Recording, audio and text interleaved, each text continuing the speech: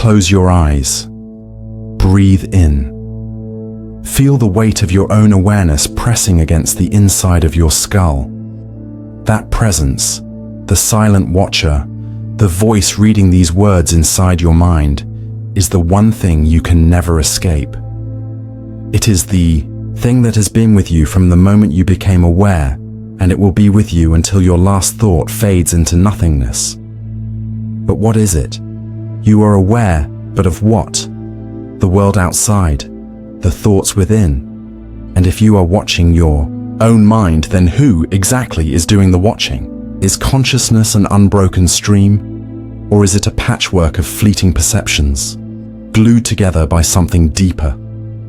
This is the paradox of awareness. The one thing we take for granted, the experience of being, is also the greatest mystery of existence. Scientists dissect the brain, philosophers tear apart reality, and mystics dissolve into meditation. Yet no one can truly answer the question, what is consciousness?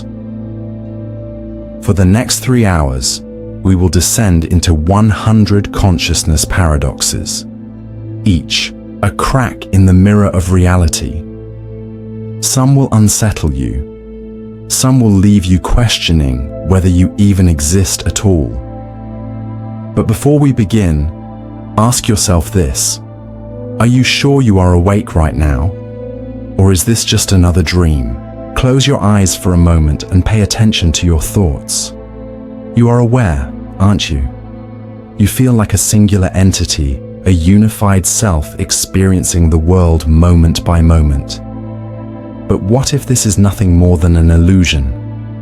What if there is no single you experiencing reality at all, just scattered fragments of awareness stitched together to form a deceptive sense of self? Neuroscience has uncovered a disturbing truth.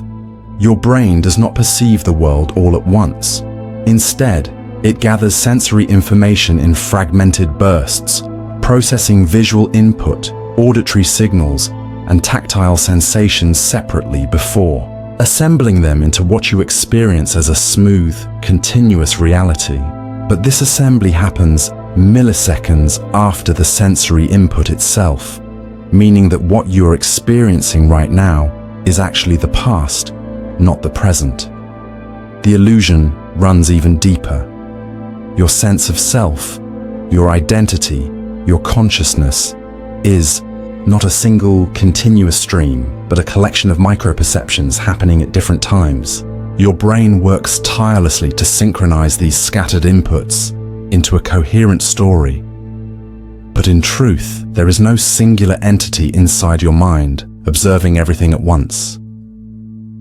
Think of it like a movie. When you watch a film, the images flicker so quickly that they appear seamless.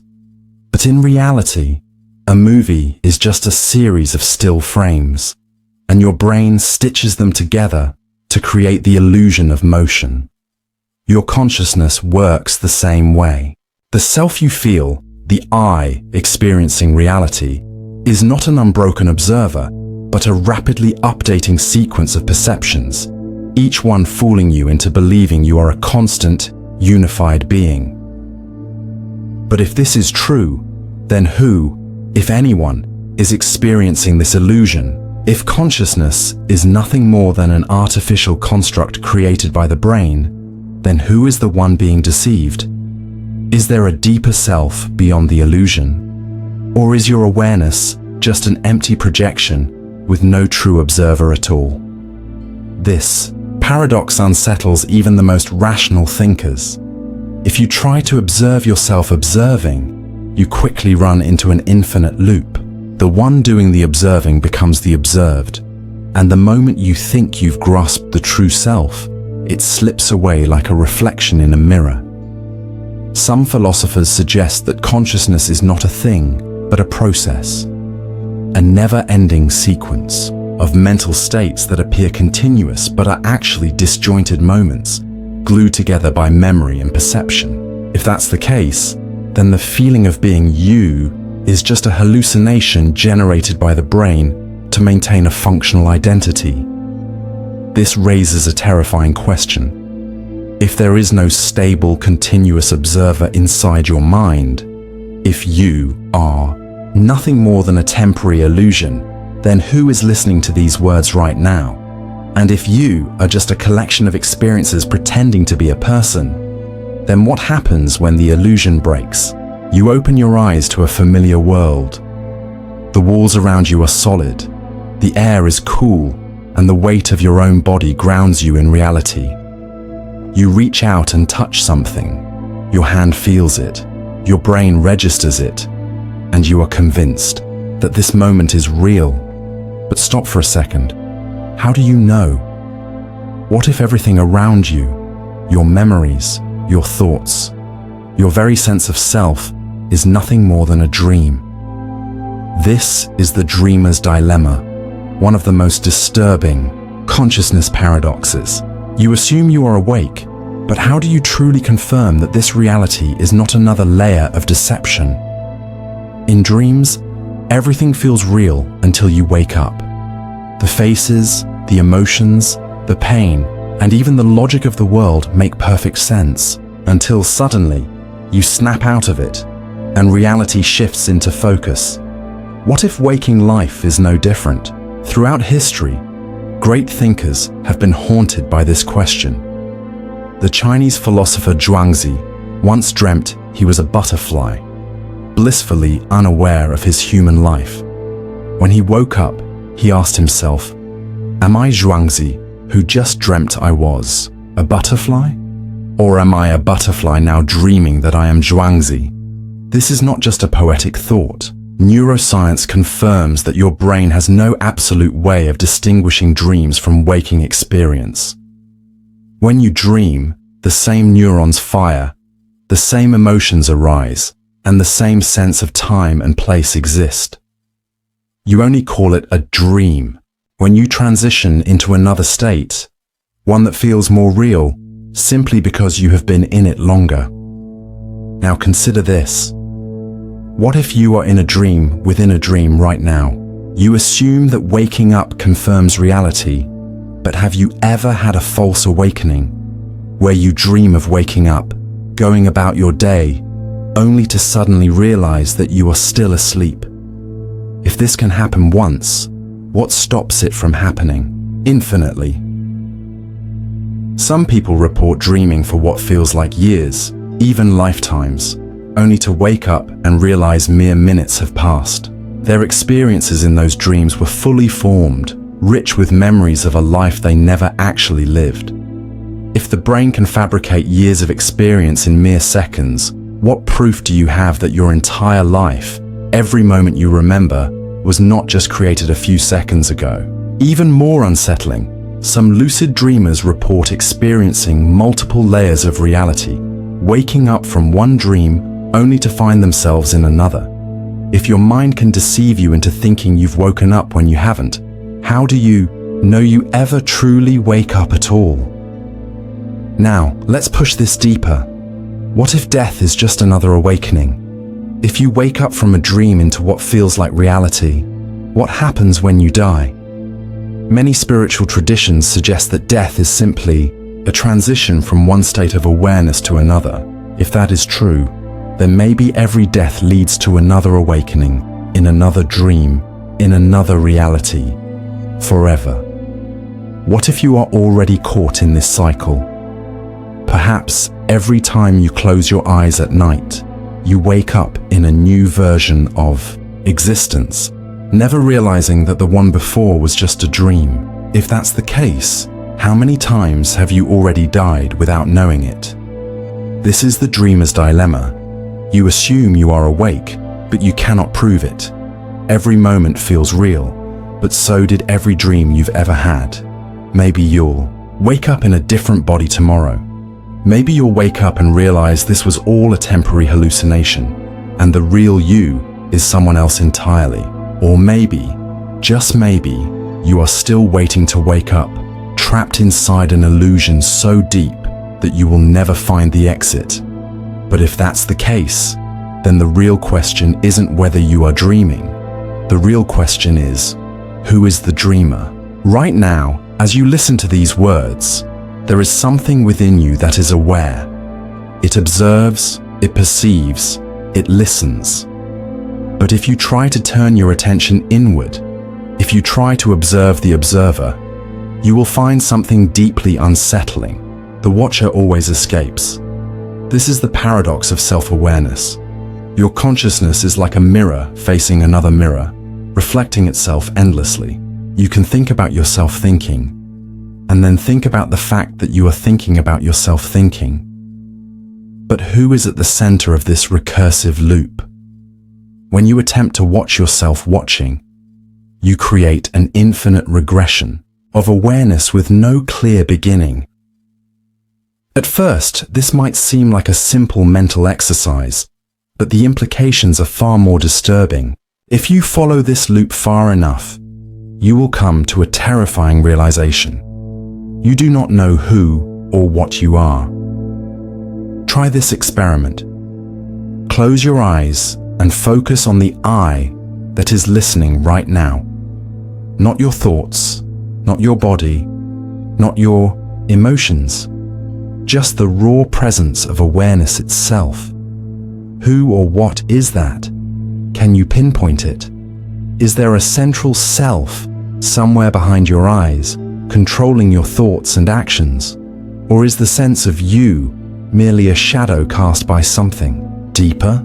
The deeper you look, the more elusive the observer becomes. The moment you think you've grasped the real you, it slips away, like trying to catch a reflection in water. Some philosophers argue that this means there is no true self at all, only a process of awareness continually folding back on itself, giving the illusion of a stable identity. Your thoughts arise, they observe themselves, they pass away, and new thoughts take their place, all while tricking you into believing there is a constant you at the center. But if there is no true observer, then who is experiencing all of this?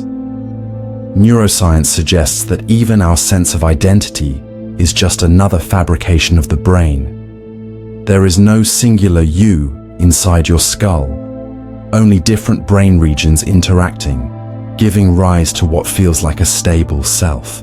Your identity is not a solid entity, but an ever-changing story your brain tells itself. But then comes an even darker question. If the self is an illusion, why does it feel so real? One possibility is that consciousness itself is a mistake, a side effect of the brain's attempt to model reality. The brain is a predictive machine, constantly constructing models of the world, and at some point, it may have started modeling itself. This created the illusion of an I at the center of experience, even though no such entity actually exists. But here's where it gets terrifying. What if your awareness of yourself is just a glitch in the system, a bug in the code? What if no other living creature experiences this recursive awareness? What if, for some inexplicable reason, your mind has become trapped in an endless loop of self-observation, doomed to watch itself watching forever? Some have speculated that this infinite feedback loop of self-awareness is what fuels existential anxiety, depression, and even psychosis. The more we try to locate our true self, the more we realize that there is nothing there to find. And yet, something is still watching. Even if you strip away your thoughts, your emotions, your sense of self, and even your memories, something still remains. Something that is aware of the absence, something that cannot be grasped, yet refuses to disappear. So the paradox remains. If you are aware of yourself, then who is the one doing the watching? And if the observer does not exist, then who is listening to these words right now? You wake up in the morning and decide whether to snooze your alarm or get out of bed. You choose what to eat for breakfast, what clothes to wear, which words to say, and which thoughts to follow. Every moment of your life is built on decisions. Small ones, big ones, conscious ones, unconscious ones. And yet, the most unsettling question remains. did you ever truly choose anything? The illusion of free will is one of the most disturbing paradoxes of consciousness. It suggests that everything you think, every decision you believe you make, is nothing more than a preordained consequence of past events, chemical reactions, and hidden neurological processes that already occurred before you became aware of them. Neuroscience has confirmed that your brain makes decisions before you do. Studies using fMRI scans show that when a person makes a simple decision, such as pressing a button with their left or right hand, their brain activity predicts the choice several hundred milliseconds before they consciously decide. In some cases, brain activity indicating a decision occurs up to 10 seconds before the person is aware of making a choice. What does this mean? It means that your conscious mind is not in control.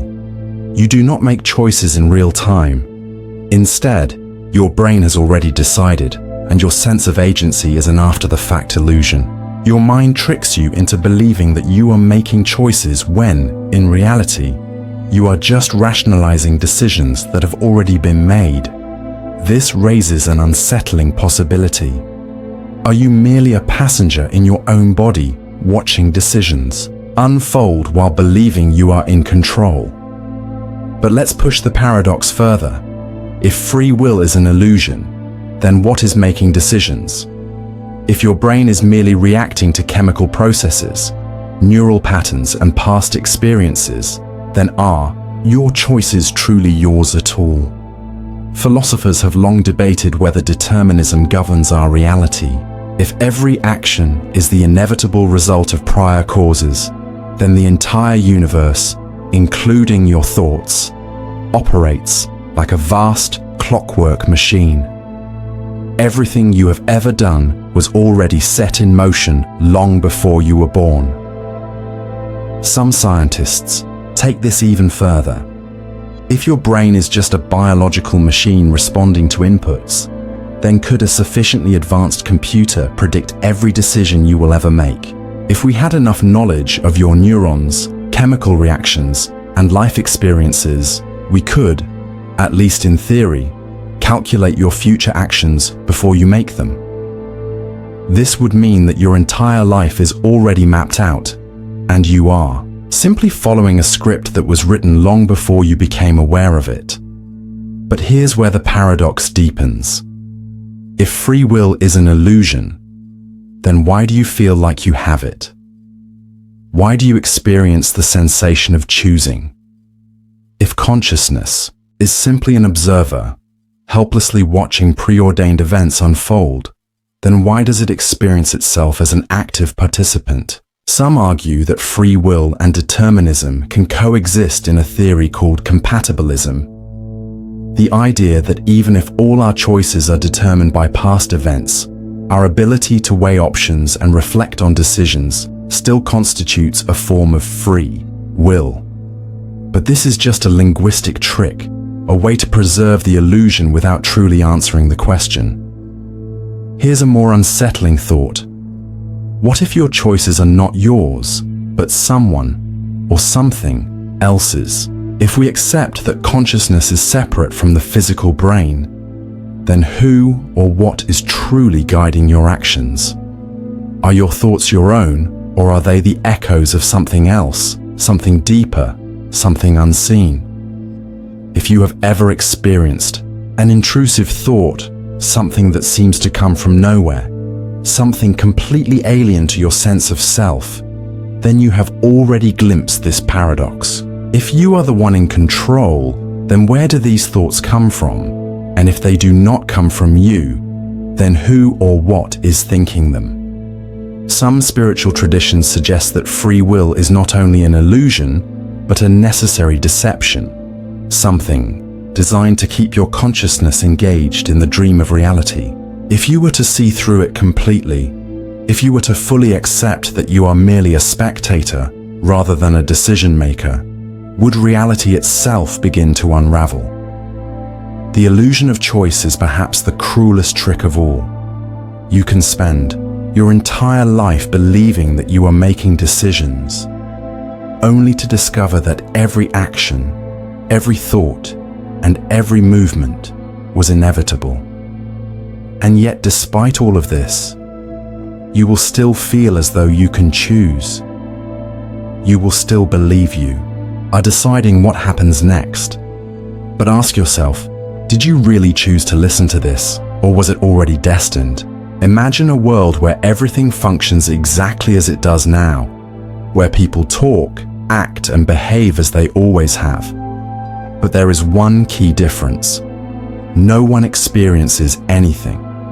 There is no joy, no pain, no taste, no color, only mechanical processes unfolding in perfect synchronization, like a vast, lifeless machine.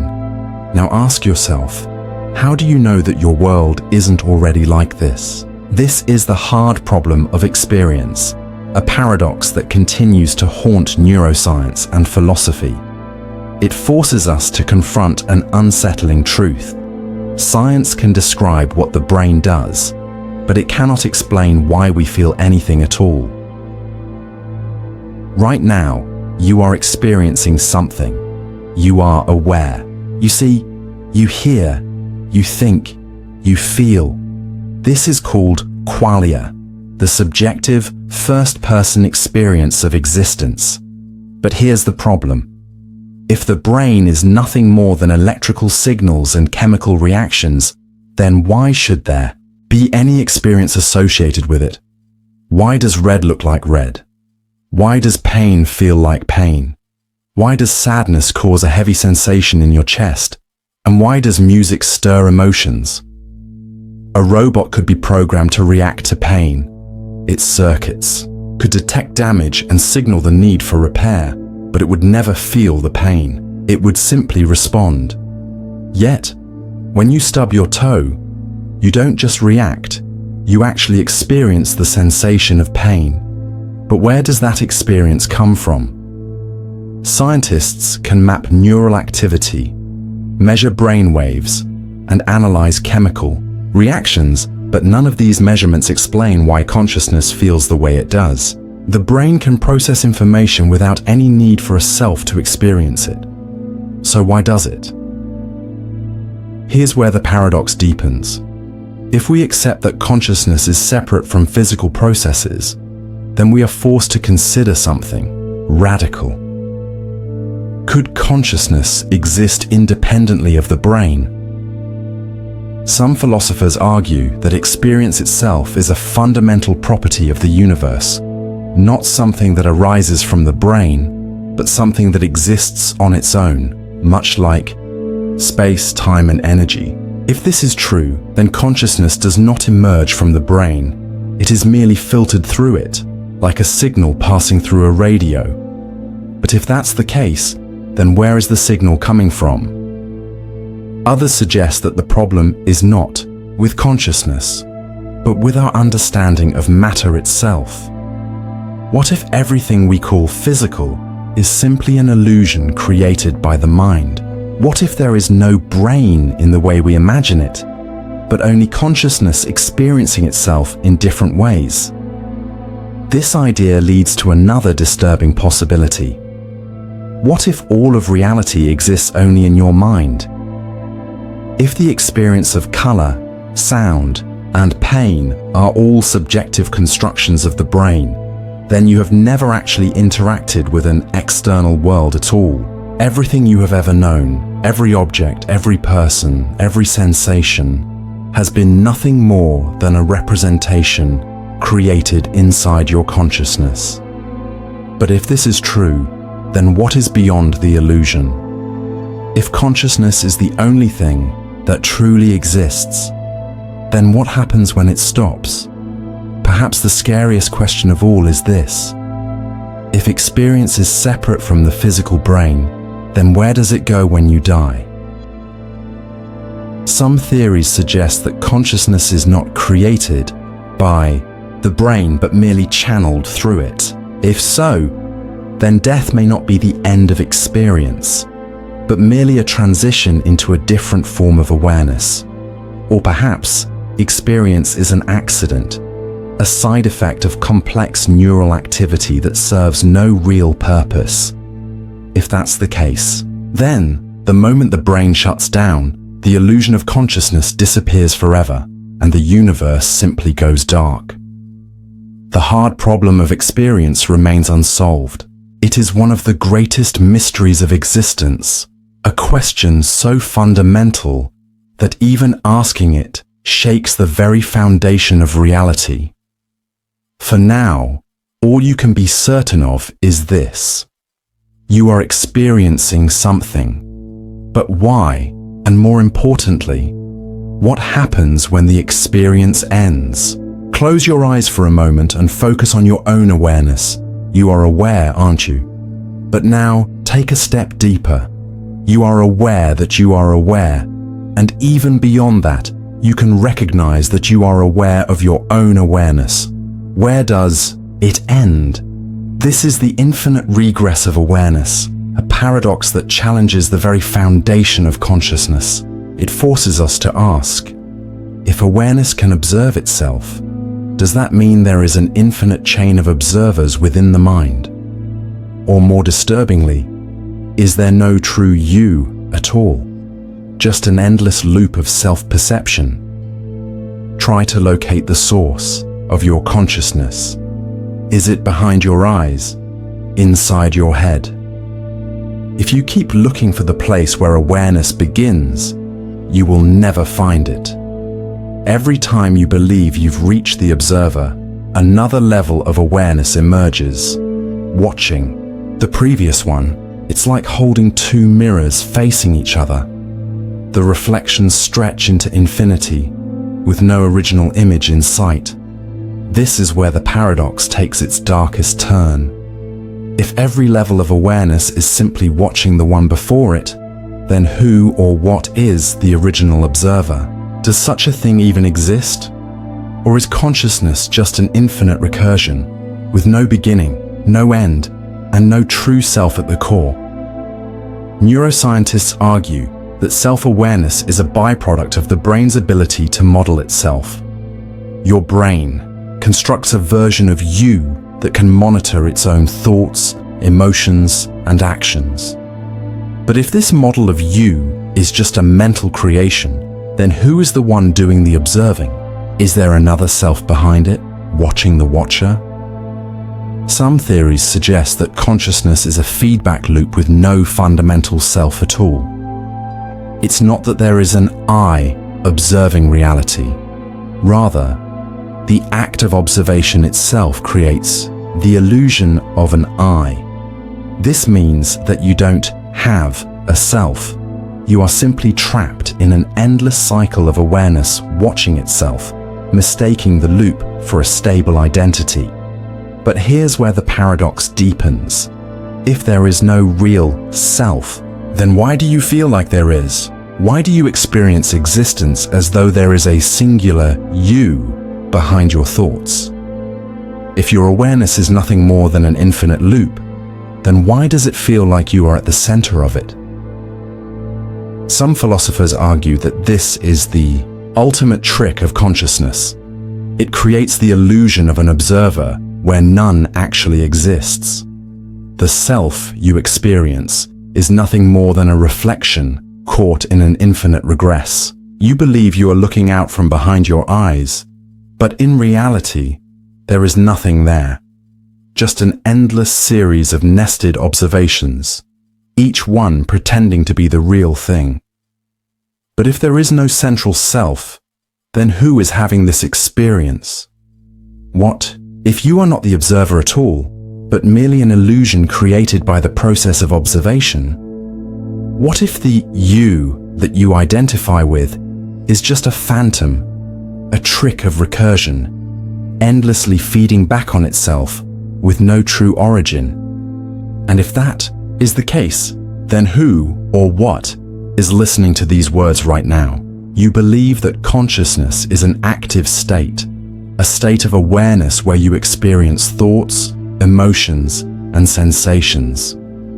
But what if there is a deeper, hidden level of consciousness that continues to function even when you are completely unaware? This is the paradox of unconscious consciousness, a disturbing contradiction that challenges our fundamental understanding of awareness. We assume that when we lose consciousness, whether in deep sleep, under anesthesia, or in a coma, our awareness disappears. But does it? What if consciousness never truly shuts off, but instead slips into a realm beyond our ability to perceive it? Consider your dreams.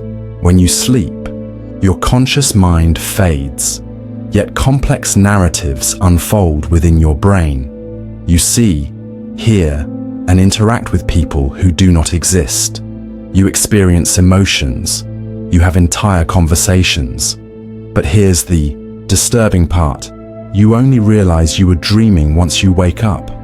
What if the same thing happens in deep unconscious states? Some people who have undergone surgery under anesthesia report experiencing a strange, detached awareness, a feeling of being there, without the ability to move, think, or form memories. Others have described near-death experiences where they perceived themselves floating outside their own bodies, even when their brains showed no measurable activity.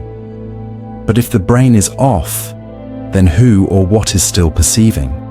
The paradox deepens when we consider blind sight, a condition in which people who are blind due to brain damage can still react to visual stimuli without consciously seeing them.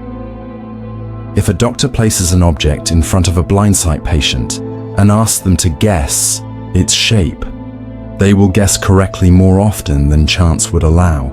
They insist they see nothing, yet some part of their brain is still processing visual information without their conscious awareness.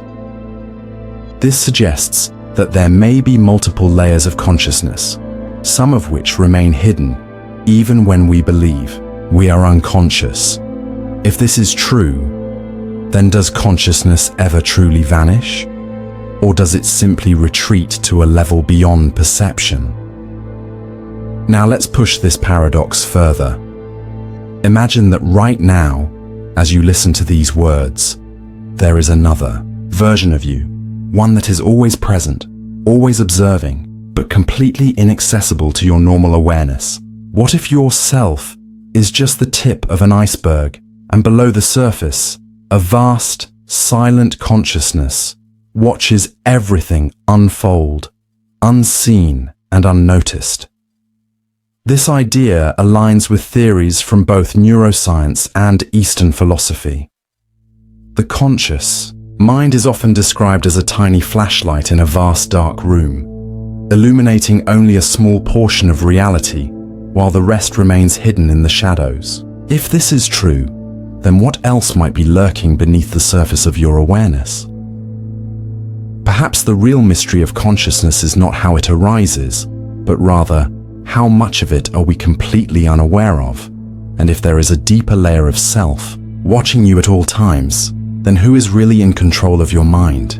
Right now, you believe you are experiencing the present moment, the sounds you hear, the words you read, the sensations in your body.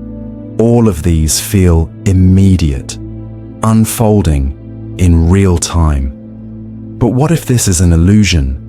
What if everything you perceive is already in the past, and you are always lagging behind reality?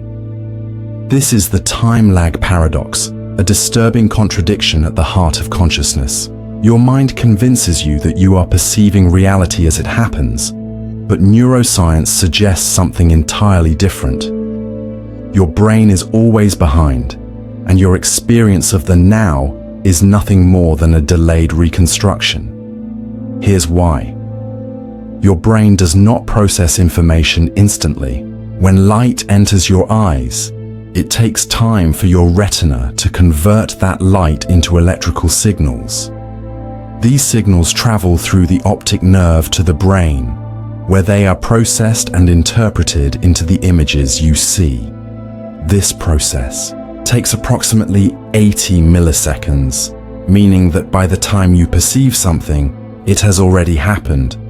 And it's not just vision. All of your senses operate with a delay.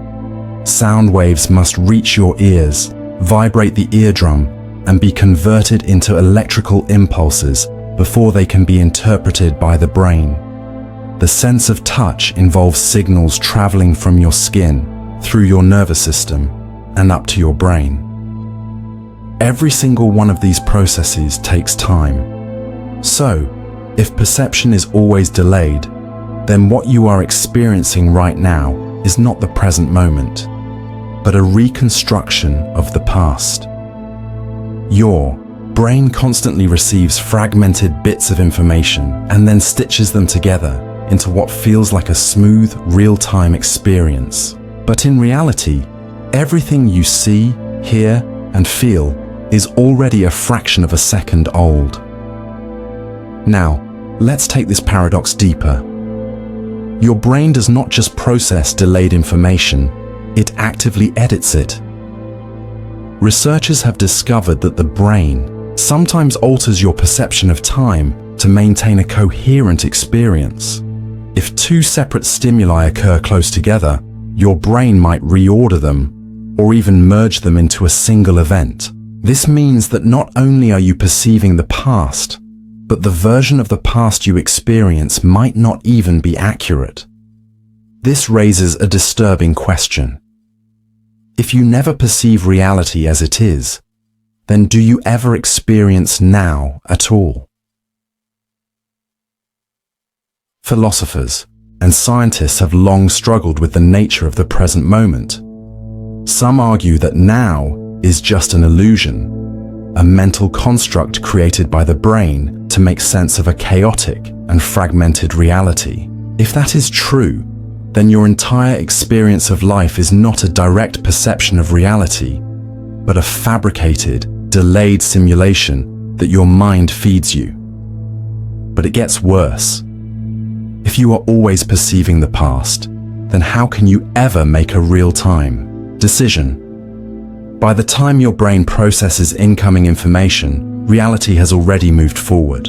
When you catch a ball, when you react to danger, when you respond to someone's words, you are acting on information that is already outdated. So how do you function so smoothly in a world that you are always lagging behind? One theory suggests that your brain predicts the future to compensate for this delay. Instead of merely reacting to sensory input, it guesses what will happen next and adjusts your perception accordingly. This is why professional athletes can react with near superhuman speed. It's not that their brains are faster, but that their brains are better at predicting what will happen next and adjusting their movements before they consciously experience the moment. But if your brain is predicting the present rather than experiencing it, then what does that mean for free will? If your actions are based on predictions rather than direct experience, then are you truly in control? Or are you simply following a script that your brain has already written, unaware that your choices were decided before you even experienced them? And here's the final, most terrifying twist. If every moment you experience is already in the past, then how do you know that the future hasn't already happened? What if you are simply moving through a fixed timeline, experiencing moments that have already been set in place, unable to change them? If the present is an illusion, and if you are always catching up to reality, then perhaps the future is just as unchangeable as the past. So, the next time you feel like you are living in the moment, remember, you are not in the present. You have never been in the present, and perhaps you never will be. You have always believed that you are one singular, indivisible self. A single consciousness residing within your brain, experiencing reality as a unified you. But what if this is just an illusion? What if, under the right circumstances, your mind could be split in two, creating separate selves, each believing it is the real you? This is the split mind problem, one of the most unsettling paradoxes of consciousness. It challenges the very foundation of selfhood by asking, is there truly one you in your mind, or are you just a collection of independent systems masquerading as a single identity? To understand this paradox, we must look at one of the most disturbing discoveries in neuroscience, the case of split brain patients. For decades, neurosurgeons have treated severe epilepsy by cutting the corpus callosum, the thick bundle of nerves that connects the left and right hemispheres of the brain. This prevents seizures from spreading between the two halves, but it also creates an eerie side effect. The patient's consciousness appears to split into two separate minds. Each hemisphere of the brain controls one side of the body, but under normal conditions, they communicate seamlessly, working together to create a unified sense of self. But when the connection between them is severed, the two halves begin operating independently, as if they are two separate consciousnesses living in the same body. Here's where things get terrifying. In one experiment, researchers showed a split brain, patient two different images, one to each hemisphere. The left eye, which connects to the right hemisphere, saw a snow-covered scene. The right eye, which connects to the left hemisphere, saw a chicken claw. Then, the patient was asked to point to the image that best matched what they saw. The left hand, controlled by the right hemisphere, pointed to a snow shovel. The right hand, controlled by the left hemisphere, pointed to a chicken. Two different decisions from two separate minds. But when asked why they had chosen these images, something even stranger happened. Since speech is controlled by the left hemisphere, only that side of the brain could answer the question. But because the left hemisphere had only seen the chicken claw, it had no idea why the right hemisphere had chosen a snow shovel. Instead of admitting it didn't know, it invented an explanation, saying that the shovel was needed to clean up after the chicken. The left hemisphere of the brain had no idea what the right hemisphere had seen, yet it confidently fabricated a false reason to justify its choice. This raises a disturbing question. If the brain can generate two separate, independent decisions, then which one is you? And if these two hemispheres are capable of acting independently, then does that mean there are already two versions of you inside your head right now? Let's push this even further. If it is possible to split consciousness, then does that mean it is possible to duplicate it? Imagine a future where technology allows us to copy a human mind and transfer it to another body or a machine. If this were done to you, would the copy be you? Would both versions of you share a single consciousness? Or would you suddenly find yourself trapped in one body, staring at a duplicate version of yourself, both believing they are the real one? This also raises another terrifying thought. If the left and right hemispheres can function independently, then is it possible that you were never truly one consciousness to begin with? Perhaps what we think of as a unified self is just a convenient illusion, a story the brain tells itself to create the appearance of continuity, while in reality, we are just a bundle of fragmented processes pretending to be a singular mind. And if that's the case, then ask yourself this. If your brain was split in half right now, which half would be you? Would you continue to exist in one half? Would you survive in both? Or would the real you cease to exist entirely, replaced by two new selves, each convinced that they were always the original? If you ever doubted that your sense of self could be an illusion, then consider this. The only reason you feel like a single person right now is because the two halves of your brain are still connected. But if that connection were severed, then what would happen to you? And more importantly, if you can be split into two separate selves, were you ever truly one self to begin with? Right now, as you listen to these words, you assume that the world around you is real. You assume that your experiences are authentic, that your thoughts originate from within, and that your memories accurately represent a past that actually happened. But what if none of that is true? What if your entire reality, everything you see, hear, and feel, is nothing more than a simulation. This is the simulation paradox, a mind-bending contradiction that questions whether consciousness itself can be replicated, and if it can, whether simulated minds would ever be able to recognize that they are not real. The idea of simulated reality is nothing new. Philosophers like René Descartes and Bishop Berkeley have long speculated that our perceptions might be deceptive, that our senses might be nothing more than a veil over an unknowable truth. But in the modern era, technology has taken this idea from speculation to terrifying plausibility. Think about the rapid evolution of video games. A few decades ago, we had pixelated 2D characters. Today, we have hyper-realistic digital worlds, complete with artificial intelligence that can mimic human conversation, movement, and decision-making. As AI advances, the line between simulation and reality is beginning to blur.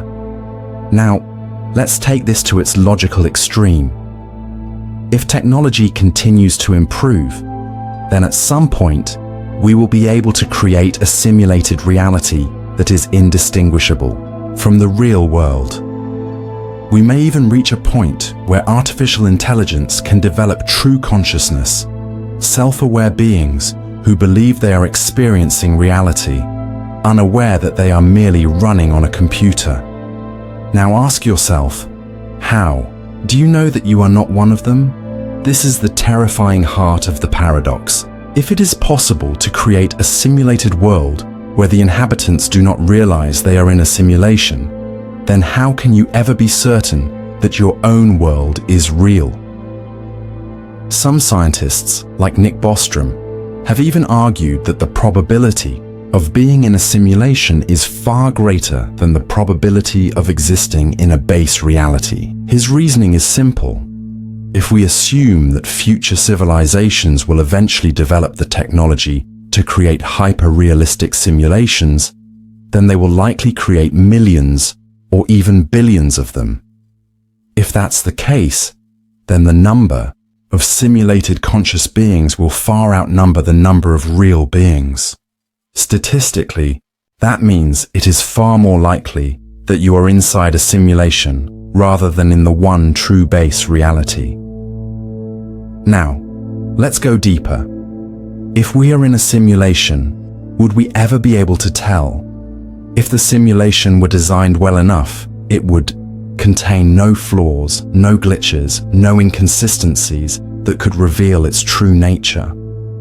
Everything would seem completely real because, for the beings inside the simulation, it would be real. However, some scientists and theorists argue that there might be subtle clues, strange inconsistencies in physics, bizarre quantum behaviors, or unexplained anomalies in the fabric of reality. Some point to quantum mechanics, where particles behave unpredictably until observed, as potential evidence that we live in a simulated world that renders itself only when we look at it. Just like a video game engine saving resources by only loading the parts of the world that the player can see.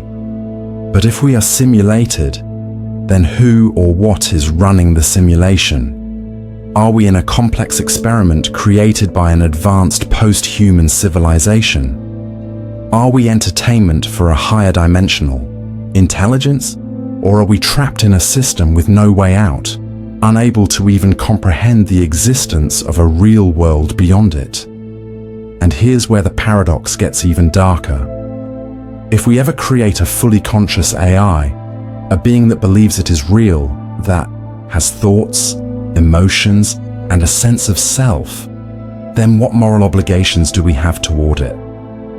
Would shutting down its program be the same as killing a human? If a simulated being experiences pain, love, or fear, are those emotions any less real than our own? And what if we ourselves are just one of many simulated civilizations? What if this reality has been run before, and every time we reach a certain level of understanding, the simulation is reset? Think about déjà vu. Think about the strange moments where reality seems to glitch.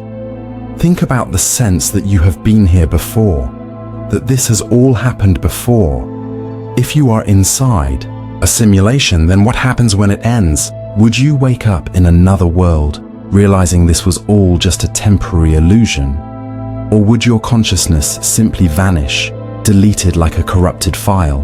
Or worse, what if you have already been reset countless times with no memory of your previous runs? The simulation paradox leaves us with one inescapable question. If your entire existence could be simulated, then how would you ever know if it was real?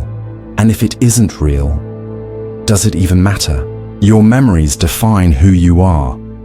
Every experience, every decision, every emotion you've ever felt is stored within your mind as a record of your existence. But what if your memories are not real? What if everything you remember, your childhood, your relationships, even this very moment, never actually happened the way you think it did? This is the memory deception paradox, one of the most unsettling contradictions of consciousness. It forces us to ask, if memories can be fabricated, altered, or erased, then how can we ever trust that our past is real? And more disturbingly, if your memories define who you are, then what happens if they are false? Are you still you? The brain is not a perfect recording device. Unlike a computer, it does not store information in fixed, unchangeable files. Instead, memory is a fluid, reconstructive process. Every time you recall an event, your brain actively recreates it from fragmented pieces, filling in gaps with guesses and assumptions.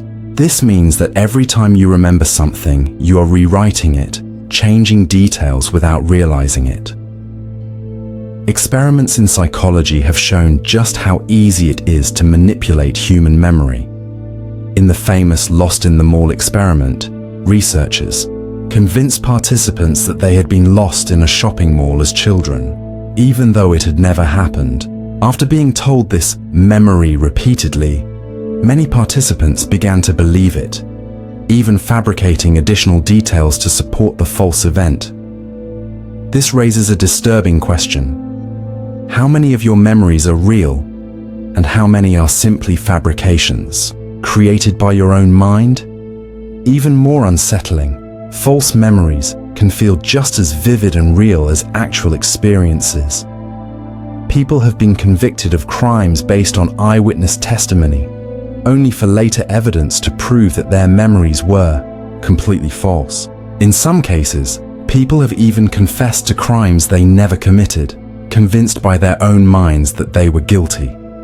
But let's push this paradox even further. If your memories shape your personality, your beliefs, and your sense of self, then what happens if your memories are changed? If someone could alter your memories, deleting some, implanting others, would you still be the same person? Or would you become someone entirely new? Think about dreams. Sometimes a dream can feel as vivid and real as waking life. But as soon as you wake up, the memory of the dream fades, slipping away into oblivion. If a memory can vanish so easily, then how do you know that your past did not disappear in the same way? Even worse, what if your entire life up to this moment is just a memory being implanted right now? Consider this. What if your mind was created just seconds ago, with all your memories pre-installed, giving you the illusion of a past that never actually happened? You feel as though you have been alive for years. But how do you prove that your memories are not just artificial constructs placed inside your mind mere moments ago? This is not just a hypothetical question. The brain does not store time itself. It only holds events in sequence, meaning that there is no physical marker distinguishing real memories from false ones. If advanced technology or a highly suggestible state could alter your memories, then you could be living in a reality that has never actually existed. Now, let's go deeper. Imagine that you wake up one morning and discover that all of your memories, have been replaced. You now remember growing up in a completely different place, with different people, a different past. To you, these memories feel just as real as the ones you had yesterday. Would you still be you? If your entire identity is based on memory, then what are you without them? If a copy of your mind were made with identical memories, would that copy also be you? And if so, then which one is the real you? Some scientists speculate that memory does not store the past at all. Instead, it is merely an illusion created in the present. Your mind constructs memories in real time, giving you the sense of a continuous history, when in reality, your entire past might be an elaborate fabrication built on demand. And if that's the case, then ask yourself this: if you cannot trust your own memories, then what can you trust? If your past is unreliable, then who are you, really? Perhaps the most unsettling truth of all is that your identity, the self you believe yourself to be, is just a collection of fragile, malleable memories. And if those memories were to vanish, would you vanish too? Think about the question: who are you? If someone asks you to define yourself, you might list your name, your experiences, your thoughts, and your emotions. But if you strip all of those away, if you take away your memories, your personality, and even your body, what remains? This is the paradox of self-reference, the contradiction that arises when a system tries to define itself using itself. Consciousness is both the subject and the object, the observer and the observed. But how can something examine itself without stepping outside of itself? Try it right now. Look inward and attempt to grasp the core of your own consciousness, the you behind your thoughts. The moment you try to pinpoint the observer, you realize that the thing doing the observing is also the thing being observed.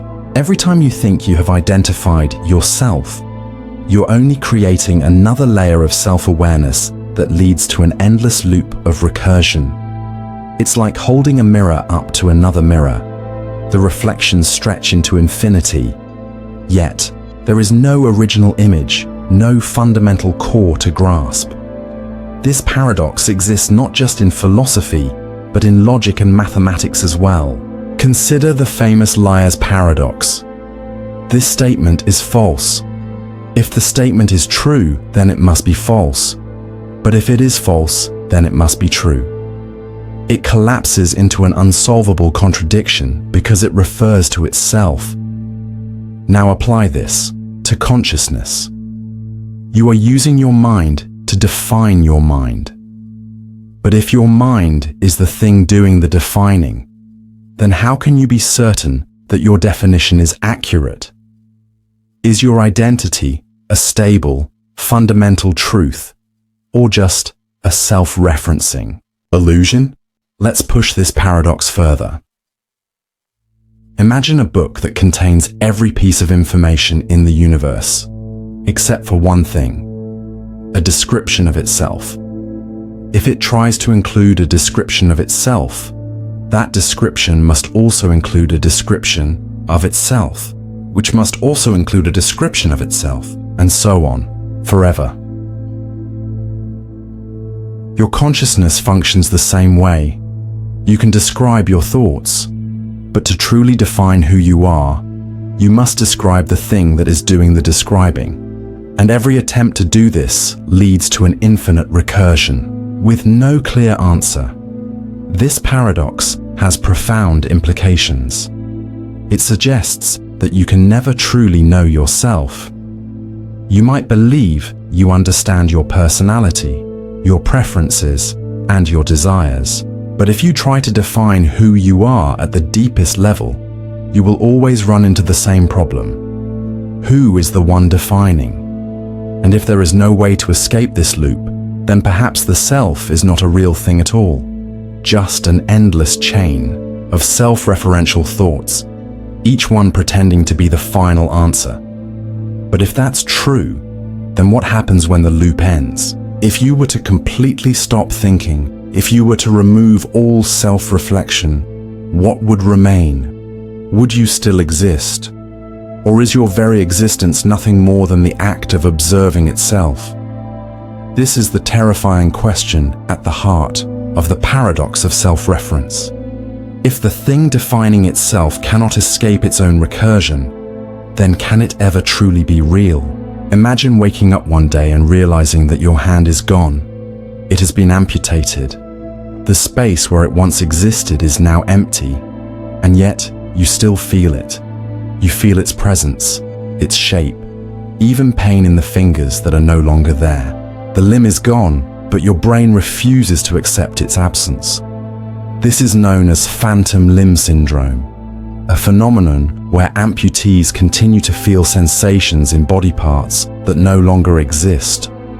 The brain, having spent years mapping the presence of the limb, does not update itself instantly.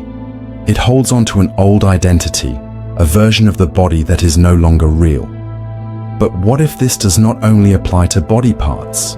What if your entire identity is a phantom, an illusion your mind holds on to long after the real you has already disappeared?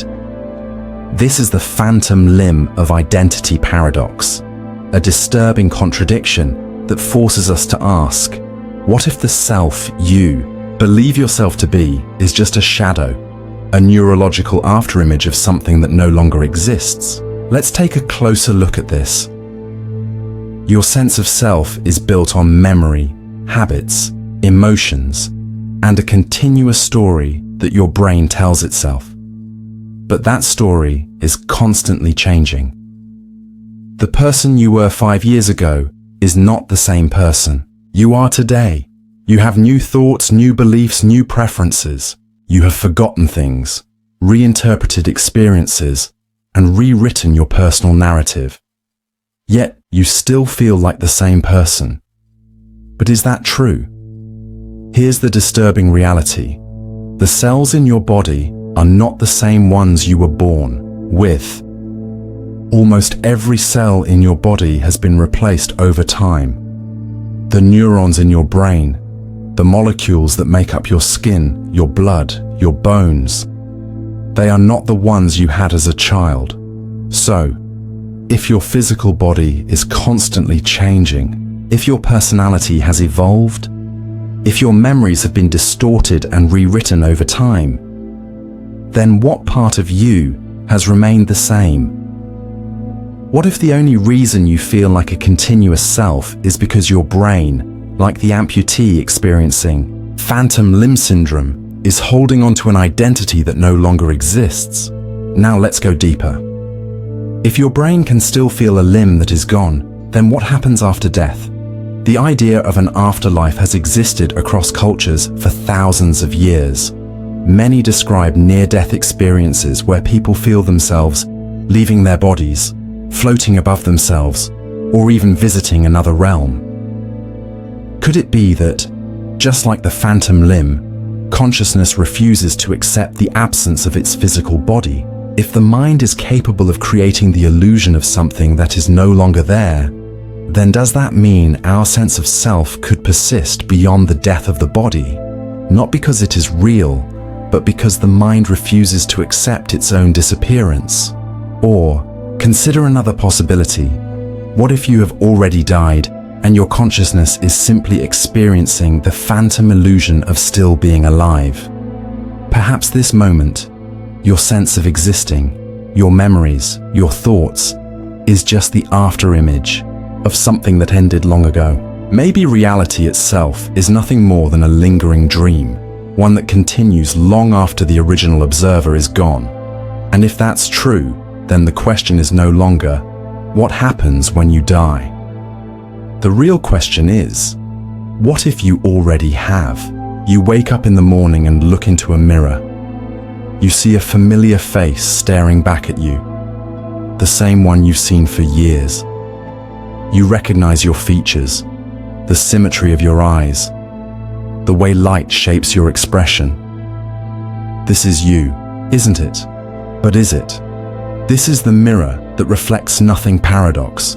an unsettling contradiction that forces us to confront a terrifying possibility. You have never truly seen yourself. Think about it. The only way you have ever seen yourself is through reflections and images, mirrors, photographs, videos. But those are not you. They are representations of you. You are always one step removed from the actual experience of seeing yourself. Even right now, you can see your hands, your legs, and even parts of your face if you look down. But you cannot directly see your own eyes as they perceive the world. You cannot see your face without an external medium. This means that your perception of yourself only exists through second-hand representations, filtered, distorted, and never truly real. This raises a disturbing question. If you have never truly seen yourself, then how do you know that you exist at all? The paradox goes deeper. Mirrors do not show you how you truly look. They show a reversed version of your face. The way you see yourself in a mirror is not how others see you. When you see a photograph of yourself, it often looks unfamiliar or even unsettling because your brain is used to the flipped version in the mirror. So, which one is the real you? If the mirrored version is inaccurate and the photographic version feels wrong, then what does your face actually look like? And if your own image can change depending on perspective, then is your identity also just a shifting illusion, never fully solid or real? Now let's take this further. Imagine standing in front of a mirror, staring into your own reflection. For a brief moment, the unsettling thought crosses your mind. What if the reflection is not actually you? Some people report experiencing an eerie sensation when looking at themselves for too long, an effect called the Caputo illusion. If you stare into a mirror for extended periods, your reflection may begin to shift, distort, or even take on a different identity. Your mind starts to fill in gaps, and suddenly, the face staring back at you no longer feels like your own. But what if this effect is not just a trick of the brain? What if your reflection is a separate entity altogether, a hollow copy of you, existing in another plane, mimicking you perfectly, but with no soul, no awareness, no inner experience? When you turn your head, your reflection follows. When you blink, it blinks. But have you ever stopped to consider that your reflection is always watching you? What if, when you leave, it remains in the mirror, waiting? And if your reflection is not truly you, then where is the real you? Now let's push this paradox even further. If you can only perceive yourself through reflections, then your entire sense of self is based on external confirmation. Your face, your body, your identity, they only exist to you because something else confirms them. But if mirrors and images are unreliable, then perhaps your perception of yourself is equally unreliable. So ask yourself this: if you have never truly seen yourself, then how can you be sure that you are real? If every time you look into a mirror, you are only seeing an illusion, an image of something that may not even be you, then perhaps you too are nothing more than a reflection of something greater, something unseen, something unknowable. And if that's the case, then when you turn away from the mirror, what is left of you at all? Imagine that from the day you were born, every color you see is fundamentally different from how others see it. But you would never know. You and I both look at the sky and agree that it is blue. We both look at a ripe strawberry and agree that it is red. But what if your blue is my red? What if, when you see the color of the sky, the actual sensation in your mind is what I experience when looking at a stop sign? This is the inverted spectrum problem, a paradox that questions whether we can ever truly know if our experiences of reality are the same, or if each of us is living in a completely different version of the world. Let's break this down. Colors do not exist in the external world. They are not physical properties of objects. A red apple is not inherently red. It simply absorbs certain wavelengths of light and reflects others. Your brain interprets those reflected wavelengths and creates the sensation of red inside your mind. But here's the problem. How do you know that your brain interprets colors the same way as mine? There is no objective way to compare the internal experiences of two different minds. Even if we both point at the same object and agree that it is green, there is no way for me to access the actual sensation that green creates in your mind. Your version of green could be my version of purple, and we would never know, because our brains have assigned the same label to completely different experiences. This paradox leads to an unsettling realization. Your entire experience of reality might be unique to you, and you would never be able to prove it. Now let's push this even further. What if our experiences are not just different, but constantly shifting without us realizing it? Imagine that one night, while you sleep, some unknown force reverses your entire color spectrum. Suddenly, everything you previously saw as blue now appears red. Everything that was yellow now looks green. But because your brain has no external reference for what colors should look like, you wake up and continue to call the sky blue and apples red, completely unaware that your perception has changed. This means that your experience of the world could be constantly shifting, evolving, or even glitching, and you would have no way of detecting it. Now let's take this to an even more terrifying level. If color perception can be fundamentally different between individuals, then what about all other aspects of experience? What if your experience of pain is completely different from mine? When you touch a hot stove, the sensation you feel might be the same thing I experience when I get a slight paper cut. Yet, because we have always used the same words to describe pain, we assume our experiences are the same. What about emotions? You might feel sadness in a completely different way than I do, but we both use the same word to describe it. You might experience love in a way that feels nothing like how I experience it, but because we use the same labels, we assume our emotions are identical. And if our perceptions of everything, colors, pain, emotions, even time, are completely unique and unknowable to others, then what does that say about reality itself? If no two people experience the world in exactly the same way, then does a single, objective reality even exist? Or is reality nothing more than a collection of subjective illusions, each locked within its own mind, unable to truly connect with anyone else? And if reality is different for every person, then how do you know that your version of the world is the correct one? Perhaps we are all living in separate, isolated perceptual bubbles, unaware that the person next to us is experiencing an entirely different world. And if that is true, then you will never know if the color of the sky you see is the same color that I see. You can only assume. And in the end, your assumptions might be the only thing keeping your reality together. Right now, you are experiencing reality. You see, you hear, you feel. But have you ever stopped to ask yourself, who is the one observing? This is the paradox of the invisible observer, an unsettling contradiction that asks whether the thing that observes reality, your consciousness, can ever truly observe itself. If your awareness is what allows you to experience the world, then what happens when it turns inward? Let's try an experiment. Close your eyes and focus on the one thing that is always present, your awareness. Try to locate the observer, the part of you that is experiencing everything else. Where is it? You might point to your brain, but that is just an organ. Gray matter firing electrical signals.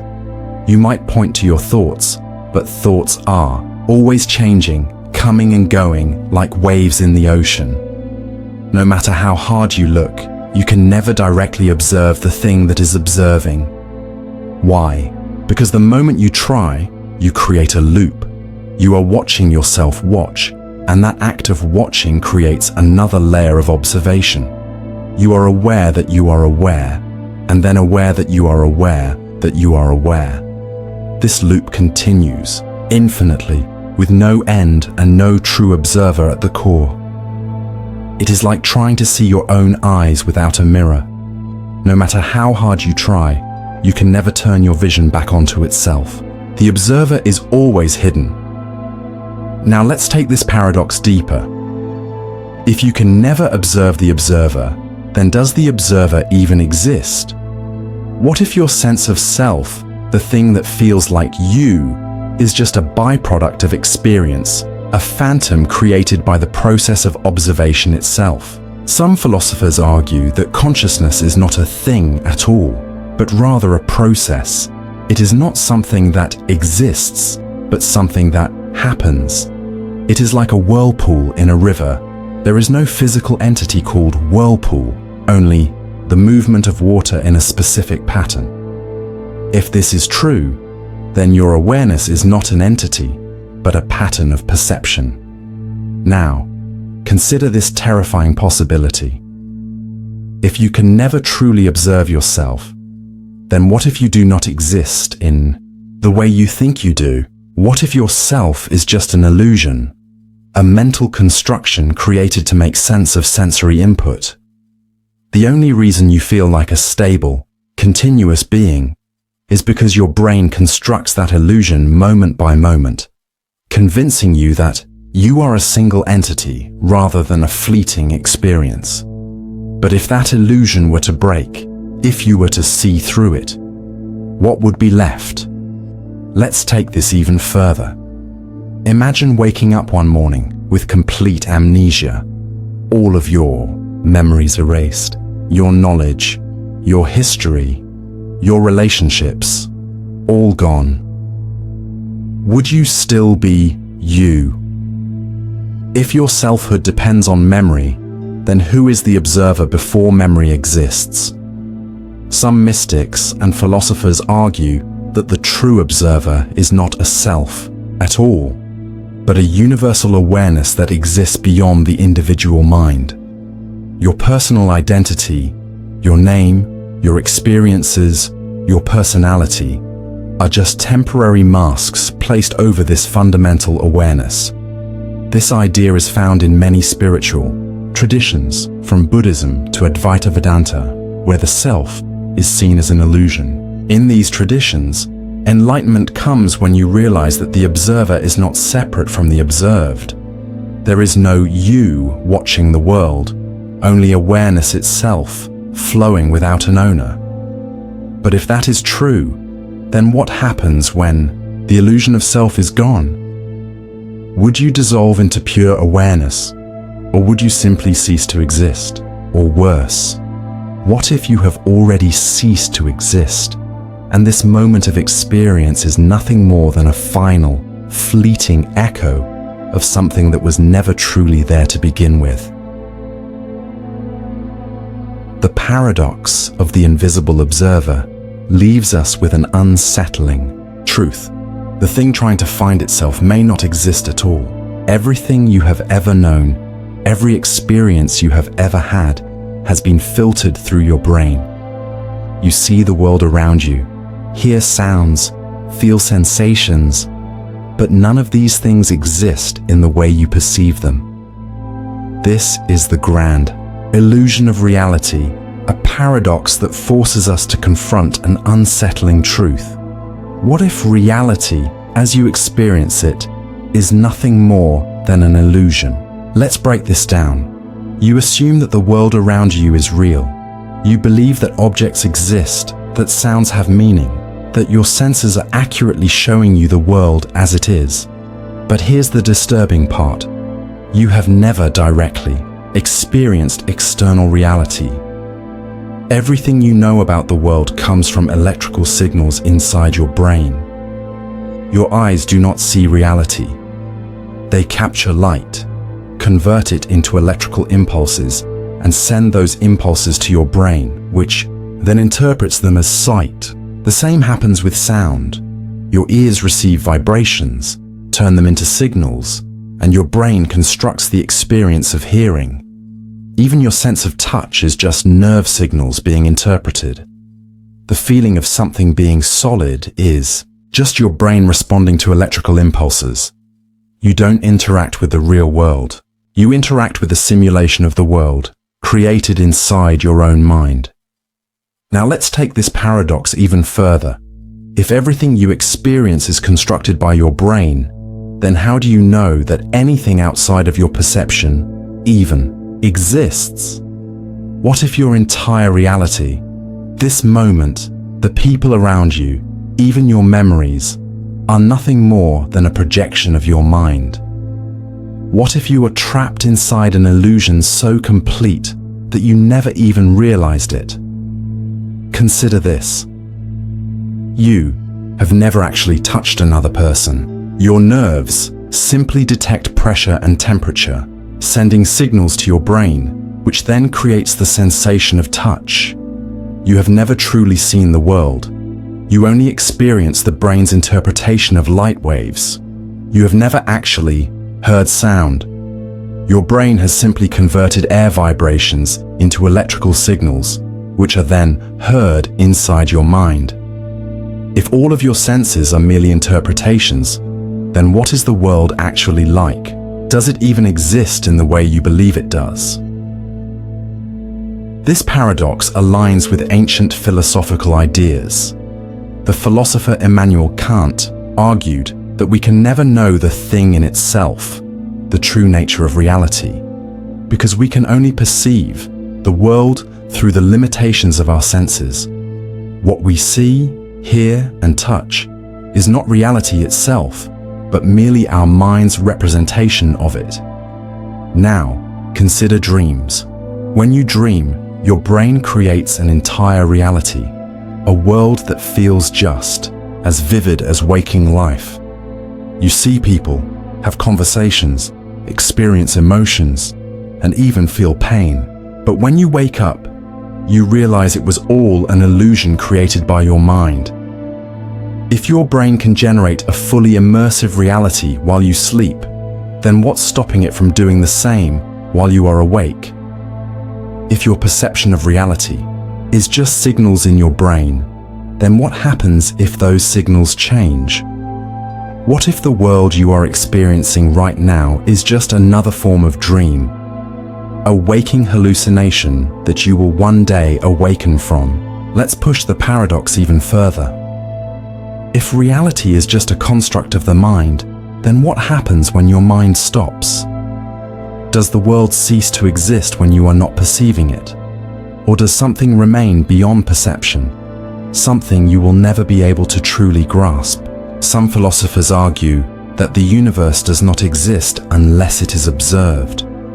This idea is supported by quantum mechanics, where particles behave differently when they are measured, as if they know they are being watched. If reality requires an observer, then what if your consciousness is the only thing keeping the world around you from collapsing into nothingness? But then comes the most terrifying question of all. If everything you experience is an illusion created by your brain, then what is the thing experiencing the illusion? If you strip away perception, what is left? If the world you know is just an elaborate hallucination, then who or what is trapped inside it? Perhaps the greatest illusion of all is not reality itself, but the belief that you were ever separate from the illusion to begin with. Time is the one thing you can never hold on to. The moment you try to grasp it, it is already gone. The present dissolves into the past before you can even process it, and the future remains forever out of reach. But if the past no longer exists, and the future has not yet arrived, then where is time? And more importantly, where are you? This is the paradox of forgotten time, a contradiction that forces us to question whether time truly exists, or if it is nothing more than an illusion. created by consciousness. Let's break it down.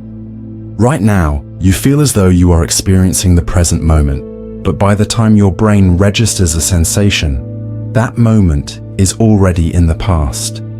Neuroscientists have discovered that your perception of now is actually a delayed reconstruction. Your brain pieces together sensory data from the last few 100 milliseconds and presents it to you as a continuous, flowing moment. This means that everything you experience is already outdated, and you are constantly living in a reality that no longer exists. But it gets worse. The past, as you remember it, exists only in your mind. It is not a real, physical place that you can visit. The experiences you have had, the moments you cherish or regret, they do not exist anywhere except as electrical patterns in your brain. Think about your childhood. Think about an event from last week. They feel like they happened, but where are they now? They are gone. The past is nothing more than an imprint in your memory, and memory is unreliable. It fades, distorts, even fabricates details that never happened. If your only access to the past is through memory, and memory itself is a flawed and malleable construct, then can you truly say that the past ever existed at all? Now, consider the future. The future does not exist yet. You anticipate it. You plan for it, but you can never directly access it. If the past is gone and the future has not yet arrived, then what is left? The present. But the present is nothing more than an infinitely small point dividing the past from the future. The moment you try to focus on the present, it has already passed. There is no stable, concrete now that you can hold on to, only a fleeting transition between two things that do not exist.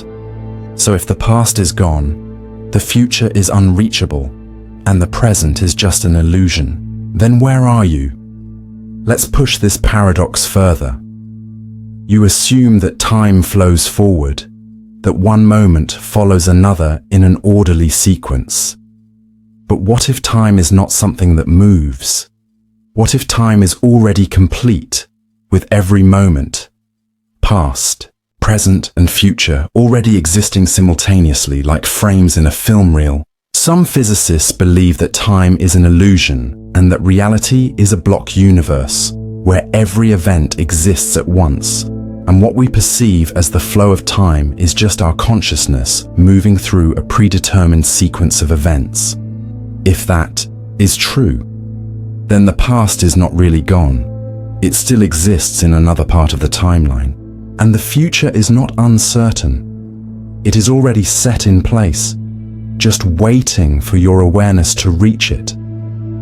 But if the future already exists, then do you actually have free will?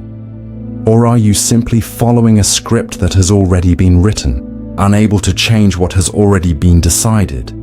And if your experience of time is nothing more than an illusion created by consciousness, then what happens when consciousness disappears? If time is only a product of your perception, then perhaps death is not the end of time, but the end of the illusion of time. Without an observer, does time itself cease to exist? Or does your awareness continue to move through the infinite structure of the universe, forever shifting between forgotten pasts and unreachable futures? Perhaps the reason time feels so elusive, so impossible to grasp, is because you were never actually moving through time at all. Perhaps you were simply watching time unfold, believing yourself to be part of it. And if that is true, then maybe you never really existed in time to begin with. You feel as though your mind and body are one, seamlessly connected. When you move your hand, it responds instantly. When you feel pain, your mind reacts. But if you can imagine yourself existing without a body, if you can conceive of yourself floating freely, disconnected from the physical world, then does that mean your consciousness is something separate? This is the mind-body disconnect paradox, a contradiction that forces us to question whether the mind and the body are truly linked, or if consciousness exists as something independent, something that can be detached from physical form. Let's start with a simple experiment. Close your eyes and imagine yourself without a body. Picture your awareness floating, without form, without limbs, without a heartbeat. You are still you still think, you still observe, but your physical body is gone. Does this mean that your sense of self is not tied to your physical form? If you are capable of conceiving yourself as something separate, then is it possible that your consciousness was never truly confined to your body in the first place? Now, let's push this further.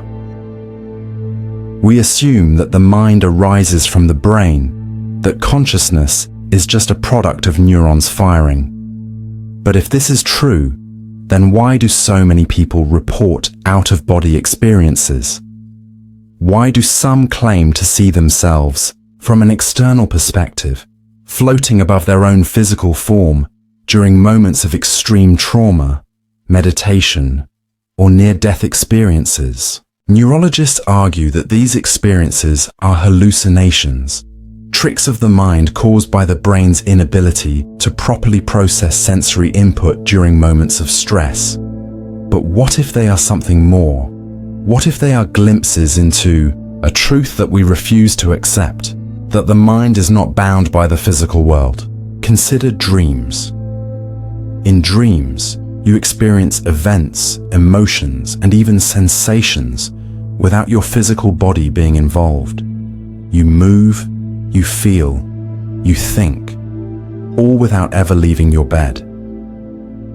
If consciousness can function independently of physical reality in dreams, then why should we assume it is dependent on the body when we are awake? And if the mind can exist separately, then does that mean it can exist without the body entirely? Now, let's take this to a more unsettling level. Imagine a future where science perfects brain uploading, where your thoughts, memories, and personality can be transferred into a computer. If an exact copy of your mind were created, one that behaved and thought just like you, would it be you? Would your consciousness continue in this digital form, or would the original you still be locked in your biological body, watching as a perfect replica of your mind exists somewhere else?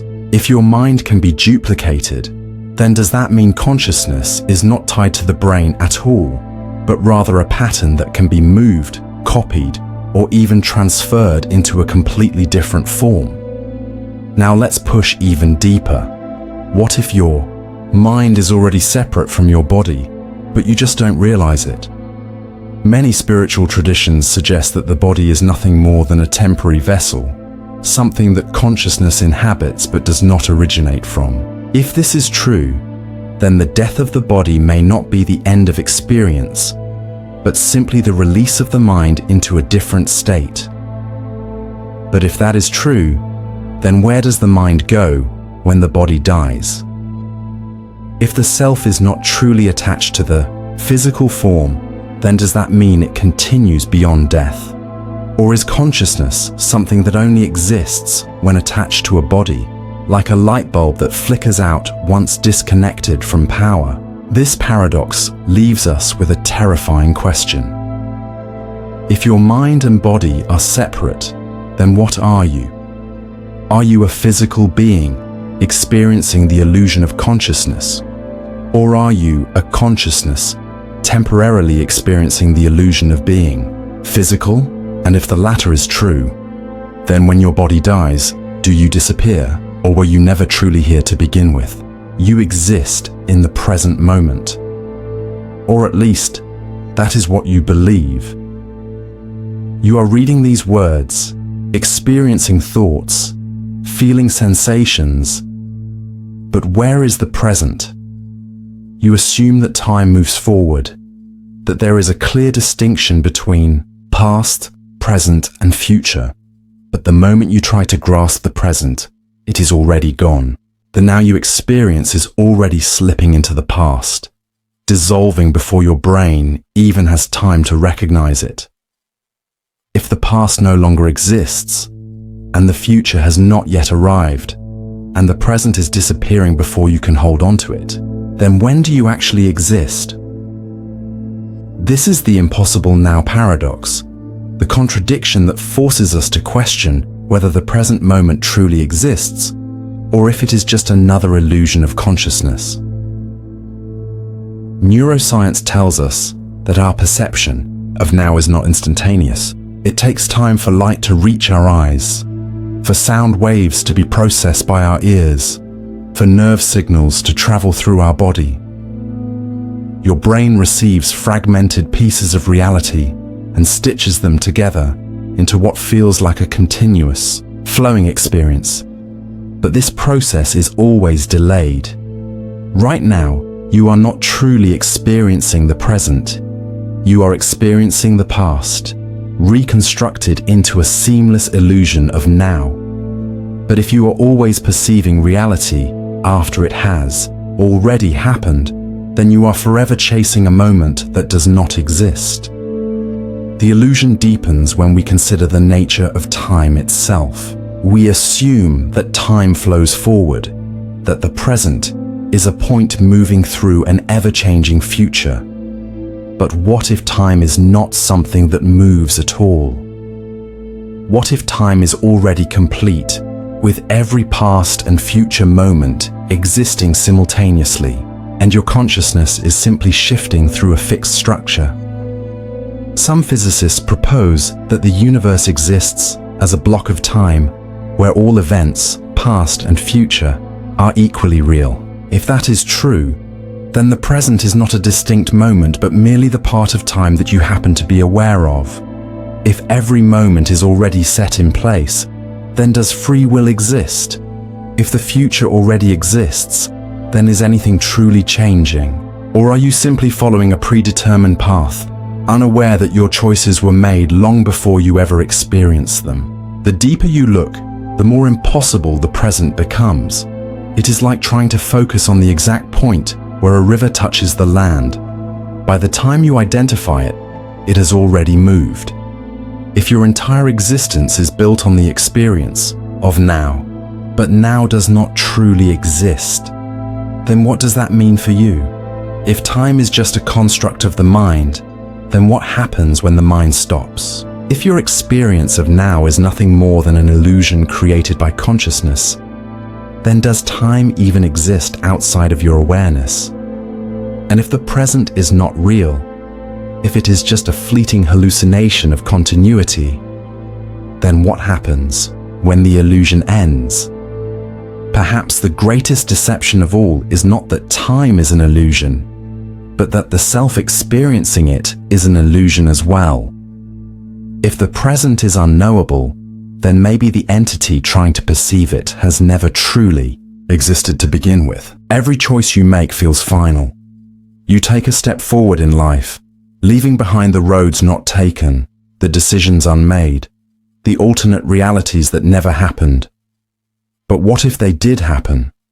What if, with every decision you make, another version of you, an identical consciousness, splits off into a parallel reality, making the opposite choice? If that is true, then how many versions of you exist? And if infinite versions of you exist, then which one is the real you? The many worlds interpretation of quantum mechanics suggests that every time a decision is made, reality splits into multiple versions, each containing a different outcome. In one timeline, you picked up the phone to answer a call. In another, you ignored it. In one, you turned left. In another, you turned right. From the smallest actions to the most life-altering events, every possibility plays out somewhere, in some version of reality, creating an infinite branching structure of selves. But if every possible version of you exists, then what does that mean for your identity? You feel as though you are the one and only version of yourself, a single consciousness moving through time. making choices that define your unique path. But if countless versions of you exist, each believing the same thing, then is there truly a you at all? If every choice creates a new version of yourself, then the version of you that is listening to these words is only one among an infinite number of others, each with a slightly different past, a slightly different future. The version of you that chose to listen this far exists alongside another version of you who stopped listening, another version who never started, and countless versions who never even encountered these words in the first place. If all these selves exist simultaneously, then which one is the original? You might argue that the real you is the one experiencing this moment, but every other version of you believes the same thing. If there are infinite versions of your consciousness, each thinking it is the only one, then is there even a single, true self at all? The paradox deepens when you consider memory. You remember making past choices.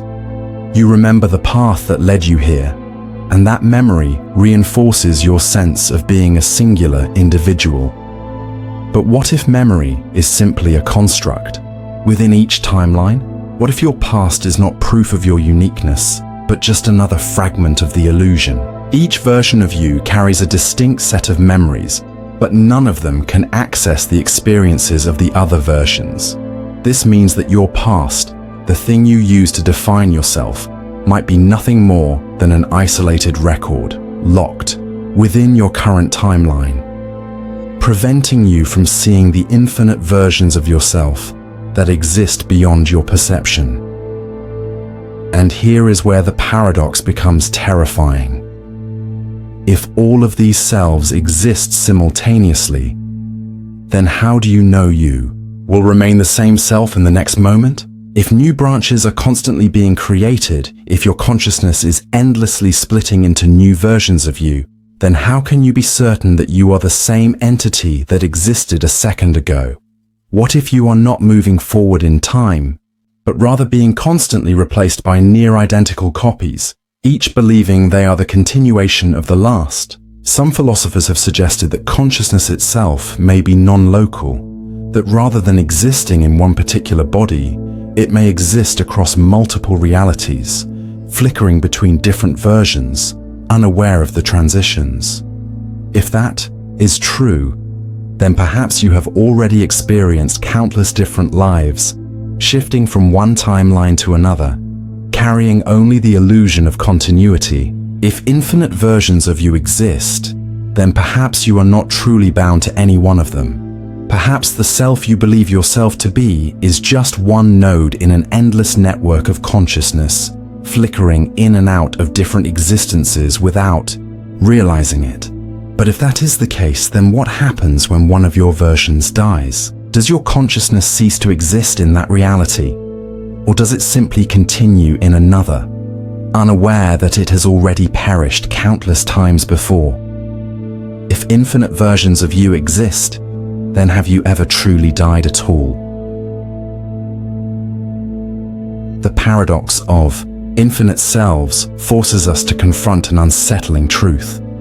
The version of you that you believe is the real you may be nothing more than one of an infinite number of copies, each thinking the same thing. And if every version of you believes it is the only one, then what does that say about the nature of your identity? Is there any core self that persists across all versions? Or are you simply a transient moment of awareness, lost in a sea of infinite possibilities, never truly existing in any singular form? If the self is infinite, then perhaps there is no self at all. You believe your thoughts are yours. You believe that the voice in your mind, the one narrating, questioning, reasoning, is a private dialogue, a conversation between you and yourself. But what if your thoughts are not truly your own? What if they are echoes, reverberations of something older, something deeper, something that does not belong to you but merely passes through you? This is the paradox of the echoes of thought. an unsettling contradiction that forces you to question the very origin of your mind. Where do your thoughts come from? You do not consciously create them. They arise on their own, appearing suddenly, without warning. You do not decide to think a particular thought. It simply emerges.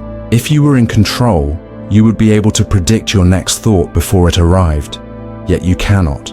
A thought comes, unbidden, like a whisper from somewhere beyond your perception. But if you are not the one generating these thoughts, then who or what is? You might argue that thoughts are simply the result of brain activity, neurons firing in a complex network. But electrical signals do not explain the experience of having thoughts. A machine can process information, but it does not experience those processes as thoughts. So why do you? If thoughts simply happen to you, then are you truly the thinker? Or are you just an observer, watching as thoughts pass through your mind like echoes in an empty chamber? Let's push this paradox further. If thoughts emerge from somewhere unknown, then what if they do not originate in your mind at all? What if consciousness is not something contained within you, but something external, something that flows through many minds at once?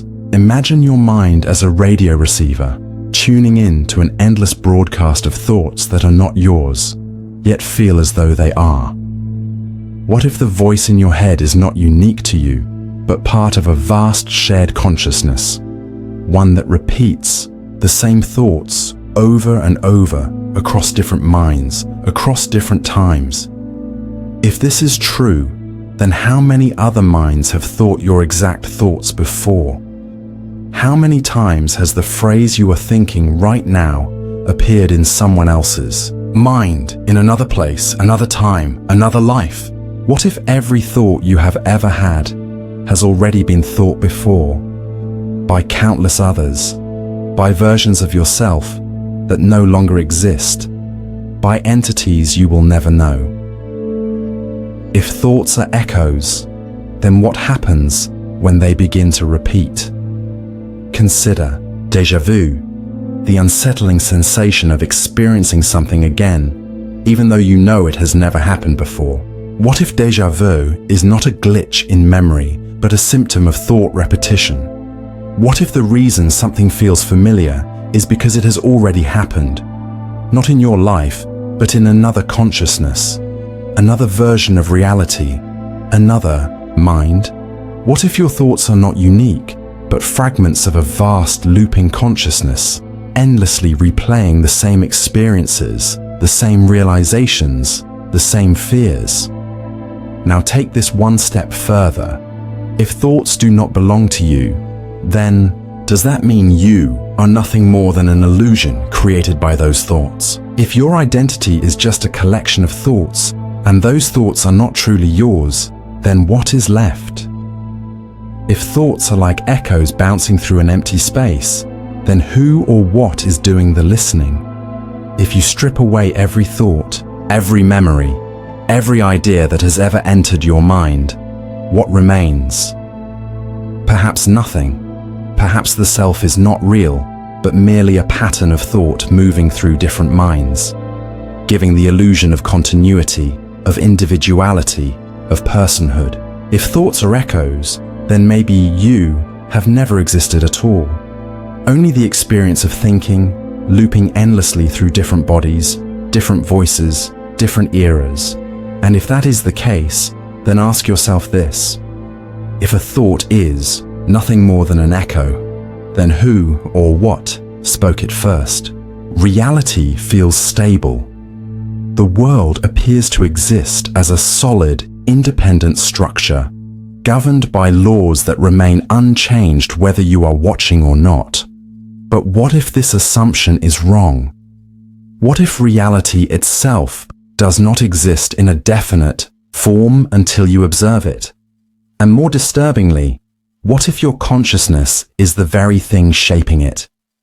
This is the quantum consciousness paradox, a disturbing contradiction that suggests that the act of observation changes reality, and that your awareness may be the only thing holding the world together. At the heart of this paradox is the observer effect in quantum mechanics. When scientists study subatomic particles, tiny building blocks of reality, they have found something terrifying. Particles do not exist in one fixed state. Instead, they exist in multiple states at the same time, in what is called a superposition. But the moment they are observed, they collapse into a single, definite form. In other words, before being measured, a particle is not in any one state. It exists in all possible states simultaneously. It is only when a conscious observer looks at it that it chooses a reality. Let that sink in. Reality does not settle into a definite state until it is observed. This suggests that your very act of looking, thinking, or being aware of something is what forces reality to take form. But what does that say about the world around you? If the subatomic particles that make up everything, including your body, your mind, and the universe itself, do not exist in a fixed state until they are observed, then was reality ever real to begin with? Consider what this means for consciousness. If reality needs an observer to become real, then is consciousness an external force that shapes reality? Or is it simply another part of the illusion? What happens to the world when you stop observing it? Do the objects around you continue to exist in their current form? Or do they dissolve back into an uncertain state, only to be reconstructed the next time you look at them? This paradox raises a terrifying question.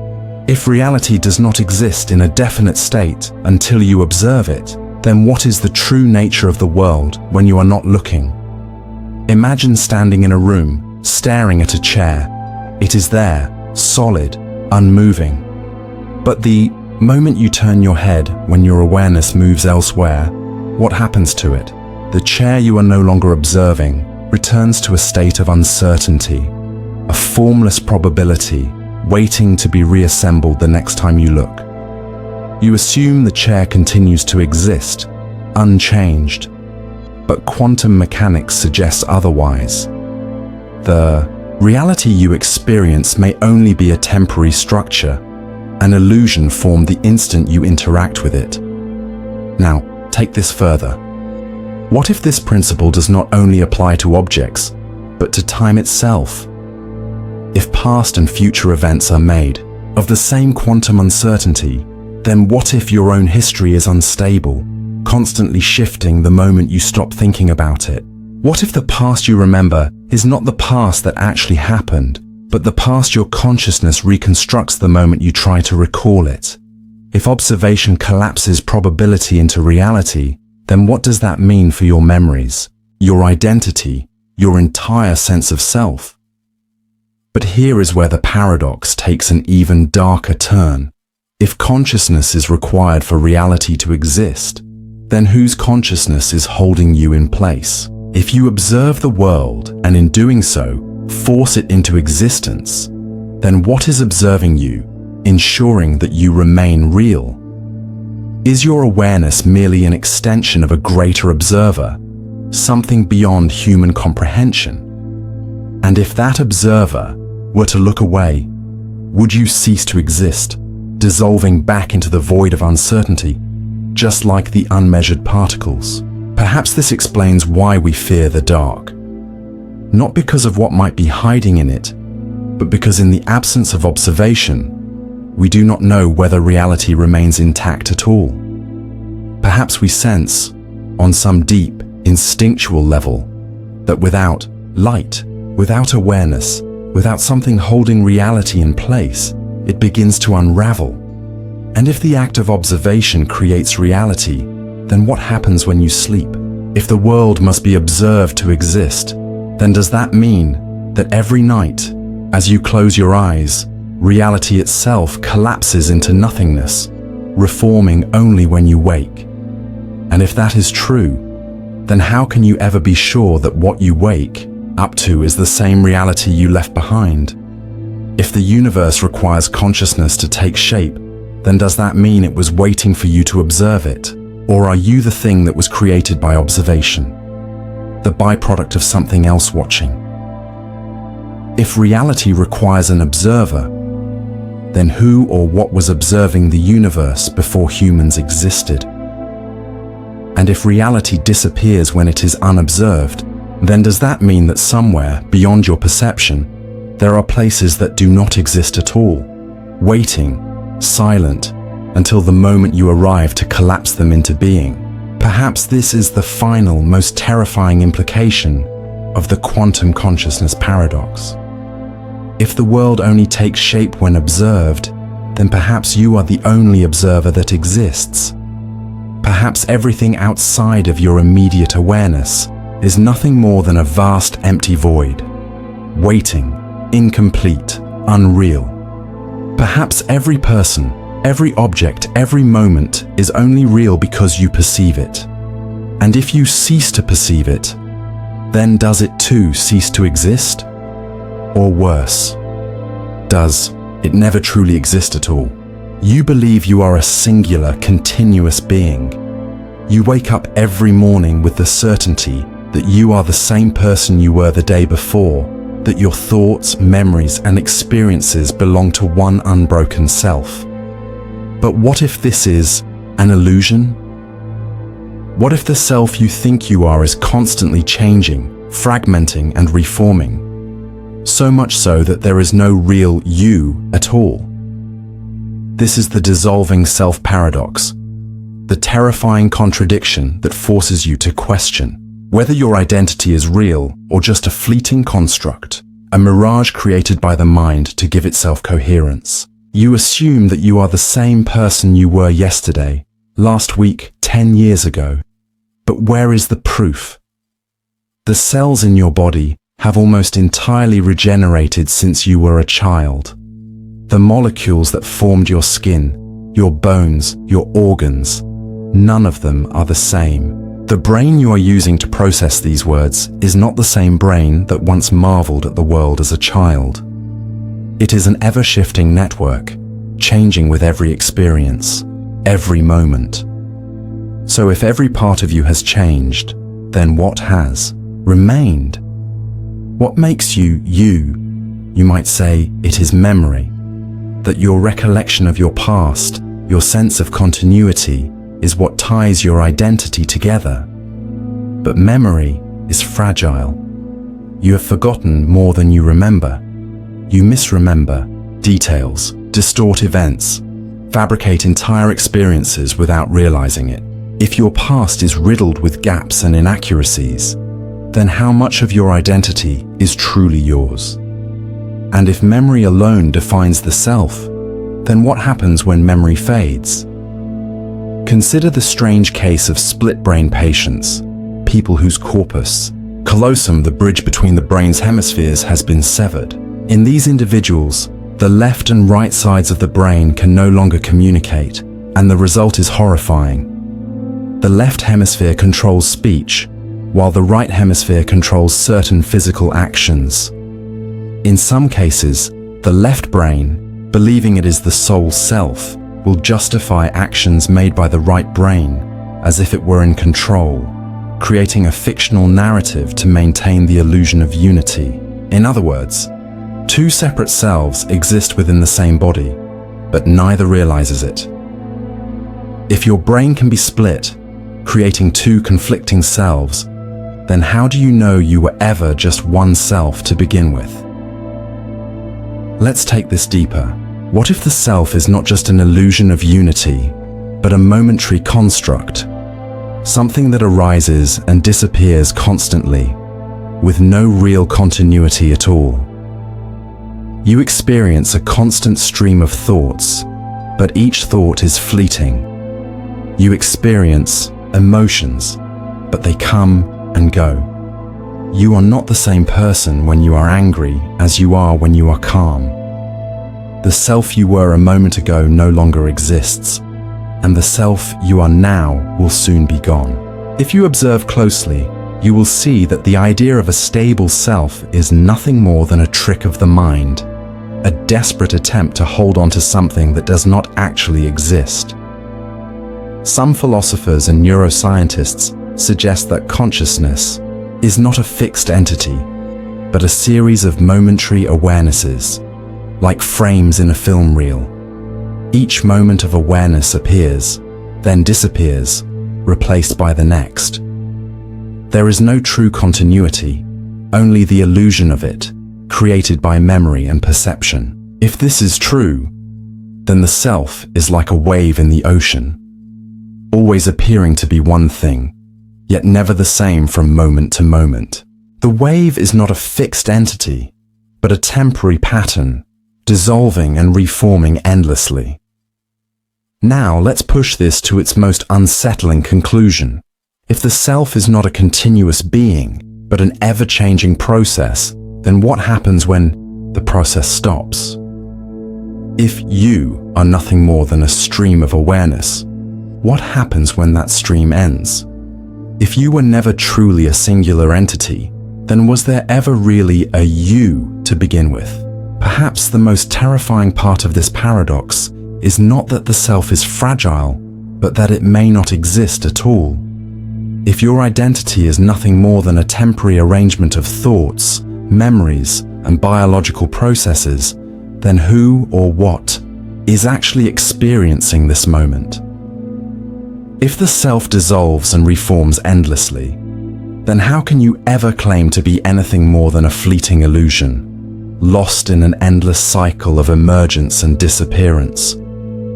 And if that is true, then who or what is reading these words right now? You believe you are in control. Every day you make choices, what to eat, what to say, what to do. You feel as though you are the author of your own life, a conscious being navigating an open world, shaping your future with every decision. But what if every choice you have ever made was already determined before you even became aware of it? What if free will is nothing more than a carefully crafted illusion? This is the free will contradiction, a chilling paradox that forces you to confront the possibility that your every action, every thought, every desire was never truly yours to begin with. Consider this: before you make a decision, before you consciously choose anything, something inside your brain has already made that decision for you. Neuroscientists studying brain activity have found that when a person is asked to perform a simple action, like pressing a button, their brain shows signs of having already made the choice up to 10 seconds before they are aware of it. Their conscious mind only realizes the decision after it has already been set in motion. This means that by the time you feel as though you are choosing, the choice has already been made. Your conscious mind is not in control.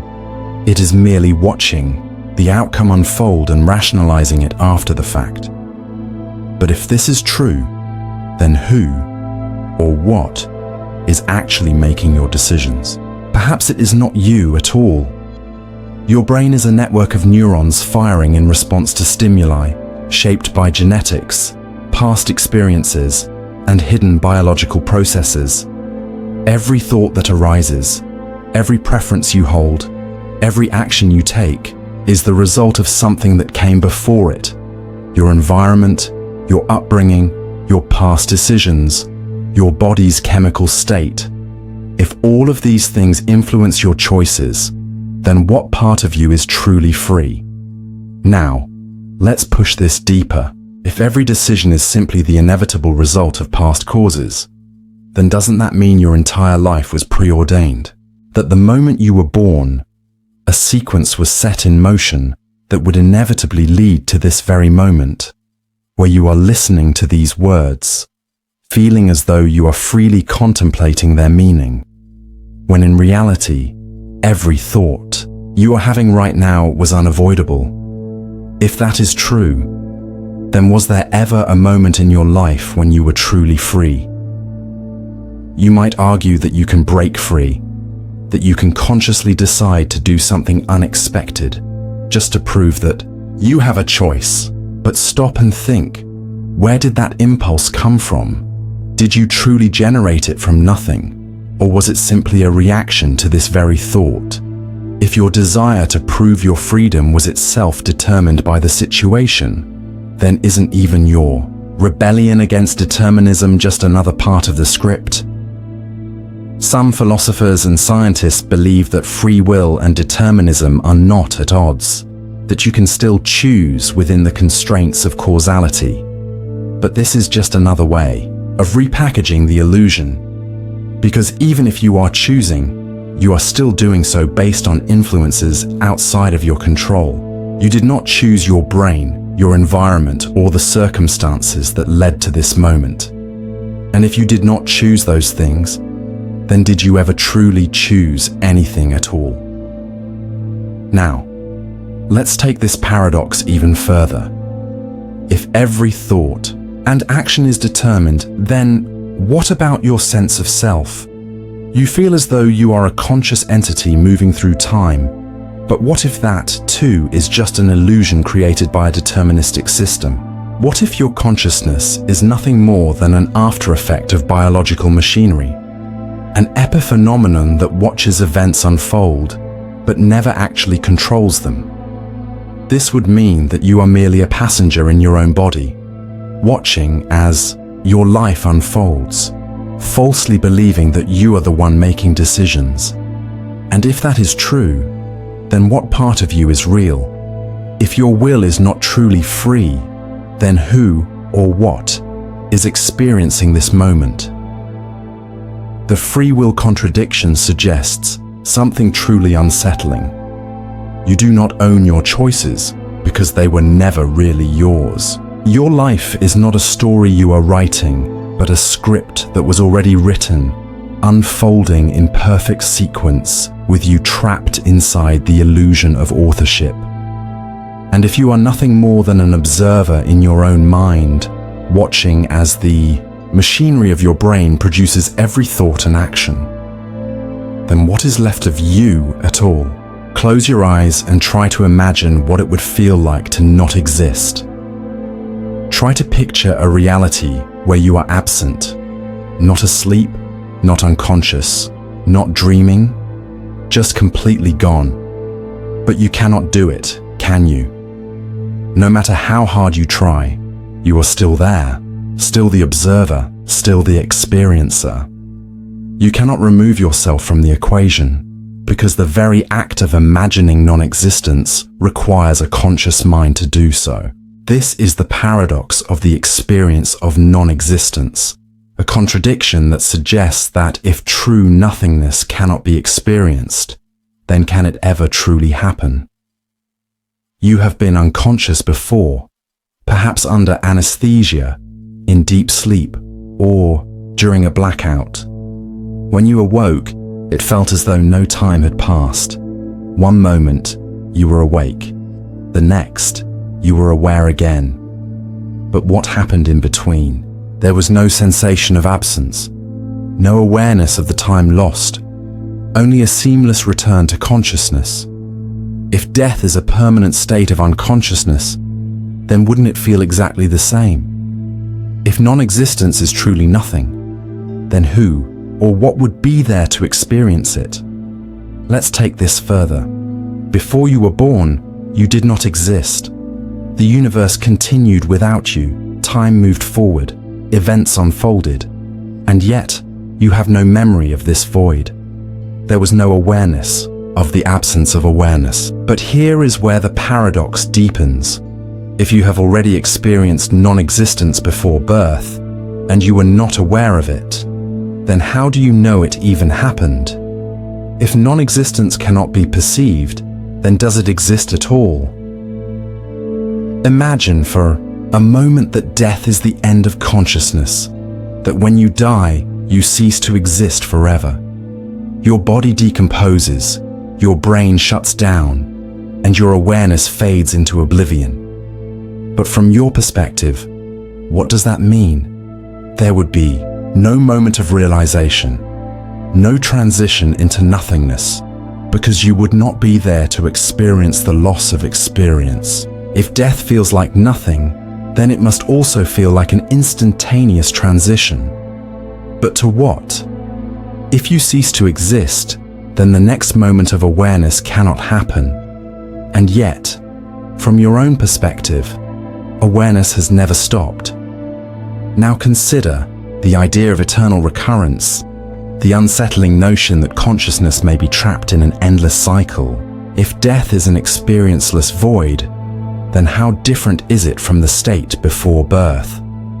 If you emerged into existence once, then why not again? If there is no awareness of the passage of time in non-existence, then billions of years could pass in an instant and you would never know. You would simply awaken somewhere, in some form, as if no time had passed at all. But let's take this deeper. What if death does not lead to oblivion, but to another state of awareness? Some theories suggest that consciousness is fundamental to reality, that it is not something the brain produces, but something that exists independently, something that cannot be destroyed. If that is true, then perhaps death is not an end, but a transition, an emergence into another form of perception that we cannot yet comprehend. Or worse, what if death does not end awareness but traps it? What if the self persists but is unable to express itself, lost in an endless loop, caught between states of being? What if the mind remains, unable to process time, unable to move, a prisoner in a void of pure, unbroken silence? And if that were the case, then how many people, how many selves are already there, drifting endlessly in a state of awareness without form, waiting for something that will never arrive? Perhaps the greatest horror of all is not death itself, but the fact that we can never know it. We can never confirm what it feels like to be gone, because to be gone means that there is nothing left to feel. If non-existence is real, then we will never experience it. And if we never experience it, then can it ever truly happen? The paradox of the experience of non-existence leaves us with one final disturbing question. If non-existence is impossible to experience, then do we ever truly die? You assume the world exists independently of you. You believe that objects, places, and events continue to unfold whether or not you are there to witness them. But what if that assumption is wrong? What if reality itself is shaped by your act of observing it? What if things do not exist in any definite state until consciousness interacts with them? This is the observer effect paradox, a terrifying contradiction that suggests that reality is not fixed, that the mere act of perception alters the nature of existence itself, and that nothing is truly real until it is seen. At the heart of this paradox is one of the most baffling discoveries in quantum mechanics, the double-slit experiment. When scientists fire individual particles, like electrons or photons, toward a barrier with two slits, something strange happens. If no one observes the experiment, the particles behave like waves, passing through both slits at once and interfering with themselves as if they exist in multiple places at the same time. But the moment these particles are measured or observed, they stop behaving like waves and collapse into definite particles, choosing only one path. Let that sink in. When these particles are not observed, they exist in multiple states. But the instant they are watched, they collapse into a single, fixed reality. The implication is disturbing. The act of observing something changes the way reality behaves. Now apply this idea to your everyday life. You look around and see a world that appears stable, definite, and objective. But how do you know that it exists in a fixed state when you are not looking? If unobserved particles exist in multiple places at once, then what happens to everything behind you, everything you are not perceiving at this very moment? Does it still exist as a solid reality, or does it return to an undefined state, waiting to be observed into existence? Let's push this further. If observation affects reality, then what does that mean about time? If the past has already happened, you assume it is fixed, unchangeable. But what if the past is just as uncertain as the future, existing in multiple possibilities until you attempt to recall it? If reality only takes shape when observed, then perhaps memory itself is not a record of events, but a process that constructs the past in real time, shaping history based on your expectations rather than any objective truth. Now ask yourself, if you never observe a place, does it truly exist in the way you imagine it? If you have never been to the other side of the world, if you have never set foot in a distant city, if you have never looked into the depths of space, then how can you be sure that those places exist at all? If observation shapes reality, then could it be that entire landscapes, entire civilizations, even entire galaxies do not take form until they are observed by a conscious being? Consider what happens when you dream. In a dream, an entire world unfolds around you, complete with people, objects, and landscapes, but none of it exists beyond your perception. The moment you wake up, that dream reality collapses into nothingness. But while you were inside it, it felt real. Now ask yourself, how is your waking reality any different? If the only proof that something exists is that you observe it, then how do you know that the world is not a constantly shifting dream, assembling itself moment by moment in response to your awareness? But here is where the paradox becomes even more terrifying. If observation is required for reality to take shape, then what is observing you? If your consciousness is necessary to hold reality together, then is there something else ensuring that you remain real? Are you constantly being observed by some greater awareness, something that holds your existence in place, the way your observation holds the world together? And if there were ever a moment when that observer looked away, if, for even an instant, the thing keeping you real stopped perceiving you, would you vanish the way an unobserved particle dissolves into uncertainty? Perhaps this is why the fear of being forgotten is so powerful. If no one remembers you, if no one thinks of you, if no one perceives you, do you still exist? And if a person can disappear from reality simply by being unobserved, then what about all the things you have already forgotten? How much of your own past has been lost because you no longer hold it in your awareness? How much of reality dissolves into nothingness the moment it is no longer watched? This paradox suggests something deeply unsettling. The world you believe to be stable may only exist because you perceive it. And if that is true, then the question is no longer what happens when you stop observing. The question is, who or what is observing you, keeping you from disappearing into the void? Every decision you make feels like a singular event, a fork in the road where one path is taken and the others disappear forever. You assume that once you choose, the other possibilities vanish, becoming nothing more than unrealized potential, a shadow of what could have been but never was. But what if those choices were never lost? What if every possible version of your life still exists, running parallel to this one, waiting just beyond the edges of your perception? What if you are not living in a single reality at all, but one of countless possibilities, each just as real as the one you are experiencing now?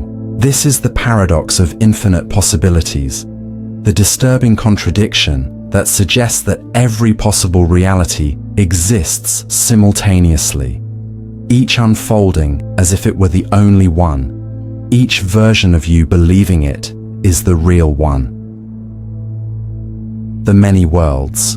Interpretation of quantum mechanics proposes that every time a decision is made, the universe splits into multiple versions, each representing a different outcome. In one, you turn left.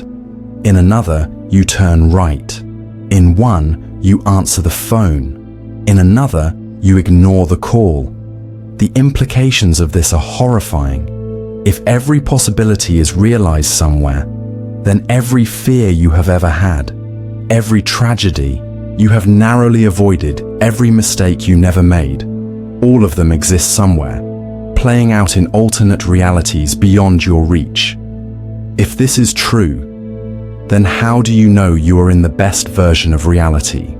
What if there is a version of you living a life where every decision has led to happiness, success, and fulfillment?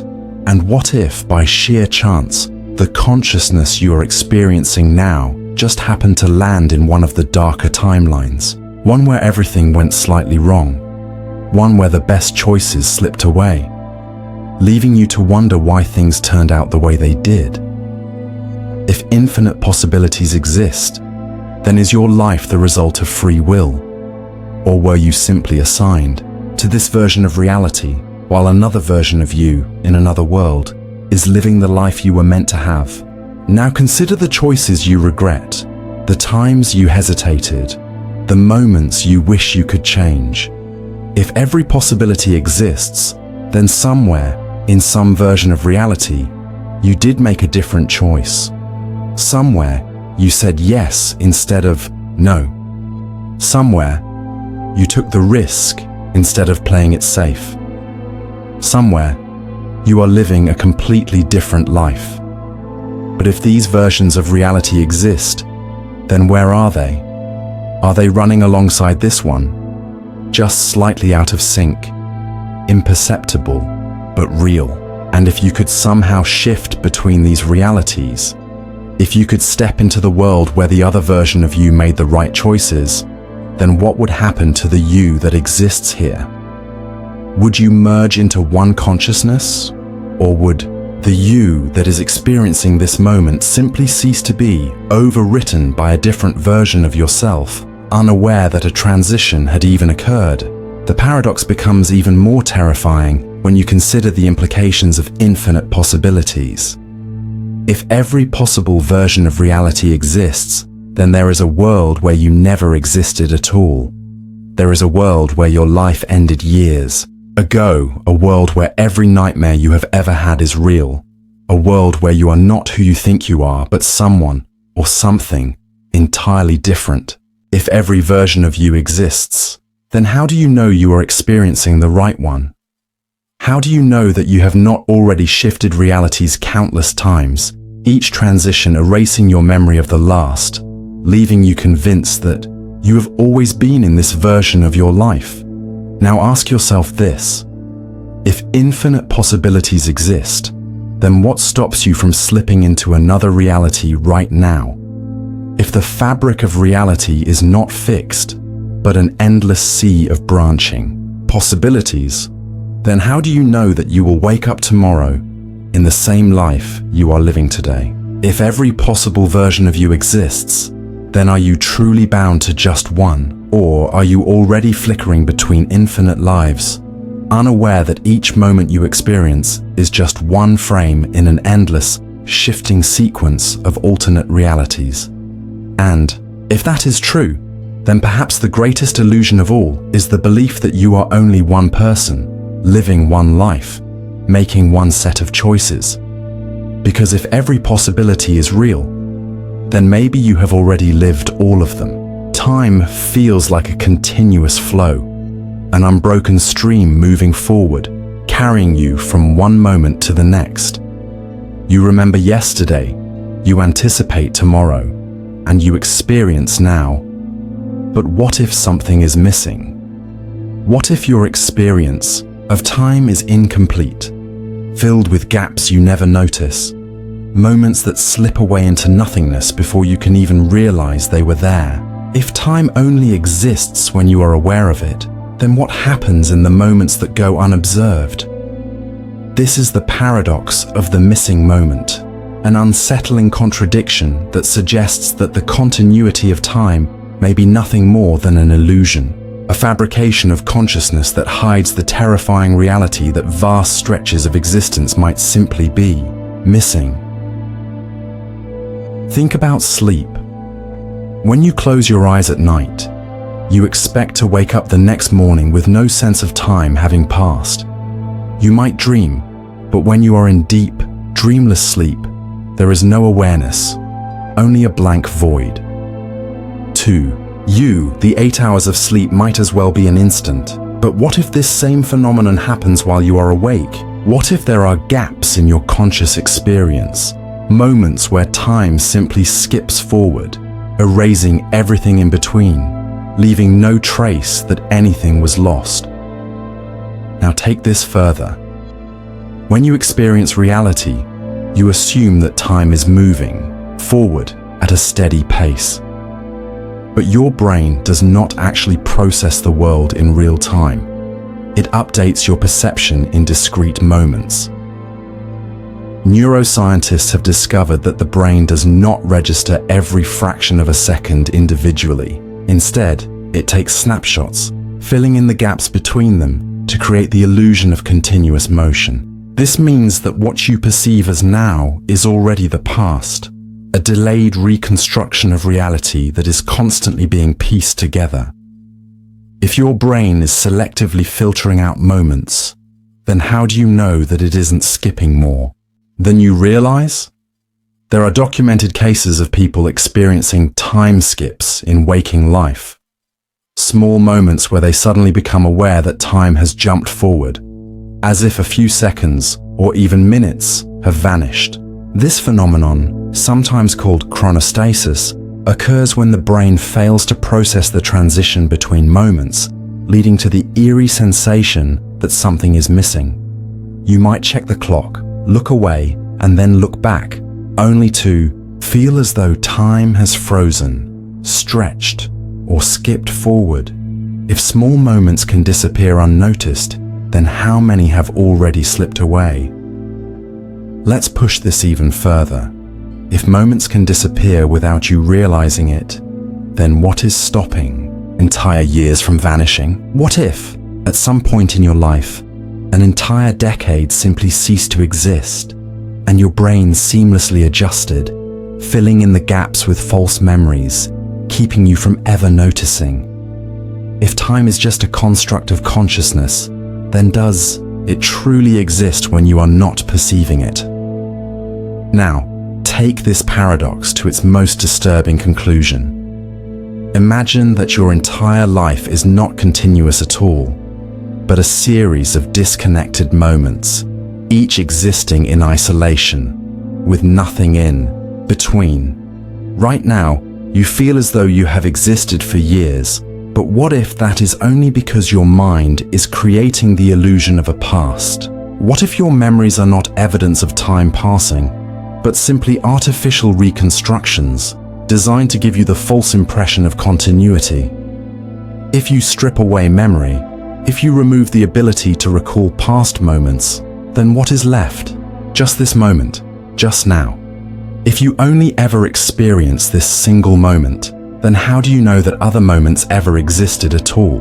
What if you are eternally trapped in an endless loop of the present, each iteration erasing the one before it, so that no version of you ever remembers what came before?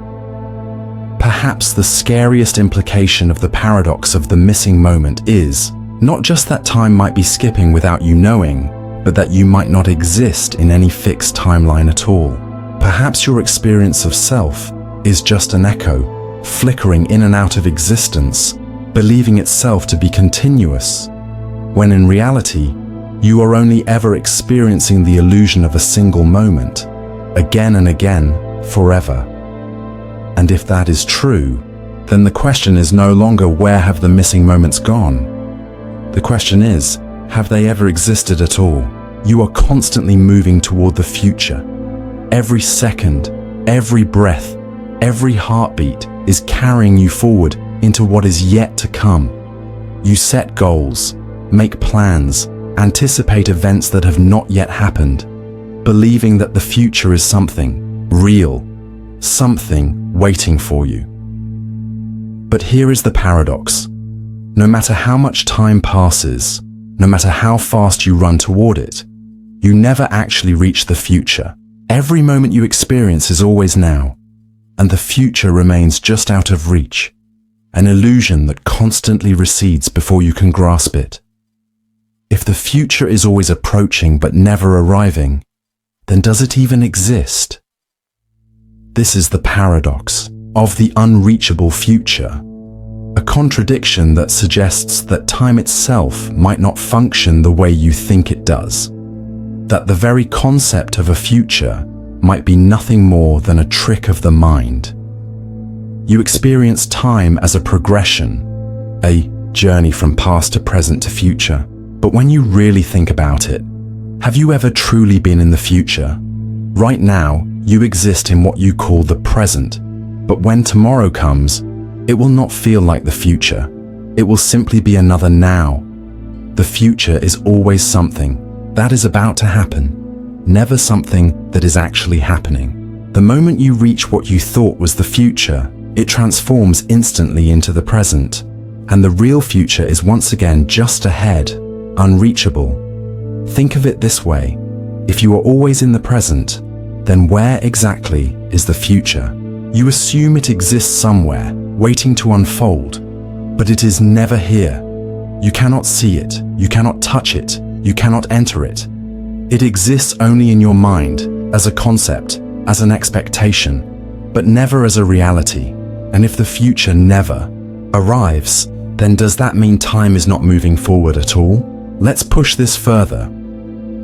What if the future is not just unreachable, but non-existent? The past, at least, leaves traces. It exists in memories, in history, in physical remnants of what has already happened. But the future leaves no evidence, no proof that it is real. If you imagine the future as a destination, a place you will eventually reach, then ask yourself, where is it? What if it is not there at all? Now consider an even darker possibility. If the future does not exist, then what are you moving toward? If time is just an illusion, if there is no future waiting ahead, then does that mean everything you believe you are progressing toward is also an illusion? You make decisions based on the assumption that the future will come, that you are shaping a timeline that extends beyond this moment. But what if all of that is just a lie created by your mind to cope with the sheer emptiness of existence? Imagine for a moment that you stopped believing in the future. Imagine that you accepted fully and completely that there is nothing ahead, no next year, no next day, no next second. Only this moment, endlessly stretching, without direction, without change. What would happen to you? Would your mind unravel, unable to function without the framework of time? Would you dissolve into nothingness, no longer tethered to the illusion of movement? Or would you simply continue, just as you always have, unaware that nothing was ever truly changing? Now let's take this even further. If the future does not exist, then does that mean time itself is an illusion? The concept of time is built on the idea that one moment leads to the next, that there is always something ahead. But if the future is never reached, then maybe there is no linear time at all, just a single eternal present, repeating itself endlessly, with no beginning and no end. If that is true, then are you actually moving forward, or are you simply experiencing the same moment over and over forever, believing you are progressing when in reality you are trapped in an infinite loop? If time does not move, if the future is not real, then what if you have been here before? What if you will be here again? What if this moment is the only moment that has ever existed, and every thought you have of the past and future is just part of the illusion, keeping you from realizing the terrifying truth that you are frozen, unchanging, caught in an endless cycle of now? The paradox of the unreachable future leaves us with one final haunting question. If the future never comes, then what happens when you reach the end of time? Or worse, what if you already have? You assume that your thoughts are uniquely yours, that the mind you experience, the stream of consciousness that flows through you, is singular. one entity, one self, one awareness that belongs to you and no one else. But what if there is another? What if, within your mind, there is a second self, an unseen doppelganger that mirrors your thoughts, watches your actions, and even influences your decisions without you ever realizing it? This is the doppelganger of the mind. Paradox, a contradiction that suggests that your consciousness may not be singular at all, but instead divided, fragmented, or even duplicated. That the entity you believe to be you is not alone in your own head.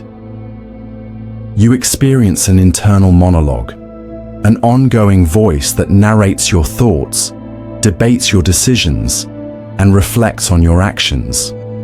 But who, exactly, is speaking? More importantly, who is listening? If you are the one thinking, then who is the one hearing the thoughts? Are you both the speaker and the observer? If so, then does that mean there are two of you? One that generates thoughts and another that perceives them? If that is the case, then which one is the real you? Now consider this. There are moments when you talk to yourself, when you argue with yourself, when you hesitate, weighing two conflicting desires. But where does the other voice come from? If you are a singular self, then why does your mind behave as if it contains more than one entity? If a decision must be debated, then who or what is doing the debating? There are cases of people with split brain syndrome, where the two hemispheres of the brain are severed, causing them to act as independent systems. In some cases, one hand will button a shirt while the other unbuttons it. A person will reach for an object with one hand only for the other to slap it away. If the brain can be divided into two separate entities, then how do you know that your own mind is truly unified? What if you are already divided, but unaware of the separation? Now, push this further. Imagine that within your mind, there exists a hidden twin, one that does not speak, one that does not act, but instead watches, waits, and influences you in ways you cannot perceive. A second self that mirrors your thoughts, yet remains just beyond your awareness. Have you ever felt as though you were being watched, even when you were alone? Have you ever had a sudden impulse, a thought that did not feel like your own? What if those moments were not random? What if they were glimpses of the other self, the doppelganger of your mind, subtly guiding your choices without revealing its presence? Some researchers believe that consciousness may not be a single, unified experience, but a collection of competing processes, multiple streams of thought, fighting for dominance, each one believing it is the true self. If that is the case, then what if your mind is not just one doppelganger, but many? What if the self you experience is simply the one that has momentarily taken control, while countless other versions of you wait beneath the surface, ready to rise the moment your attention shifts? Now consider an even darker possibility. What if the other self, the one lurking beneath your awareness, knows more than you do? What if it remembers things you have forgotten, sees patterns you cannot perceive, and makes choices before you even realize there was a decision to make? What if you are not the main version of yourself at all, but merely a front, a mask that was placed over something deeper, something hidden? And what if, one day, the doppelganger of your mind decides to take control? If your mind contains an unseen twin, then which one of you is the real you? And if you cannot answer that question, then the final, most terrifying question is this: what if you are the doppelganger? You assume that your consciousness is continuous. You wake up each morning believing that you are the same person who fell asleep the night before. You trust that your identity persists, that there is a thread of awareness connecting your past to your present. But every night, something disturbing happens. Your consciousness disappears completely. It vanishes, leaving behind no trace, no memory of the void. For hours, you do not exist, and yet you awaken, believing you are the same person, as if nothing ever happened. But if consciousness can vanish so easily, then where does it go? And more disturbingly, when it returns, how do you know it is the same consciousness that was there before? This is the vanishing consciousness paradox, a contradiction that forces you to question whether the self you experience is truly continuous, or if it is something that is constantly being erased and replaced, creating the illusion of persistence where there is none. Consider deep sleep. You have experienced dreams, strange, fragmented realities, where your mind constructs entire worlds out of nothing. But in dreamless sleep, something different happens. The self is gone, not reduced, not altered, completely absent. It is not like unconsciousness, where time still seems to pass. It is a total blank, an unbroken nothingness. When you awaken, there is no memory of being gone, only the assumption that you must have existed in some form throughout the night. But how can you be sure? If consciousness ceases completely, then why do you assume that it resumes as the same self when you wake? Imagine a machine that is powered off and then turned on again. If the internal processes of the machine cease to function, if its circuits stop running, then when it is turned back on, is it truly the same machine as before, or is it simply a new activation, one that appears identical but is fundamentally different? What if your consciousness functions the same way? What if the you that awakens in the morning is not the same you that fell asleep, but a new instance of consciousness, one that only believes itself to be the continuation of something that no longer exists? Now consider anesthesia. Many who undergo surgery describe the experience as an instant jump in time. One moment they are in the operating room, the next they are waking up with no sensation of time passing. There is no experience of unconsciousness, no awareness of the void, only the sudden return of self-awareness. But what if that self-awareness is not the same entity that went under? What if the version of you that existed before anesthesia never returned, and the consciousness that wakes up is simply another iteration, believing itself to be the original? This idea is terrifying because it suggests that you are not a continuous self at all, that your identity is not a fixed entity moving through time, but a series of disconnected moments, each one creating the illusion of continuity. If every night your consciousness disappears and then reconstructs itself upon waking, then how do you know that the consciousness you experience now is the same one that existed yesterday? How do you know you have not died and been replaced countless times already without ever realizing it? Let's take this even further. If your consciousness vanishes every night, then does that mean that death and deep sleep are functionally identical? You assume that waking up is different from dying because your mind resumes its experience. But if there is no conscious awareness during deep sleep, then how is that different from the nothingness of death? If the self can disappear completely and then reappear as if nothing happened, then what exactly separates one day's consciousness from another? If memory alone is the only connection, then does that mean that your entire identity is just a fragile thread of recollection, not a stable existence? Imagine this. What if every time you go to sleep, the consciousness that was you ceases to exist completely, and when you wake up, a new awareness takes its place, inheriting the memories of the previous one? Would this new version of you ever know that the original was gone? If every instance of consciousness believes itself to be the same person, then how many versions of you have already existed, each one unaware that it is merely a temporary construct?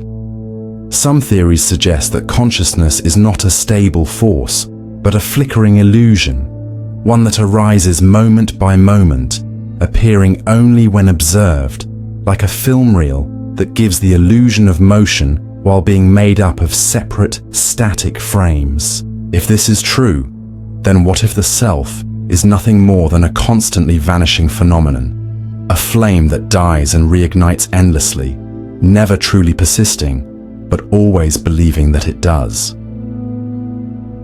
Now take this paradox to its final, most disturbing conclusion. If your consciousness can vanish completely and then resume, then what happens when it finally fails to return? If death is simply the moment where the process of reconstruction stops, then what makes it different from any other moment of unconsciousness? How do you know that you have not already died countless times, only for another version of you to wake up, carrying on the illusion? And if you are not the same consciousness today that existed yesterday, then who or what are you really? If your mind is constantly dissolving and reforming, then perhaps there was never a true you at all, only a pattern, endlessly repeating, forever trapped in the cycle of vanishing and reappearing.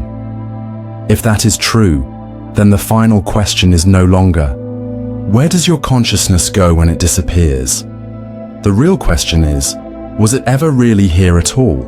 You assume that you are always aware, that your consciousness is a constant presence, observing, interpreting, and experiencing reality without interruption. You believe that every action you take, every word you speak, every decision you make is guided by your conscious self. But what if that is not true?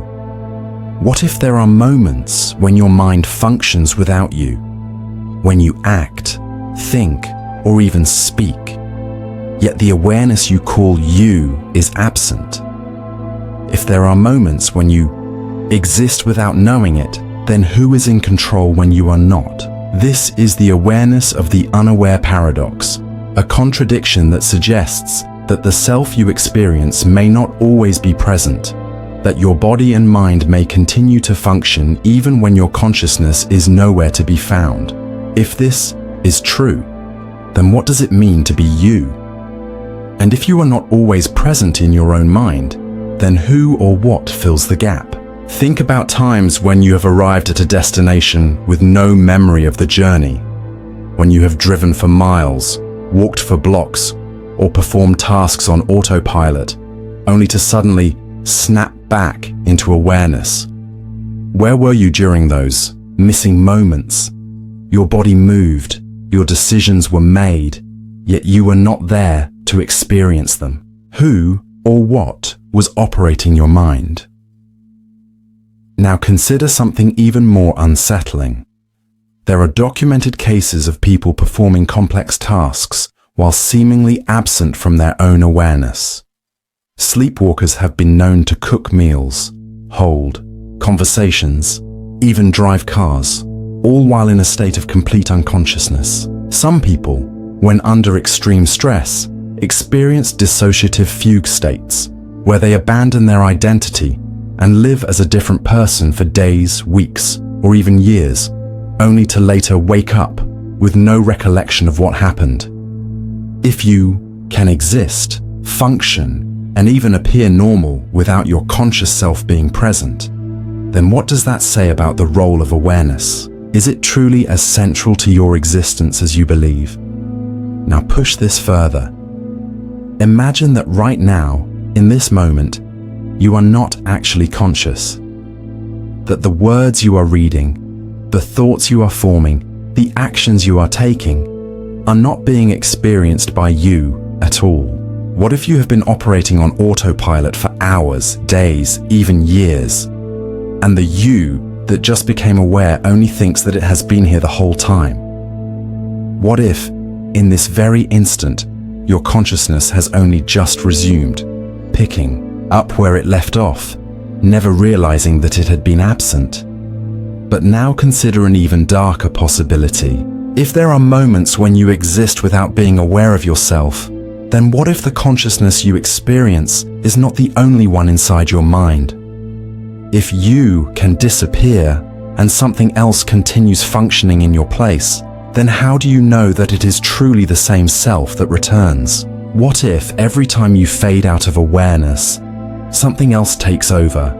Something that is not you, something that does not think as you do, something that only allows you to resume control when it no longer needs your body. If your awareness is something that can come and go, then where does it go when it is absent?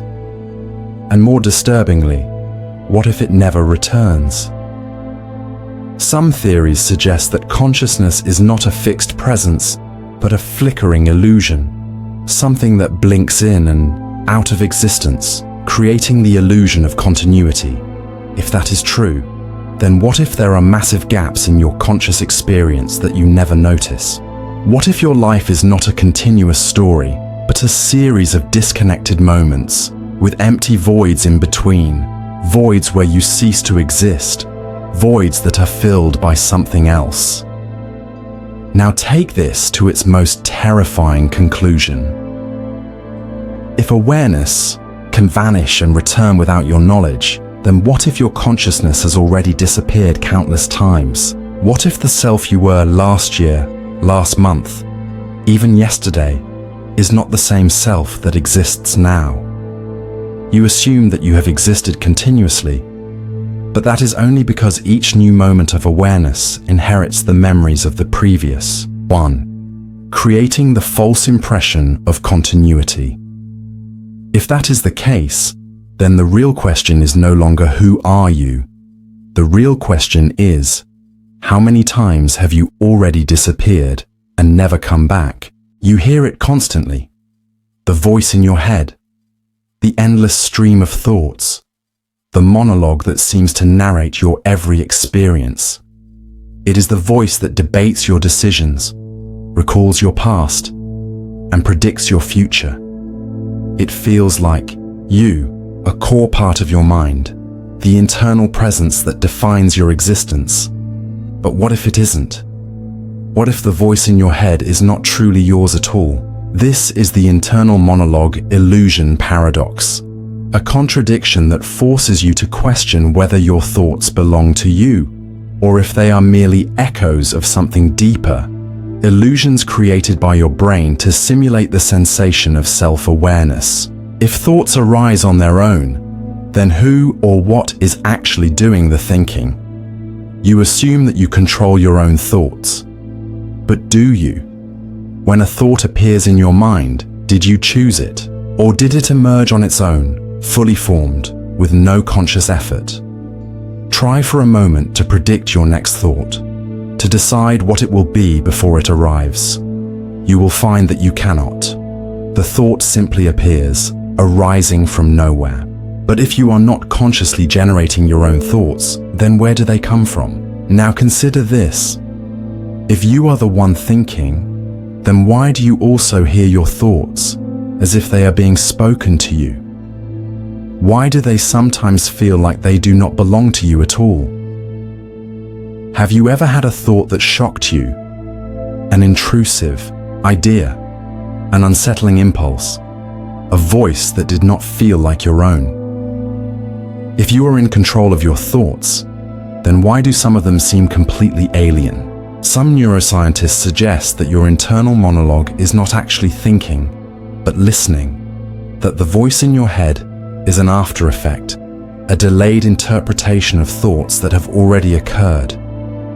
If this is true, then your inner voice is not generating thoughts, but reacting to them, making sense of them after they have already surfaced. This means that by the time you hear yourself think, the real thinking has already happened, outside of your awareness. Now push this further. If your inner voice is merely a reaction, then where is the true source of your thoughts? If you are not consciously generating them, then is there a hidden part of your mind that is? What if there is a deeper intelligence, a silent force beneath your awareness that is shaping your thoughts and decisions? One that never speaks, one that never reveals itself, yet controls everything you do. Now consider an even more disturbing possibility. What if the inner voice you hear is not you at all? You assume that your thoughts reflect your own identity, that they belong to a singular self. But what if the voice is a separate entity, one that only appears to be part of you? What if your internal monologue is simply a mask, something placed over your awareness to create the illusion of control, when in reality, you are merely a spectator, watching as thoughts appear without truly understanding where they come from? Think about this. If your inner voice is truly a part of you, then why can it argue with itself? Why can it contradict itself, doubt itself, challenge itself? If you were truly one singular mind, then wouldn't your thoughts always be unified? And if they are not, then who or what is arguing inside your head? Let's push this further into terrifying territory. Some people who experience auditory hallucinations report hearing voices that do not belong to them, entities that speak, with distinct personalities separate from their own. These voices often offer guidance, issue commands, or even challenge the individual's sense of reality. But what if these cases are not disorders, but glimpses into something more fundamental? Evidence that the mind is not singular, that the voice you experience as you is merely one of many hidden identities competing for dominance. Now consider another disturbing question. What if the voice in your head isn't meant to be there at all? Some meditation traditions claim that true awareness is silent, that the constant chatter of the internal monologue is a distortion, an unnecessary layer of noise that obscures pure consciousness. If this is true, then what if your thoughts are not your natural state? What if the voice you hear, the one you assume is essential to yourself, is actually an intrusion, something foreign, something unnatural, something that has attached itself to you, using your mind as a host? But now, the final and most unsettling thought. If your internal monologue is not truly you, if it is merely an illusion created by your brain, then who are you without it? If the voice in your head were to go silent, would you still exist? If you could no longer hear yourself think, would there be anything left of you at all? And if that voice did disappear, if one day you woke up and the constant monologue was simply gone, then would that mean you had finally achieved true awareness? Or would it mean that the self you thought you were had never existed in the first place? You assume that thought and language are inseparable, that every idea, every realization, every fleeting moment of awareness exists as words inside your mind. You believe that to think is to speak internally, that your consciousness is structured by the voice in your head. But what if this assumption is false? What if thought exists without language? If a thought can arise without words, then what form does it take before it becomes something you can understand? And more disturbingly, if thoughts can exist without words, then how many thoughts have you had that were never translated, never understood, never even perceived by your conscious mind?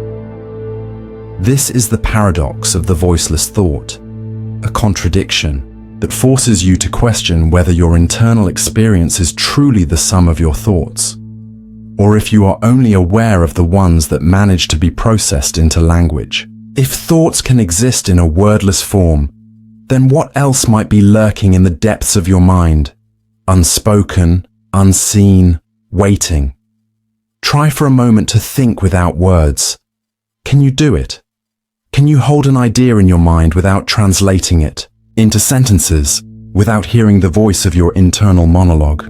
Perhaps for a brief second, a raw concept flickers in your mind, something beyond language, something pure. But the moment you focus on it, the moment you try to grasp it, it becomes words. It is as if the act of awareness itself forces thoughts to conform to language, as if your mind can only process reality through the narrow lens of words. But if that is true, then what thoughts have you lost simply because they could not be translated? Now consider this. When you feel a deep emotion, fear, grief, love, you often struggle to put it into words. You say things like, "I can't describe it," or "words fail me." But if words are failing, then what are they failing to capture? The feeling exists, the thought exists, but you cannot express it. If language is the filter through which your consciousness is processed, then how much of your true mind is being left behind, discarded, lost forever in a realm beyond words? Now push this further. You assume that your internal monologue is your thought process, that the voice in your head is where thinking happens. But if that were true, then how could you ever have sudden realizations? How could a solution to a problem just appear in your mind without first being constructed word by word? You have experienced it before, a moment where an answer arrives, fully formed before your inner voice has even had time to process it. This means that your deepest thoughts exist before they are translated into words. But if you do not hear them, then who or what is actually thinking them? There are people who do not experience an internal monologue at all. Individuals who do not hear their own thoughts in words, yet still function, still think, still understand the world. If thought is possible without language, then what does that say about the nature of thinking itself? Are words simply an afterthought, a translation of something deeper that has already occurred? If so, then what is the original language of thought? Now take this even further. If thoughts must be processed into language for you to be aware of them, then how many thoughts never make it through? How many ideas arise, remain unspoken, and then disappear into the void, simply because they could not be translated? If you can only perceive the thoughts that become words, then how much of your own mind is invisible to you? And now, the most unsettling question of all. If thoughts exist before language, then who or what is doing the original thinking? If you are only aware of the final translation, then what part of your mind is generating these wordless ideas before they reach you? What if the true source of your thoughts is something you will never be able to perceive? A silent intelligence within you that thinks in ways you cannot comprehend. Perhaps the real nature of thought is something you were never meant to know. Perhaps the voice you hear in your head is not you at all, just a narrator, watching the real thoughts unfold in silence, pretending to be in control. And if that is the case, then the final question is no longer, what are you thinking? The real question is, who or what is thinking before you even realize it? You believe your memories define you. They are the record of your past, the proof of your existence, the foundation of your identity. Every decision you make is shaped by the experiences you remember. You trust that your memories are accurate, that they have remained the same since the moment they were formed. But what if they haven't? What if your past is constantly rewriting itself? This is the self-contradiction of memory. Paradox, a contradiction that forces you to question whether your memories are truly a record of reality, or if they are nothing, and more than distortions, stories your mind has fabricated, shifting over time, erasing and rewriting the truth. Consider this. Every time you recall a memory, your brain does not retrieve an exact copy of the past. Instead, it reconstructs the memory from fragments, blending real events with assumptions, emotions, and even outright fabrications. Each time you remember something, you are altering it, reshaping it based on new experiences and biases. This means that your memories are not stable records. They are fluid, ever-changing narratives. But if your past is always shifting, then how do you know you were ever the person you remember being? Now think about the false memory phenomenon. Situations where people recall vivid experiences that never actually happened. Entire groups of people have been shown to misremember events in identical ways. A phenomenon known as the Mandela effect, where masses of people remember historical details that never occurred. Some swear that childhood memories, places they visited, conversations they had, even objects they owned, were real, only to later find out they never existed. If the mind can fabricate entire events and insert them into your past, then how much of your own life story is real? Let's push this further. Imagine waking up tomorrow and discovering that half of your memories were fabricated. What if moments you cherished, friendships, accomplishments, even tragedies, never actually happened? If you were convinced that your memories were real, then would the truth even matter? What if this is already happening? What if your past is already full of distortions, but you have no way of knowing? Now consider an even darker possibility. What if your mind is erasing memories, leaving gaps in your past that you will never be aware of? If memory can be rewritten, then what about the things that have been completely erased? People you have forgotten, experiences that were removed, entire periods of time that were lost without a trace. If your mind has deleted part of your past, then you would never notice, because there would be nothing left of it to remember. If you can forget without realizing you have forgotten, then how much of your life has already been lost? Some researchers suggest that memory is not a record of what actually happened, but a simulation of what makes sense to the mind in the present. Your brain does not store reality. It creates reality based on the story it needs to tell. This means that the past is not something fixed. It is something that exists only as long as you believe it does. Now take this to its final, most terrifying conclusion. If your memories are not fixed, not stable, not real in the way you assume they are, then what does that mean about you? If you are the sum of your memories, but your memories are constantly shifting, then are you constantly shifting as well?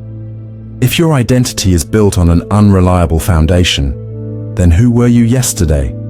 Who are you today? And more importantly, what if you were never the same person twice? You assume that existence is something tangible, something real, something that can be known.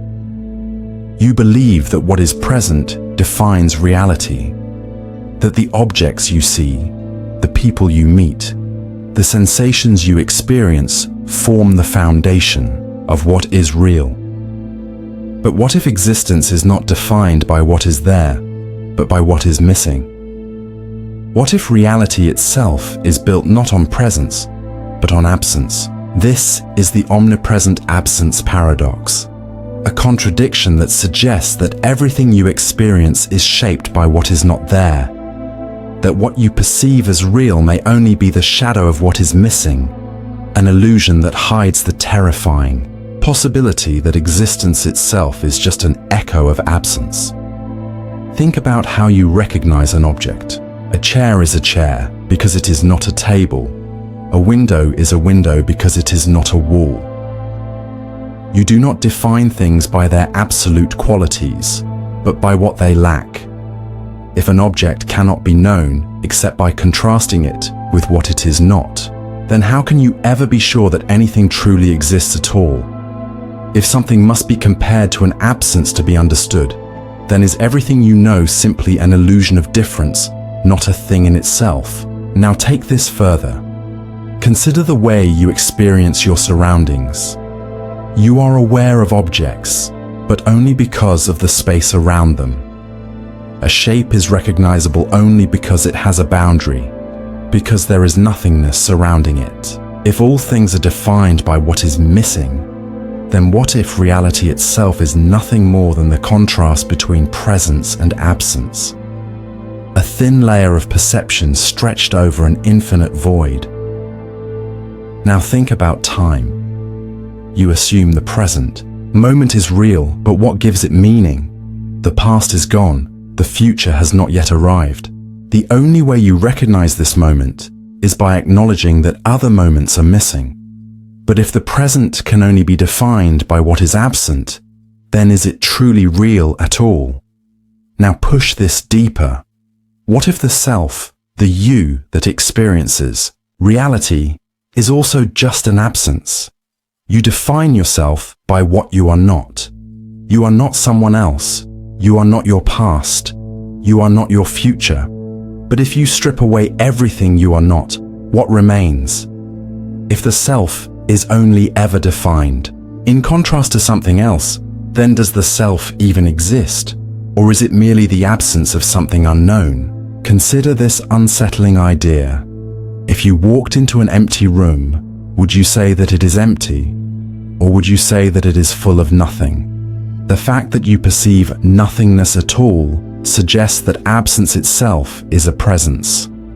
But if nothingness can be experienced, then what if everything you perceive as real is actually an illusion created by a deeper absence, an emptiness that disguises itself as form? And now, the final, most terrifying question. What if the greatest illusion of all is existence itself? If everything you know is defined by what is missing, then are you truly here? Or are you just a temporary shape in an infinite void, one that will dissolve as soon as there is nothing left to contrast it against? And if that happens, what remains? You assume that every thought you have belongs to you, that your mind is the source of your ideas, your memories, your emotions. When a thought arises, you believe it was formed inside your brain, emerging from some internal process of reasoning, memory, or creativity. But where do your thoughts truly come from? Do you generate them, or do they simply appear? If a thought arises from nothing, then is it truly yours? And if you do not control the thoughts that enter your mind, then who or what does? This is the shadow of thought paradox, a contradiction that suggests that your thoughts may not be self-generated, that they may not even originate within you at all, that every thought you believe is yours may be nothing more than a shadow cast by something unseen, something deeper, something you cannot reach. Consider this. If you are in control of your thoughts, then try to predict your next one. Try to decide in advance what you will think next. Can you do it? No matter how hard you try, the next thought simply arrives, fully formed without warning. It was not chosen. It simply appeared. But if you are not choosing your thoughts, then where do they come from? Now think about how ideas suddenly enter your mind. A memory surfaces out of nowhere. A song plays in your head without being summoned.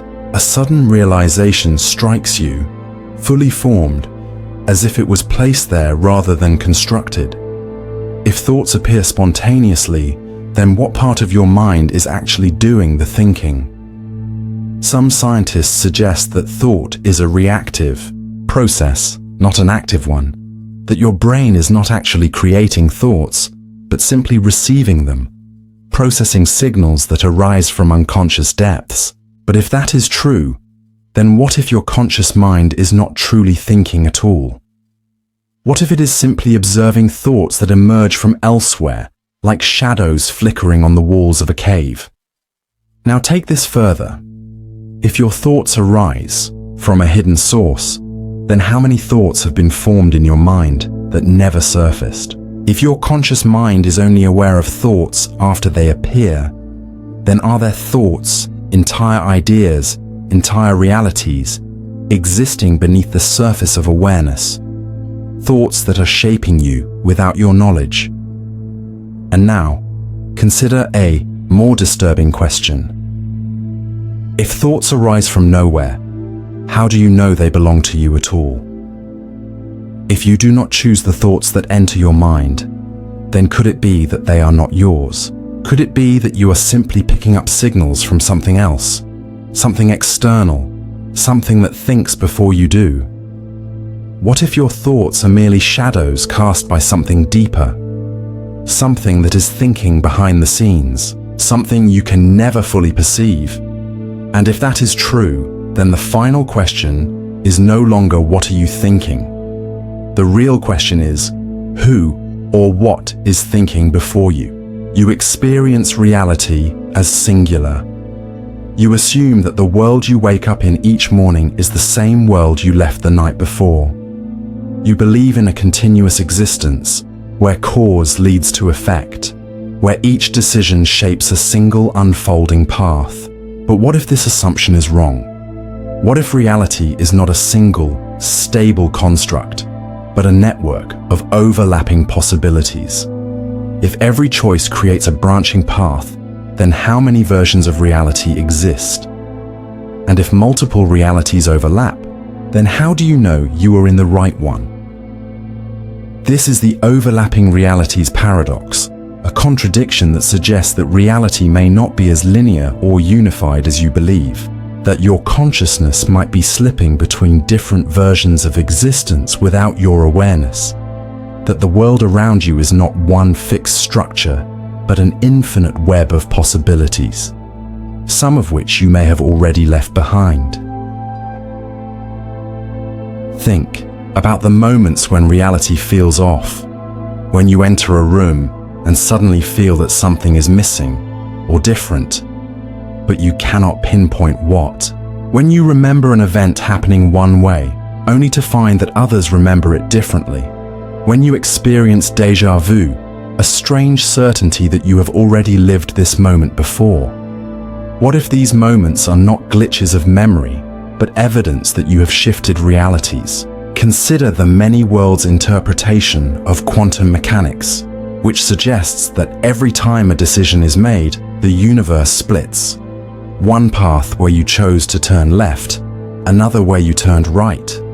One world where you answered the phone, another where you let it ring. If this is true, then every possibility that could have happened did happen, somewhere. But what if these worlds are not fully separate? What if they overlap, blending together, merging, splitting, colliding, so subtly that you do not even notice? Now push this further. Imagine that with every passing moment, you are not the same version of yourself that existed seconds ago, that your consciousness is slipping between variations of reality, unaware that each new moment is actually unfolding in a slightly different world. If this is happening, then how much of your past truly belongs to you? And if you have been moving between realities all along, then where did the original version of you go? There are people who claim to remember events that never happened, places that do not exist, people who seem to have vanished without explanation. The Mandela effect, named after collective false memories of Nelson Mandela's supposed death in the 1980s, is one example of this phenomenon. People recall logos, movie lines, even historical facts differently from recorded reality. Could it be that these people are not misremembering, but rather remembering events from a world they no longer inhabit? If multiple versions of reality exist, then how do you know that you are in the correct one? What if, at some point in your life, your consciousness was transferred into a similar but slightly different reality, leaving you unaware that the shift had ever occurred? If the difference was small enough, would you ever notice? Now consider a terrifying question. If overlapping realities exist, then what happens when they collide? What if the moments of strangeness you experience, the sense that something is different, the unshakable feeling that you do not belong, are signs that your mind is trying to process two versions of reality at once? If your consciousness exists in multiple versions of the world at the same time, then which one is real?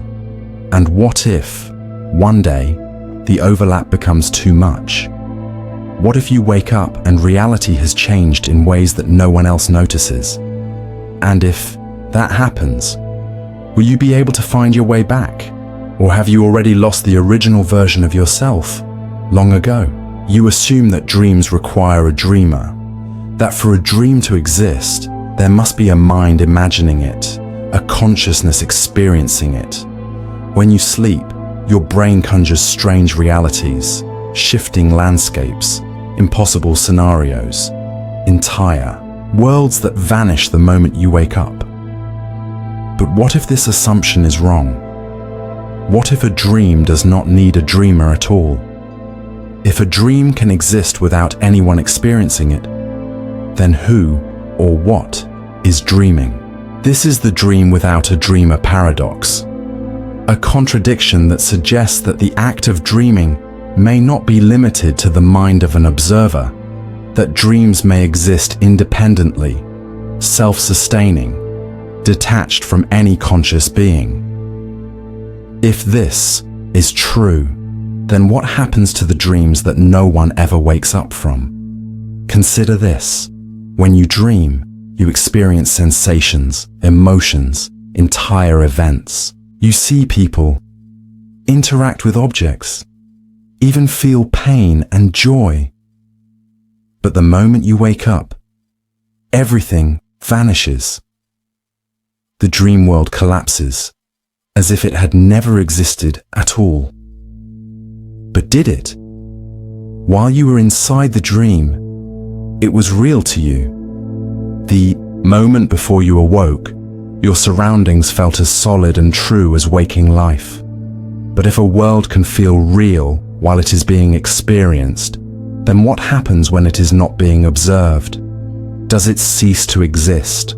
Or does it continue unseen? Without you, now push this further. Imagine a dream that no one ever wakes up from. A dream that unfolds endlessly, with no observer to perceive it, no consciousness to claim it as its own. If a dream world can exist in the mind of a sleeper, then why can it not exist without a sleeper at all? If dreams do not require awareness, then could there be countless dreams, infinite and eternal, drifting through existence, self-sustaining without ever needing a witness? Now consider the nature of reality itself. If you accept that a dream feels real while you are inside it, then how do you know that waking life is not the same? What if the world you inhabit now is not a fixed reality, but simply a dream that no one has yet woken from? If dreams can exist independently, then what if this reality is one such dream? One that has been going on for so long that its inhabitants no longer remember it is not real. Now take this even further. You assume that dreams originate in the mind. But what if the mind does not create dreams? What if it merely taps into them? What if dreams are already there, waiting, existing on their own, and your consciousness merely steps into them temporarily? If this is true, then where do these dreams exist when no one is inside them? If a dream can continue without a dreamer, then what else might be dreaming right now without anyone knowing? Some ancient philosophies suggest that reality itself is a vast, unending dream, one without a dreamer, one that sustains itself with no conscious mind at its center. If this is true, then your thoughts, your experiences, your very sense of self may not belong to you, but to the dream itself. And if that is the case, then when you finally wake up, what will be left of you? You assume that you are one person, a singular, continuous self that moves through time. You refer to yourself as I, believing that your consciousness is unified, that the entity experiencing this moment is the same entity that existed yesterday, last year, or even in childhood. But what if this assumption is wrong? What if your identity is not singular, but fractured? If the mind is composed of conflicting desires, shifting emotions, and fragmented perceptions, then which version of you is the real one? This is the fractured identity paradox, a contradiction that suggests that the self you experience is not a single, stable entity, but a shifting collection of personas, each one believing it is the true self, each one unaware of how many others have already come and gone. If this is true, then what does it mean to be you? And if your identity is constantly changing, then have you ever truly existed as one coherent person? Think about how your mind works. There are moments when you are confident and decisive, and other moments when you are insecure and doubtful. There are times when you feel like a good person, and times when you do not recognize the thoughts you are having, the emotions you feel, the opinions you hold, even the memories you cherish. They shift. You are not always the same person. But if your identity is fluid, then what part of you is constant? Now consider this. When you look back at old photographs of yourself, do you feel a connection to that person? Or does it feel like someone else entirely, someone you remember but do not fully recognize?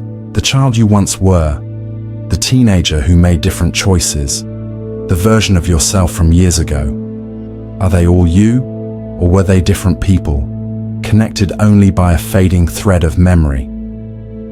If identity is defined by memory, then what happens when memory fails? You do not remember every version of yourself. You have forgotten thoughts, experiences, entire years of your life. And if the version of you that once existed is now lost to memory, then did that version of you truly exist, or did they vanish, replaced by the current self, unaware that countless others have already disappeared? Now push this further. If your identity is not fixed, then who is experiencing this moment? Are you the same person you were an hour ago, or are you merely the latest version, one that inherited the memories and beliefs of a long line of forgotten selves? If the person who existed yesterday is gone, then how do you know you will still exist tomorrow? There are documented cases of people waking up with amnesia, unable to remember their past, yet still functioning as a person.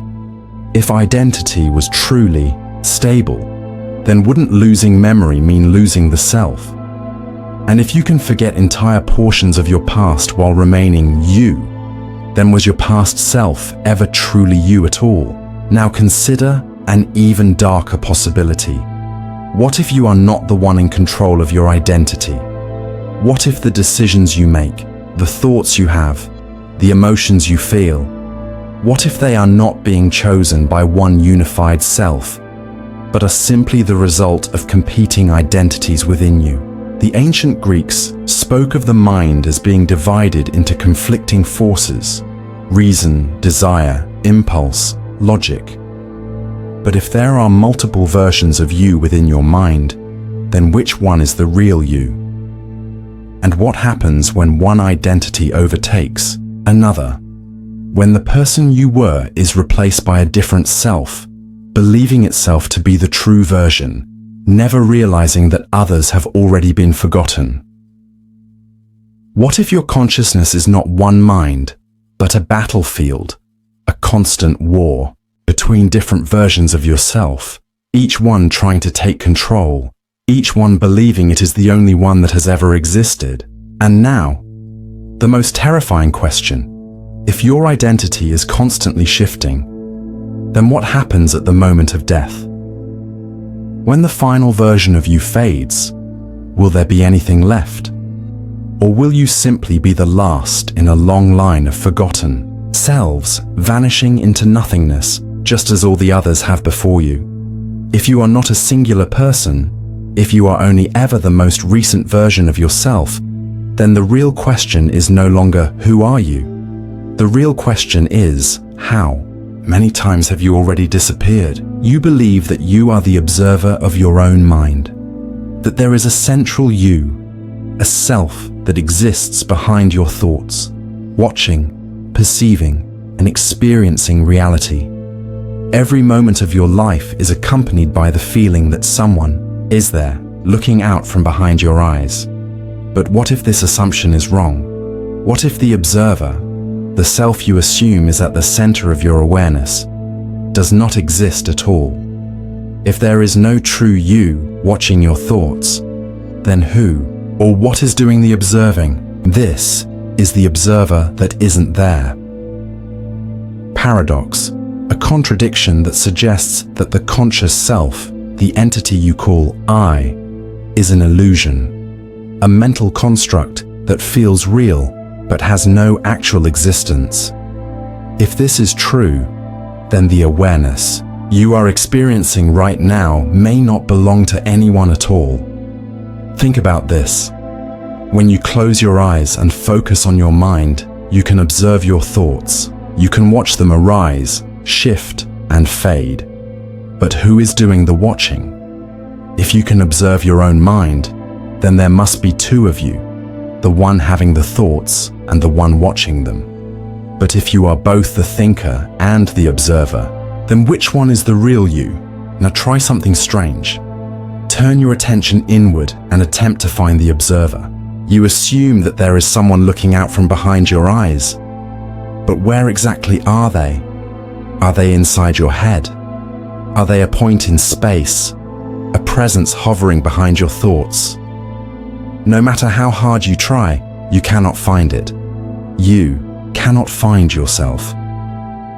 Some philosophers and neuroscientists suggest that the sense of self, the feeling that there is an observer within you, is a hallucination, a trick created by the brain to generate the illusion of continuity. Your thoughts arise on their own, but your mind creates a fictional observer to make it seem like there is someone at the center. But if the observer is just a mental construct, then who or what is actually aware? Now consider an even darker possibility. If the observer is not real, then what happens when you stop thinking? If the mind is silent, if no thoughts are present, does the observer still exist? If your sense of self disappears when the mind is empty, then does that mean it was never there to begin with? Some meditation traditions claim that in moments of deep awareness, the illusion of the observer dissolves, revealing a terrifying truth, that there was never anyone there at all, that the entity you thought was you was nothing more than a collection of passing thoughts, held together by the illusion of continuity. But if this is true, then what happens when the illusion ends? If you are not the one generating your thoughts, if you are not truly observing them, then what are you? Now take this even further. If there is no observer, then who is reading these words right now? You assume that you are here, present, experiencing this moment. But if the observer does not exist, then perhaps this experience is happening without anyone being aware of it. Perhaps the thoughts you call yours are simply appearing in an empty void, with no one actually thinking them. And if that is the case, then the real question is no longer, who are you? The real question is, were you ever here at all? You assume that consciousness ends at death, that when your body fails, when your brain shuts down, your awareness simply ceases to exist. You have seen others die, watched life fade from their eyes, and you believe that one day the same will happen to you. But have you ever actually experienced non-existence? Can you remember a time when you were not aware? If your consciousness is always experiencing something, then is it possible to ever experience nothing at all? This is the consciousness paradox of death, a contradiction that suggests that while you believe you will one day enter a state of non-existence, you have no frame of reference for what that would mean. If all you have ever known is awareness, then how can you be certain that awareness can ever stop? Think about this. When you fall into a deep, dreamless sleep, your awareness disappears completely. For hours, there is no experience, no sensation, no passage of time. But then you wake up and awareness resumes, as if nothing had happened. In that void of unconsciousness, you were not aware that you were unconscious. But if you can cease to exist in sleep and then return, then how is this different from death? If deep sleep is the closest you have ever come to non-existence, then how do you know that you won't wake up again after death? somewhere else, as someone else. Now push this further. The idea that death is nothingness assumes that experience can simply end. But if consciousness is something that is always present, always aware, then what if it is incapable of ceasing? If you have never experienced nothingness, then perhaps it is not possible to do so. Some theories suggest that consciousness is a fundamental property of existence itself, something that does not arise from the brain, but something that the brain merely channels, like a radio receiving a signal. If that is true, then when the brain dies, consciousness does not stop. It simply loses its receiver. But if the signal remains, then where does it go? If you cannot experience non-existence, then what comes after? Now consider an even stranger possibility. What if you have already died before? What if the moment of death is not an ending, but a transition, one that has already happened to you countless times? You assume that you have been alive continuously since birth. But what if your consciousness has already experienced death multiple times, only to reawaken elsewhere, in another body, in another timeline, in another existence? If you cannot remember a past life, that does not mean you did not have one. It only means that you do not remember the last time you died. Now take this to its most terrifying conclusion. If it is impossible to experience nothing, then that means that you will always experience something. If consciousness cannot stop, then what happens when the body dies? If you cannot remain in a state of non-existence, then you must go somewhere. But where? Do you wake up as a different person, forgetting your past identity?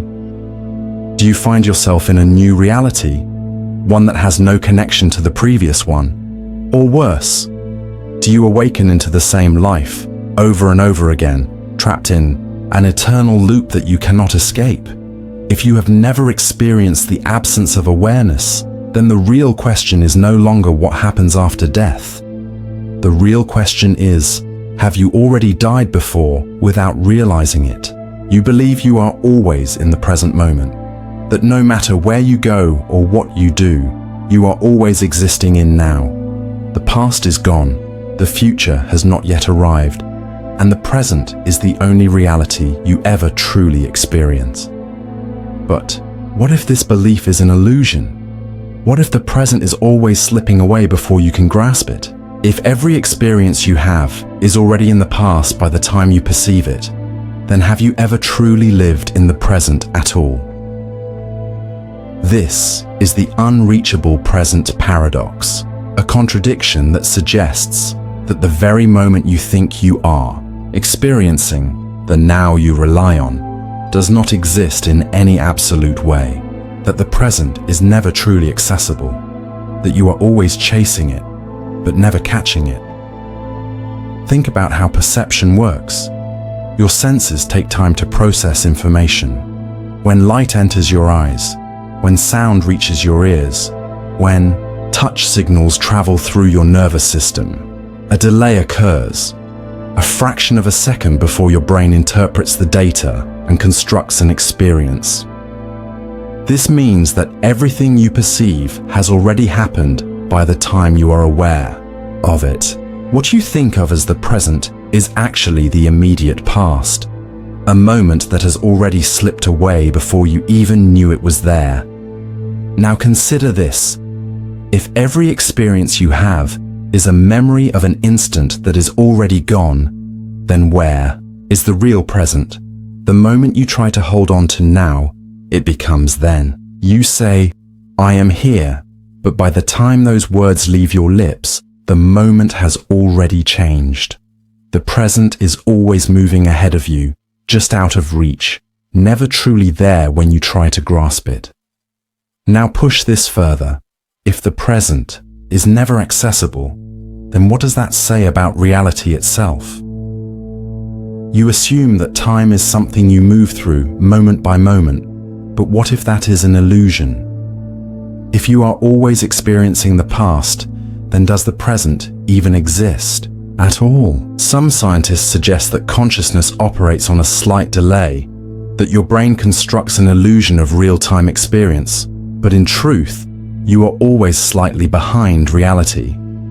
If this is true, then how do you know that you are experiencing the real world at all?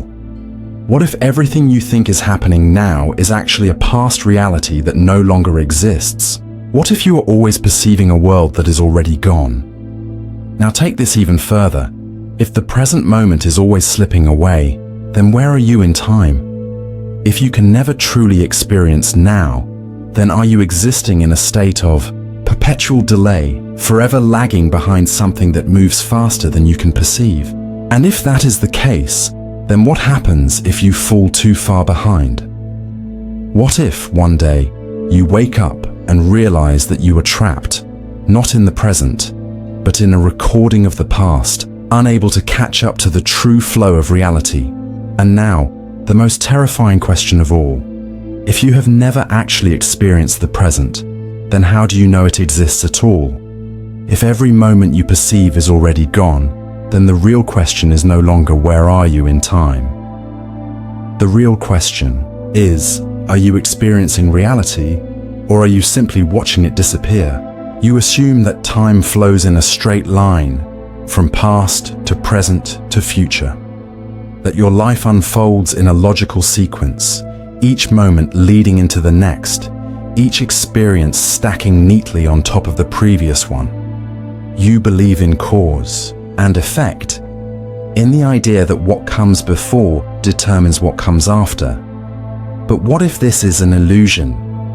What if time does not move forward at all? If perception is non-linear, if memories can shift, if time can stretch or contract, then is time truly moving in one direction? Or is it something else entirely, something that does not obey the rules you assume it does? This is the non-linear perception paradox, a contradiction that suggests that time as you experience it is not reality, but an illusion of the mind. That past, present, and future may not be separate points on a timeline, but rather layers of the same moment, overlapping and shifting in ways you cannot perceive. If this is true, then is the future already behind you? Think about how you remember the past. Your memories are not stored in perfect order, like chapters in a book. They are fragmented, distorted, shifting each time you recall them. Sometimes they feel distant, other times they feel immediate. You may remember something that happened years ago with vivid detail, while forgetting something from yesterday. If time is truly linear, then why does memory not behave that way? Why does the past feel closer or farther away, depending on your perception? Now consider déjà vu, the eerie sensation that you have lived a moment before, that reality is repeating itself. Some researchers believe that déjà vu is simply the brain misfiring, confusing a present experience with a past one. But what if déjà vu is something more? What if it is a glitch in perception, a sign that the mind is experiencing moments out of order? If time were truly linear, then why would your brain ever feel as though the future had already happened? Push this further. You assume that cause comes before effect, that something must happen first in order to produce a result. But in quantum mechanics, the concept of retrocausality suggests that effects can influence their causes, that a decision made in the future can determine an event in the past. If this is possible, then what does that say about your own experience of time? What if the future is not something that hasn't happened yet, but something that has already occurred, something that is simply waiting for you to catch up to it? Now consider an even stranger idea. What if time is not something you move through, but something that is being generated in real time by your consciousness? Some theories suggest that time does not exist independently, but is rather a product of the mind, a way for the brain to make sense of existence. If this is true, then time is not something external and fixed, but rather something that is constructed by perception. And if perception is non-linear, then time itself may not be linear either. Imagine for a moment that all moments exist simultaneously, that past, present, and future are not separate, but layered on top of one another. Your mind simply moves through them in a particular order, constructing the illusion of forward motion. But if you could step outside of perception, if you could truly see time for what it is, then what would you see? Would you see every moment of your life happening at once? Would you see the future already laid out before you, unchangeable, just as your past is, or worse? What if you have already lived this life countless times? What if time is not a straight line, but a loop, endlessly repeating, your consciousness trapped in a cycle it cannot escape? You feel as though you are moving forward, but what if that is only because your perception resets each time the loop begins again? What if the past is not behind you, but waiting for you at the end of your life, ready to start over the moment you reach it? And now, the most terrifying question of all. If time is not linear, then what moment are you truly in? If the future is already behind you, then are you moving towards something new? Or are you simply reliving a moment that never ends? And if this moment has happened before, how many times have you already been here? You assume that the past creates the future, that events unfold in a sequence, each moment shaping the next, each decision leading to the next consequence. You believe that time flows in one direction, that history is written first, and the future emerges from it. But what if this assumption is wrong? What if the future is not something that emerges from the past, but something that has already happened, shaping the past in ways you cannot perceive? This is the future that creates the past paradox, a contradiction that suggests that time may not be a cause and effect process moving forward, but a loop, a structure where the future is not waiting to be formed, but rather dictating the past, shaping events in reverse, bending reality itself to fit into something that has already occurred. Think about how you experience time. You look back at past events, assuming they were fixed, that they led inevitably to this moment. But how do you know that the past was not rewritten by the future? If the future already exists, then the events leading up to it must align with that outcome, meaning the past is not a foundation for the future. It is merely a necessary shadow of what must come next. Now consider precognition, the eerie phenomenon of people having dreams or visions of future events before they occur. Some have seen disasters before they happened, predicted deaths before they occurred, or felt déjà vu so strongly that they believe they have already lived a moment before it happened. Science often dismisses such experiences as coincidence or misinterpretation. But what if these moments are not mistakes? What if the reason people occasionally glimpse the future is because the future is already there, shaping the past in ways we do not understand? Now push this further. Quantum mechanics introduces the concept of retrocausality, the idea that effects can influence their causes. In certain experiments, particles seem to decide their state based on measurements that happen after they should have been determined. If reality itself is capable of having its past shaped by future conditions, then what does that say about time as a whole? If your actions today can be influenced by an event that has not yet occurred, then how much of your life has already been set in motion by things you do not yet know? Now take this to a personal level. Think about a moment in your life where a decision seemed inevitable, where everything lined up in such a way that it felt like the choice had already been made for you.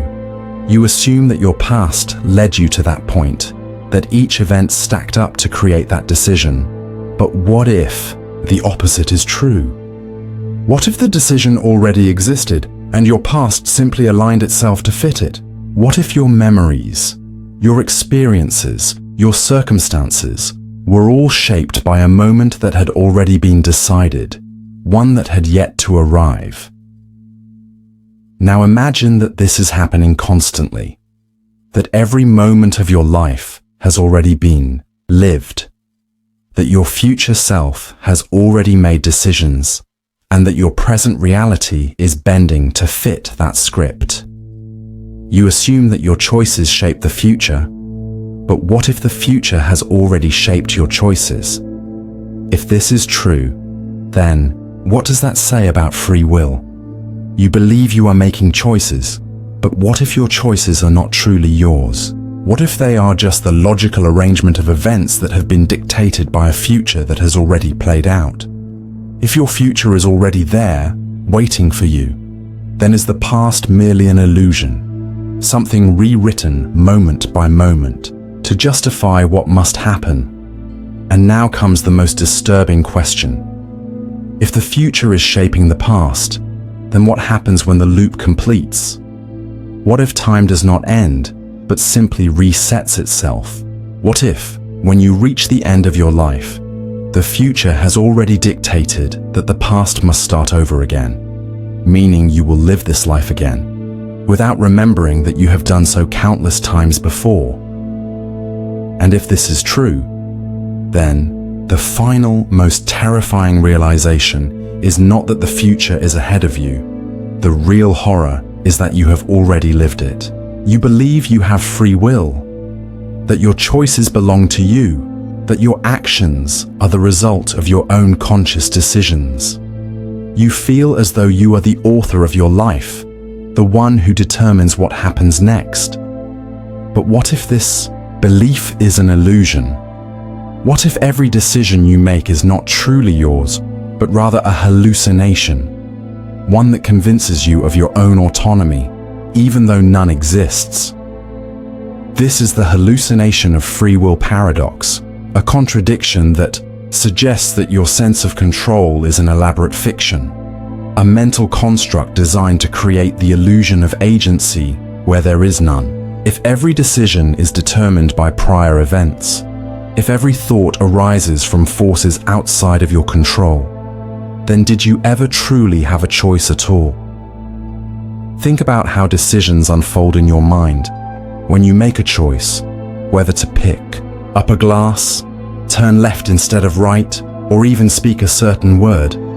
Where does that decision come from? You assume that you make the choice, but when you look closer, something strange happens. The decision appears in your mind before you are even aware of making it. Neuroscientists have studied this phenomenon in depth. In brain scans, researchers have found that your brain decides what you are going to do before you consciously realize it. A study by Benjamin Libet revealed that neural activity indicating a decision occurs milliseconds before the person is aware of making the choice. Other studies suggest that your brain is already preparing your actions seconds before you feel like you are making a decision. If your brain is deciding before you are aware of the choice, then what does that say about your sense of control? Are you truly choosing, or are you merely becoming aware of choices that have already been made? Now consider this. If every decision you make is shaped by prior causes, your genetics, your upbringing, your past experiences, then how much of your will is truly free? You did not choose your birth. You did not choose the environment that shaped your personality. You did not choose your earliest thoughts, your desires, your fears. If every thought is the result of previous conditions, then where is the space for independent will? Are you acting, or are you simply following a script written long before you ever became aware of it? Now push this further. Imagine you rewind your life to a crucial moment, a major decision. one that altered the course of your future. You believe that if you were placed in the same situation again, you could have chosen differently. But could you? If your brain, your past experiences, and your mental state were exactly the same, what force could have caused a different outcome? If all the conditions leading up to the decision were identical, then wouldn't you always make the same choice? Now consider an even darker possibility. If your thoughts arise from forces beyond your control, then who or what is truly in control? Are you simply the result of chemical reactions, the output of a machine running according to predetermined rules? If free will is an illusion, then perhaps the sense of self, the you that feels like it is making choices, is merely a byproduct of the machine, an illusion created to make the process feel meaningful. And now take this even further. If you do not control your thoughts, then who is thinking them? When a thought arises, did you consciously summon it, or did it appear on its own? If you do not create your own thoughts, if they emerge from nowhere, then what are you? Are you the thinker, or are you simply the observer of a process beyond your control? And now the most disturbing question of all. If free will is an illusion, then was any of this ever your choice? Did you choose to read this paradox? Did you choose to question your own autonomy? Or was every moment leading up to this one simply another part of a path you had no control over, one that was always going to happen exactly as it did?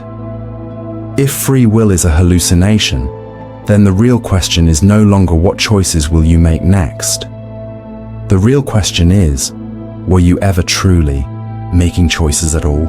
You assume that your thoughts move forward, that your mind explores new ideas freely, continuously generating new insights and evolving. You believe that you are capable of change, of learning, of growing beyond your past self.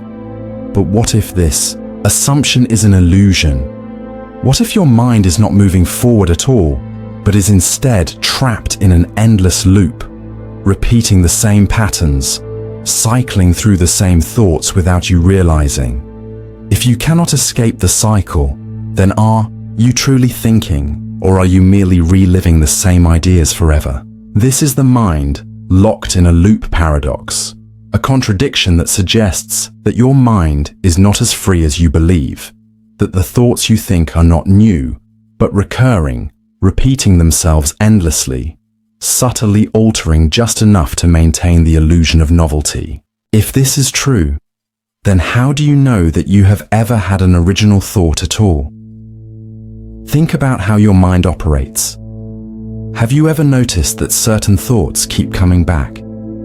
That no matter how much time passes, you return to the same worries, the same regrets, the same memories. You believe that your consciousness moves forward, but in reality, it may simply be cycling through the same mental structures, again and again, without escape. Now, consider habits of thought. Have you ever caught yourself arguing with yourself over the same problems, replaying the same scenarios, reaching the same conclusions as before? If thoughts were truly new, then why do you return to the same patterns?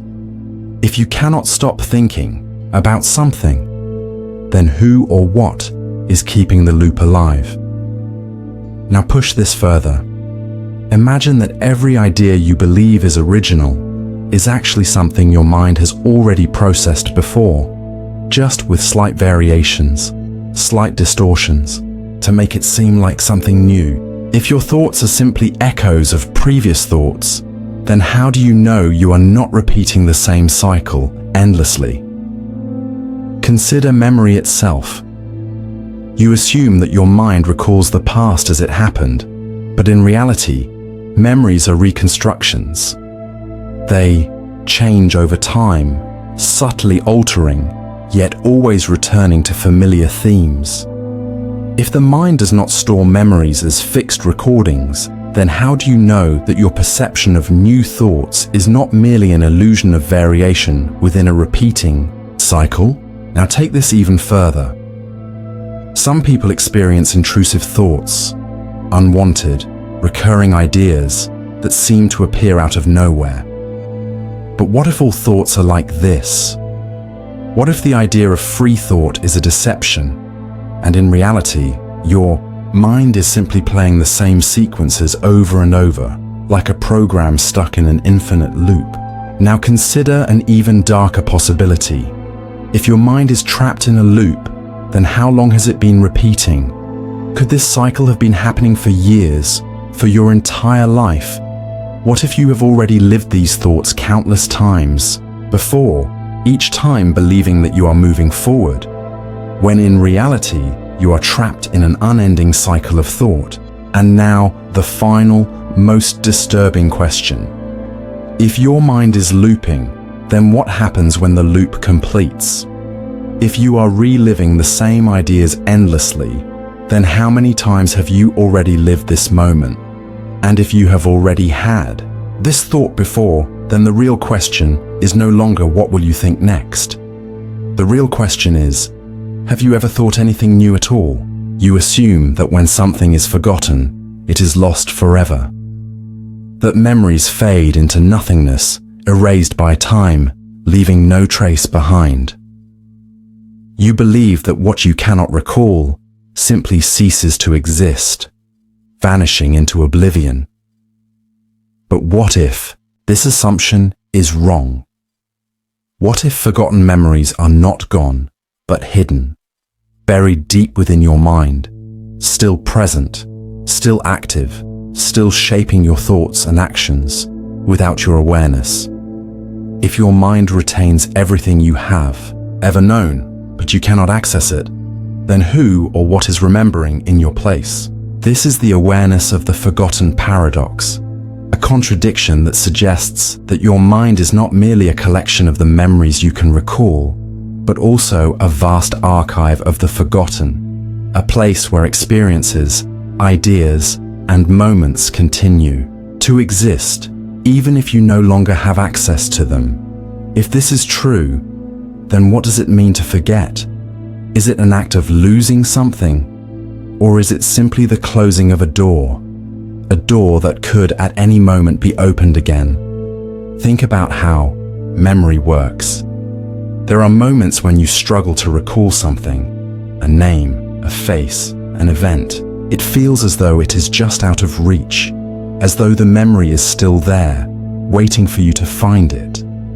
And then, sometimes, it returns, suddenly, unexpectedly, as if it had never truly been lost. But if the memory was still there all along, then where was it? If forgetting was truly an act of erasure, then how could the memory reappear so effortlessly? Now consider this. If a forgotten memory can be recovered, then was it ever truly gone? If your mind can bring back something that you thought had vanished, then does that mean that nothing is ever truly forgotten? If all your experiences are still buried somewhere deep within you, then how many thoughts, emotions, and fears are still active, still affecting you, even if you no longer remember them? Now push this further. Some people experience false memories, recollections of things that never happened. But what if these are not mistakes, but fragments of forgotten realities, resurfacing in distorted forms? If your mind contains forgotten memories, then how do you know that what you recall is true? If the past is stored in a place you cannot reach, then how much of your life is shaped by things you no longer remember experiencing? Now consider an even stranger idea. Some researchers believe that the brain records everything, that nothing is ever truly lost, only buried. If this is true, then right now, deep within your subconscious, exists a lifetime of forgotten knowledge. Every face you have ever seen, every word you have ever spoken, every moment you thought was lost, all of it is still there, hidden from you, influencing you in ways you do not understand. But if that is true, then who is aware of it? If your conscious mind cannot access these memories, then what part of you still remembers? If forgotten memories still exist, then does that mean there is an observer within you? A silent witness that holds on to everything, even when you cannot? And now take this to its most terrifying conclusion. If your mind never truly forgets, then what happens when something long buried resurfaces? If forgotten thoughts are never truly lost, then what dark memories still linger inside you, unseen, waiting to return? And if they do, will they feel like memories, or will they feel like something that was never gone at all? You assume that perception is a reflection of reality, that your senses provide you with an accurate representation of the world as it truly is. You trust that your eyes, ears, and thoughts reveal reality, not create it. But what if this assumption is false? What if perception is not a passive process, but an active one? One that does not simply observe reality, but actively shapes it. If your mind is constructing the world as much as the world is constructing your mind, then what is truly real? This is the perception that shapes itself, paradox, a contradiction that suggests that what you experience is not reality itself, but a self-created hallucination, a feedback loop where what you believe to be true becomes true, not because it is, but because your perception forces it to be. If this is the case, then how do you ever know if you are seeing the world as it is, or only the world your mind allows you to see? Think about how perception works. Your brain does not take in the world as it is, but as it interprets it. When you see an object, your mind does not simply absorb raw information. It filters, categorizes, and fills in the gaps to create a coherent image. If an image is incomplete, your brain guesses what should be there. If something contradicts your expectations, your brain alters it to make sense of it. But if your perception is shaping what you see, then are you truly seeing reality? Or are you only seeing a projection of your own expectations? Now consider optical illusions. There are images that appear to move when they are still, patterns that disappear if you stare too long, and colors that your brain invents when none exist. If your perception can be manipulated so easily, then how much of what you see is real? If your brain can fabricate movement, distort colors, and reshape what you experience, then how often does this happen without you realizing it? Now push this further. Think about how beliefs shape perception. People who expect to see ghosts often do. People who believe in certain ideas filter out information that contradicts them. In experiments, individuals presented with ambiguous images will see what they expect to see, even when nothing definitive is there. But if perception can be shaped by expectation, then how much of what you experience is truly external? How much of your reality is created by your own mind, rather than revealed by it? Now consider memory itself. You assume that your memories are records of the past, but in reality, memories are constantly being rewritten. Each time you recall an event, your brain changes it slightly, altering small details, blending emotions with facts. If you are constantly reshaping your own past, then what is stopping your mind from reshaping the present? Now take this to an even deeper level. If perception is shaping reality, then where does reality truly exist? Is the world around you something external, separate from you? Or is it something that only exists because you are perceiving it? If no one is looking at something, does it still exist?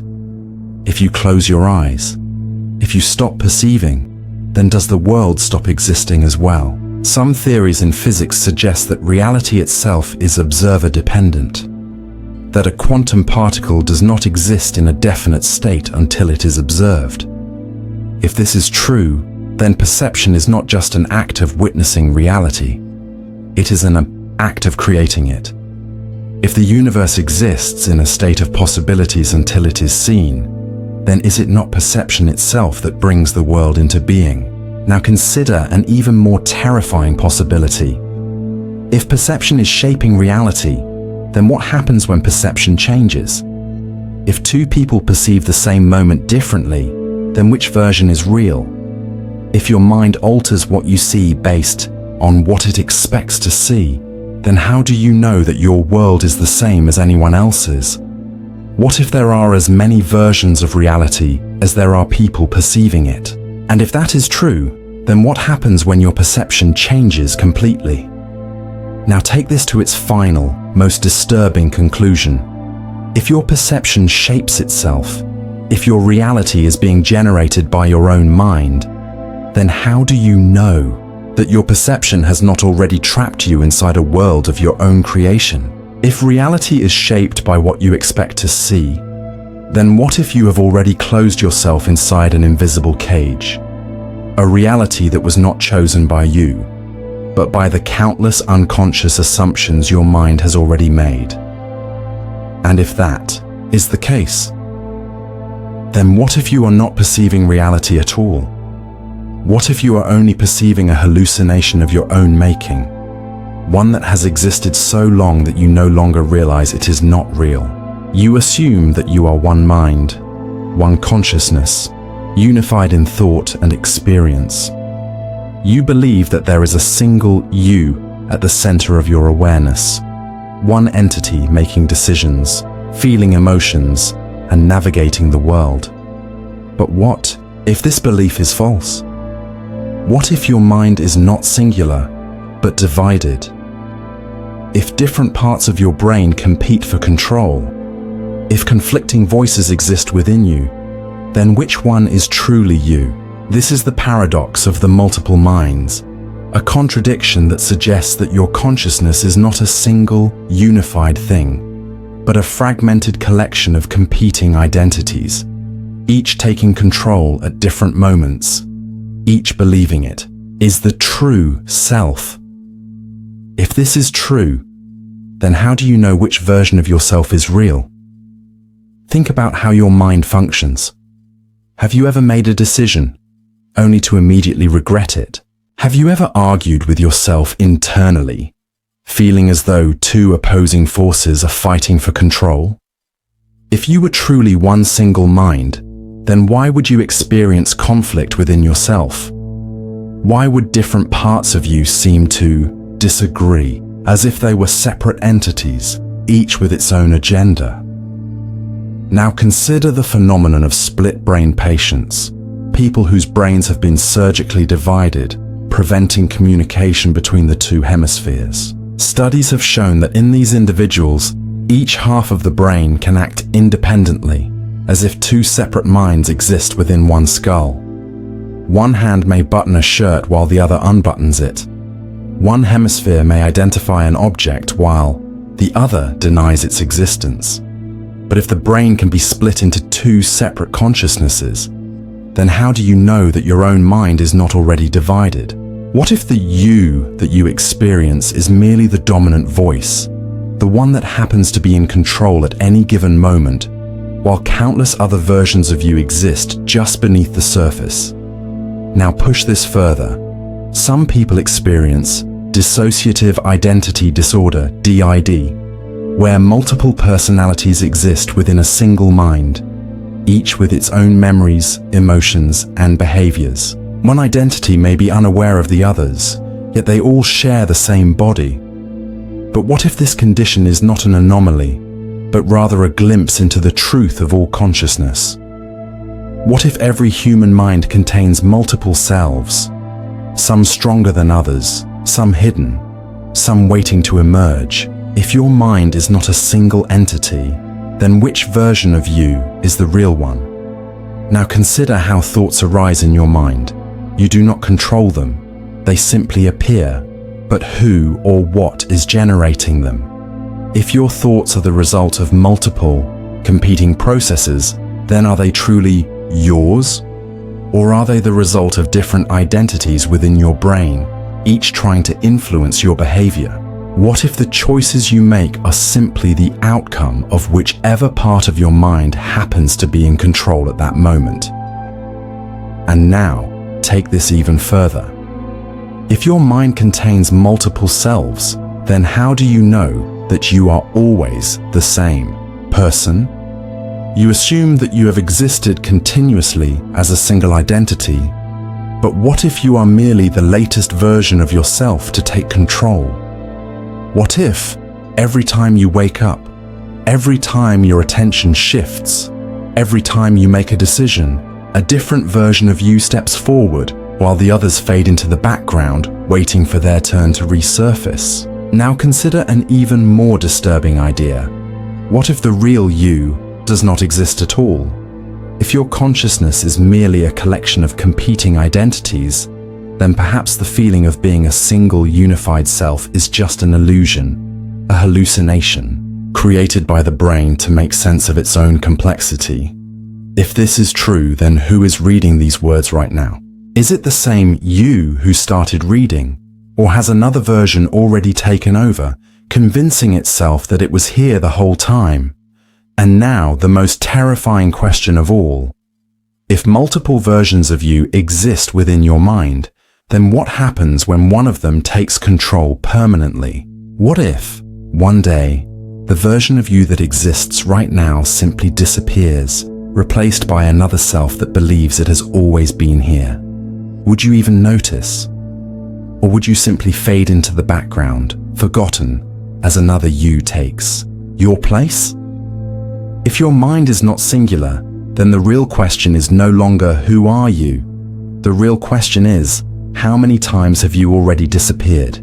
You assume that your identity is stable, that the you that exists today is the same you that existed yesterday, last year, or even in childhood. You believe that despite changes in your thoughts, emotions, and beliefs, there is something constant that defines who you are. But what if this belief is false? What if your identity is not fixed, but an illusion? If everything that defines you, your memories, your thoughts, your personality, can change, then who or what are you beneath? All of it? This is the false identity crisis paradox, a contradiction that suggests that the self you experience is not an entity, but a process, an ongoing illusion that constantly changes, yet convinces itself that it remains the same. If this is true, then have you ever truly been you? Or have you only ever been a series of selves, each believing it was the first? Think about how your identity is built. You define yourself by your memories, yet your memories are unreliable. They change over time, becoming distorted, reshaped by emotions, rewritten by the mind to fit a cohesive story. If your memories are fluid, then how can your identity be stable? How do you know that the person you remember being was ever real at all? Now consider your thoughts and beliefs. The opinions you hold now may not be the same ones you held years ago. Your preferences, your morals, your worldview, they have all shifted over time. But if your thoughts define you, then who were you before those changes occurred? If identity is based on beliefs, then does that mean you have been many different people, each unaware of the previous versions that came before? Now push this further. Have you ever looked back at an old photograph of yourself and felt disconnected from the person in the image? The person in that photograph made choices, felt emotions, lived a life. But do you still feel like that is you? If you cannot connect with your past self, then how do you know that you are the same person now? Some psychological studies suggest that the brain fabricates the sense of a continuous self, constructing an illusion of unity from a constantly shifting process. Your mind does not store a fixed identity, it simply creates the feeling of one. But if your identity is a constructed illusion, then does that mean that you have never been a singular person at all? Now take this even further. Imagine that one morning you wake up, but you have no memory of who you are. Every experience, every belief, every connection, gone. Are you still you? If you lost everything that defined you, would you still be the same person? Or would you be someone else entirely? If identity is just a collection of memories and beliefs, then does that mean that the moment they disappear, so do you? Now consider an even darker question. What if the you that exists right now is not the original version? What if, over the course of your life, you have changed so much that the self who existed years ago has already died, replaced by someone new, someone who simply inherited the memories of a past that no longer belongs to them? If the version of you from 5 years ago would no longer recognize the version of you today, then does that mean the old you is already gone? And if identity is always shifting, then how many times have you already disappeared, believing you were the same person all along?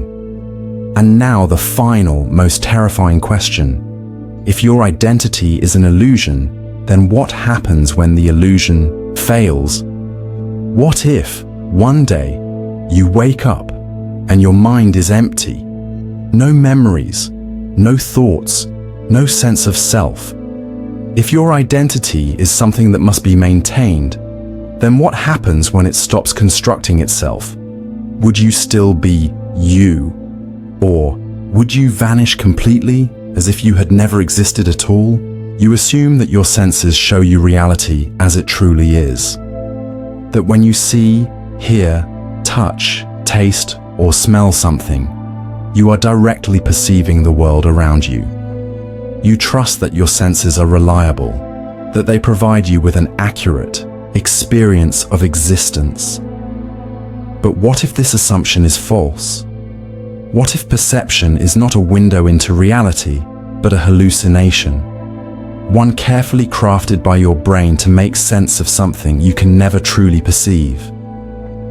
If everything you experience is filtered, altered, and distorted by the mind, then how much of reality is real at all?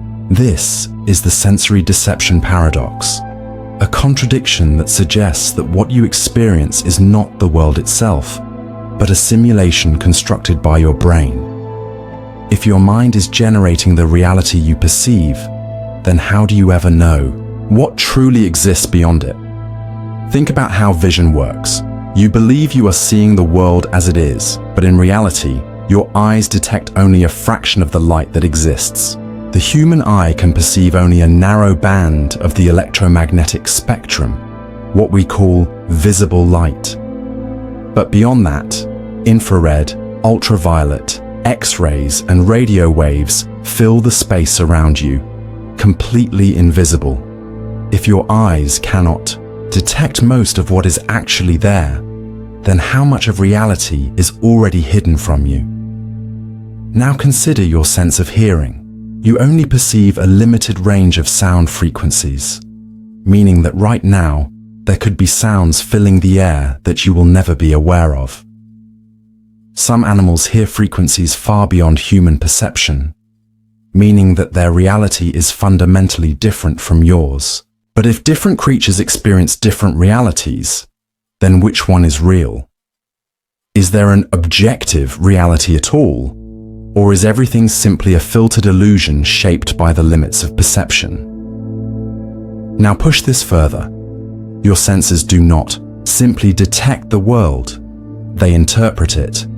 Your brain takes in complete information and fills in the gaps, constructing a coherent experience out of fragmented data. Consider optical illusions, images that appear to move when they are still. Objects that seem to change color or size based on context. These are not tricks of the eye, but failures of the brain, proof that your mind is not passively receiving reality, but actively altering it. If your perception can be manipulated so easily, then how much of what you experience is actually real? Now consider dreams. While dreaming, you experience sights, sounds, and sensations that feel as real as waking life. You can walk, run, speak, and even feel pain. Yet, none of it is happening. Your brain is capable of creating an entire false reality that is indistinguishable from waking experience. But if the mind can fabricate an entire world while you sleep, then how do you know it is not doing the same thing while you are awake? What if waking life is nothing more than a longer, more persistent dream, one where you cannot wake up? Now take this further. If your senses can be fooled, then how do you know that everything you experience is not already an illusion? What if your reality is nothing more than a hallucination designed to keep you sane? A carefully crafted lie meant to simplify a universe far more complex than your mind can comprehend. If your brain is constructing reality, then how much of what you see, hear, and feel is truly there, and how much is simply fabrication? Some neuroscientists suggest that reality itself may not exist independently, but is instead something your mind generates to make sense of the unknown. If this is true, then you have never truly seen reality, only an approximation, a filtered version, a hallucination designed for survival. But if reality itself is a mental construct, then what exists beyond it? If you could step outside of your senses, beyond sight, sound, touch, what would you see? And now consider the most terrifying possibility. What if your senses are not showing you reality, but hiding it from you? What if the world you experience is not the real world at all, but a mask? Something placed over your perception to prevent you from seeing the truth? And if that is the case, what is it that you were never meant to see? You assume that your mind is something separate from your body, that your thoughts, emotions, and consciousness exist beyond the physical matter of your brain. You believe that there is something more to you than just a collection of neurons firing in patterns. But what if this belief is false? What if your mind is not something separate from your body at all, but merely a byproduct of neural activity, an illusion created by the brain itself? If your thoughts are nothing more than electrical impulses, then who or what is truly thinking them? This is the ghost in the neural machine paradox, a contradiction that suggests that consciousness is not what it appears to be, that what you call you is not a soul, not an independent entity, but an illusion generated by the brain, a hallucination that believes itself to be real. If this is true, then what does it mean to be conscious? And if your thoughts are merely chemical reactions in a biological machine, then what is truly experiencing them? Think about how the brain works. Every thought, every decision, every feeling you experience can be traced to neural activity. Patterns of electrical signals moving between neurons. Your memories, your beliefs, your emotions, all of it is just the result of biochemical processes. But if thoughts are merely the product of the brain, then what is the self? Is the you that you experience nothing more than an emergent property of biological hardware? If so, then who or what is truly aware? Now consider this. If your consciousness is an illusion created by the brain, then does it actually exist at all? You feel as though you are in control of your mind, as though you are experiencing reality from a stable central point of awareness. But neuroscientists have found that the brain makes decisions before you become aware of them. Experiments show that when you decide to move your hand, neural activity predicting that movement occurs before you consciously choose to do it. If your brain is making decisions before you are even aware of them, then are you truly in control? Or is the you that you experience simply a spectator, watching the choices your brain has already made? Now push this further. If consciousness is just the result of neural processes, then what happens when the brain stops working? If a machine malfunctions, its functions stop. If the brain is damaged, personality, memory, and self-awareness can disappear entirely. But if consciousness were truly independent, then why would brain damage affect it? If your sense of self can be altered, reduced, or erased by physical changes in the brain, then what does that say about the nature of identity? If the you that exists in this moment can be altered with drugs, disease, or injury, then was it ever real in the first place? Now consider an even darker idea. If consciousness is just an illusion generated by the brain, then what if it does not actually exist in the way you believe it does? What if the experience of self is simply a side effect of the way the brain organizes information? Some scientists suggest that consciousness is not a thing, but a process, a fleeting, ever-changing pattern of electrical activity that tricks itself into believing it is something more. But if your mind is nothing more than a trick of biology, then what happens when the trick ends? Now take this even further. If the self is just an illusion, a ghost in a biological machine, then who is reading these words right now? Who is aware? If your thoughts are merely a mechanical process, then who or what is experiencing them? You assume that there is someone at the center of your awareness, but what if that someone is just an illusion generated by the system itself? And now consider the final, most terrifying possibility.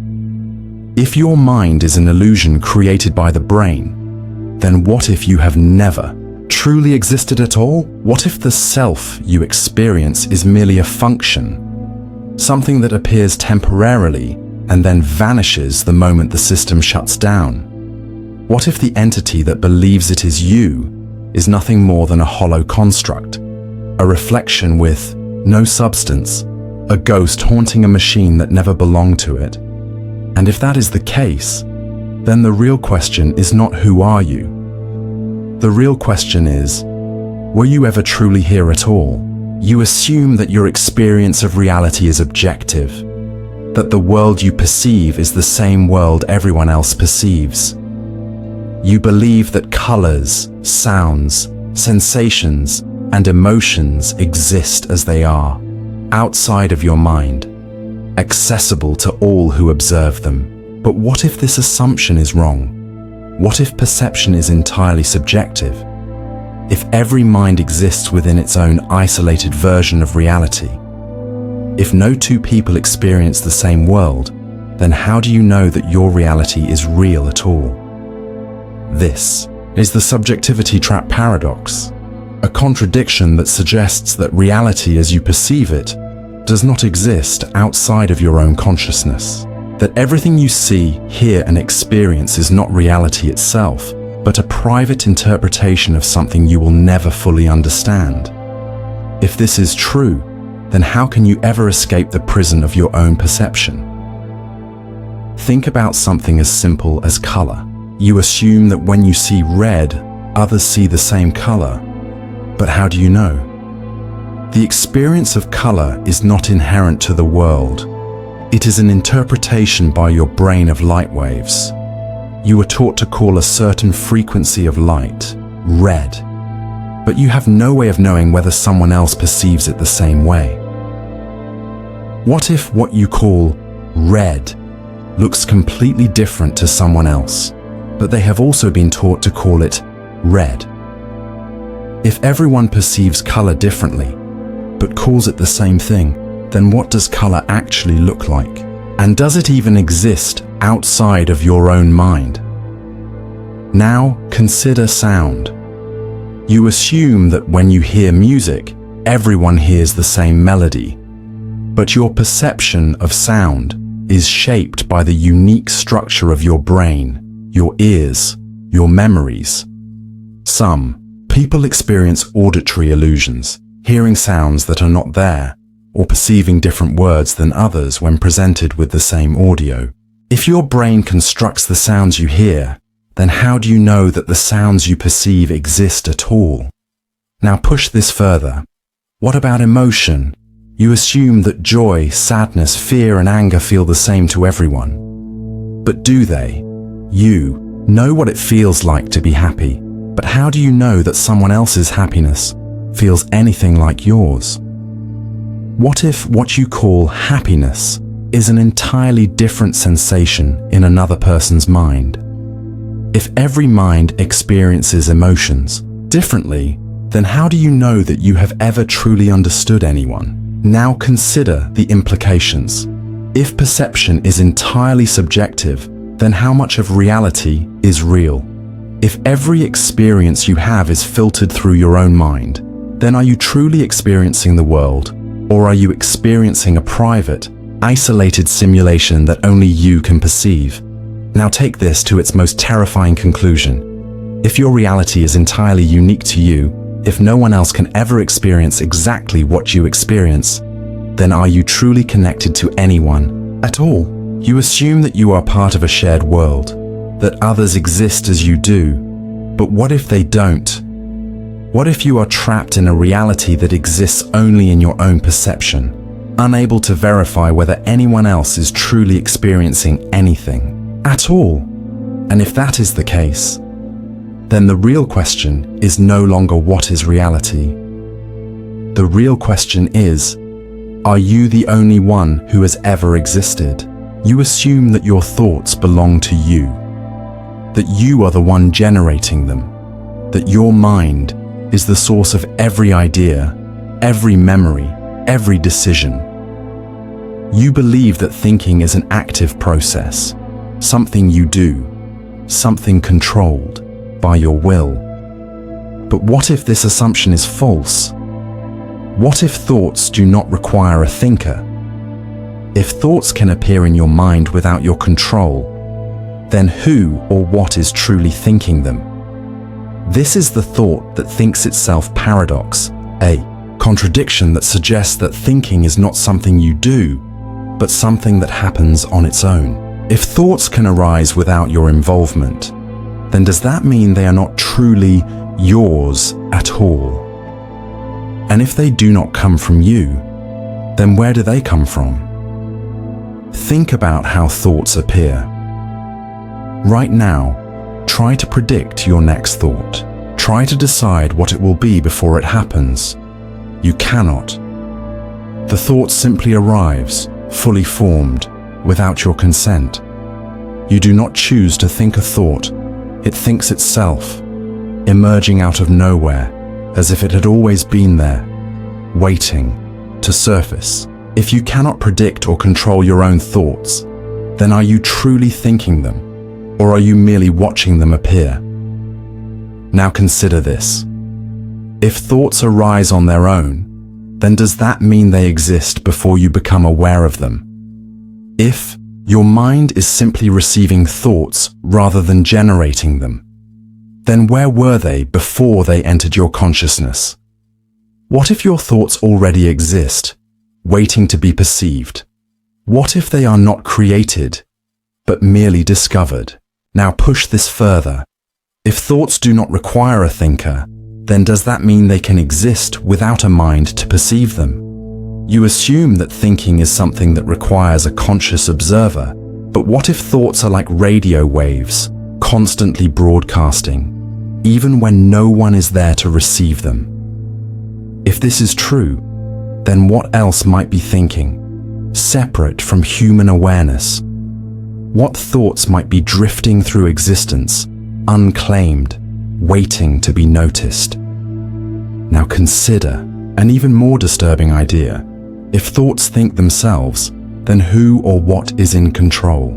You believe that you are your mind, that your thoughts define who you are. But if your thoughts are arising independently, if they do not belong to you, then what are you? Are you truly the one experiencing your own mind, or are you simply the illusion of an observer watching thoughts unfold, unable to influence them? Now take this to its final, most terrifying conclusion. If your thoughts do not belong to you, if they appear without your control, then how many of them were never meant to be yours at all?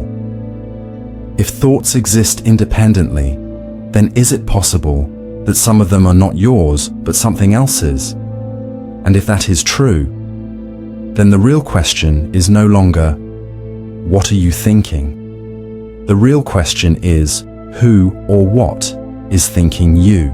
You assume that awareness is the foundation of your existence, that to be conscious is to be aware, that the experience of self-awareness is what makes you, you. You believe that the act of observation, of perceiving thoughts, emotions, and reality itself is proof of your presence in the world. But what if this assumption is false? What if awareness itself is just another illusion, a product of the mind that convinces itself it exists? If there is something beyond awareness, something greater, something unknowable, then what is it that is watching you even now? This is the awareness beyond. Awareness paradox. A contradiction that suggests that what you think of as awareness is not the final layer of consciousness, but merely another construct, one that hides something deeper, something beyond perception, beyond thought, beyond anything you could ever truly know. If awareness is not the ultimate state, then what comes after it? Think about the nature of self-awareness.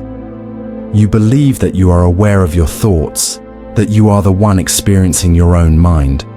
But who or what is experiencing the experience? If you are aware of your thoughts, then are you aware of the awareness itself? Can you truly perceive the thing that is perceiving? Try to focus on your own awareness. Try to locate the observer behind your thoughts.